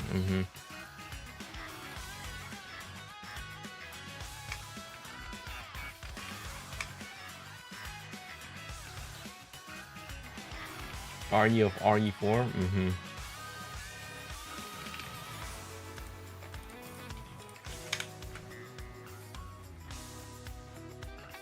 Alright. Done. You can now see the... Oh wait, did I not save the IOC? Oh shit.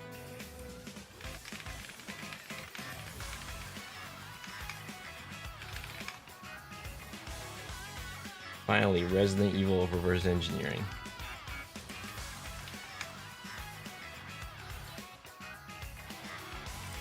Alright, you can find my stuff today over at the Malware Lab as usual. REWorkshop.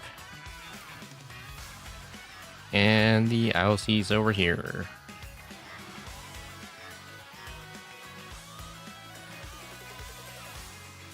And the rules. with the M dash removed.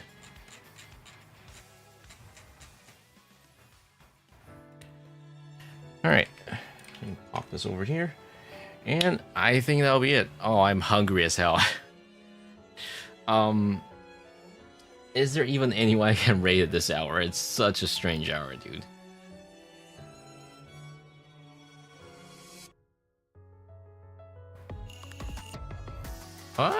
Actually, there's quite a few people. Good morning, Sergeant. We were just about done.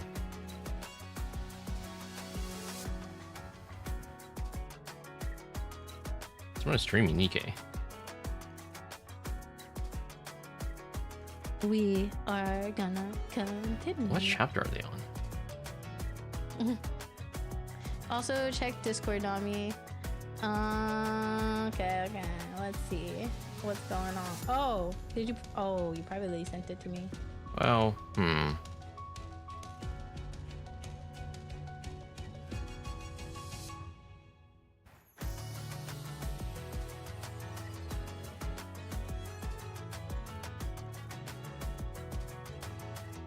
Actually, you know what? Second thought. I don't tend to like to raid people when I'm doing REWorkshop. Like, well, unless there's anyone else doing a malware stream. Is there? Surely not. I'm like niche as hell.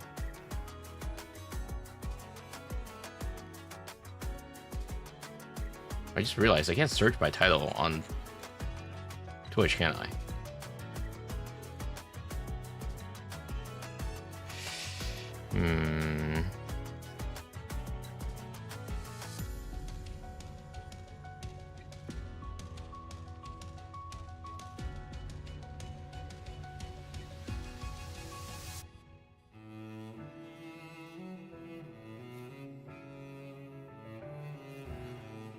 Yeah, I'm just gonna raid a zoo instead. Cause ooh, looks like it's raining over there. Is it? I think it is.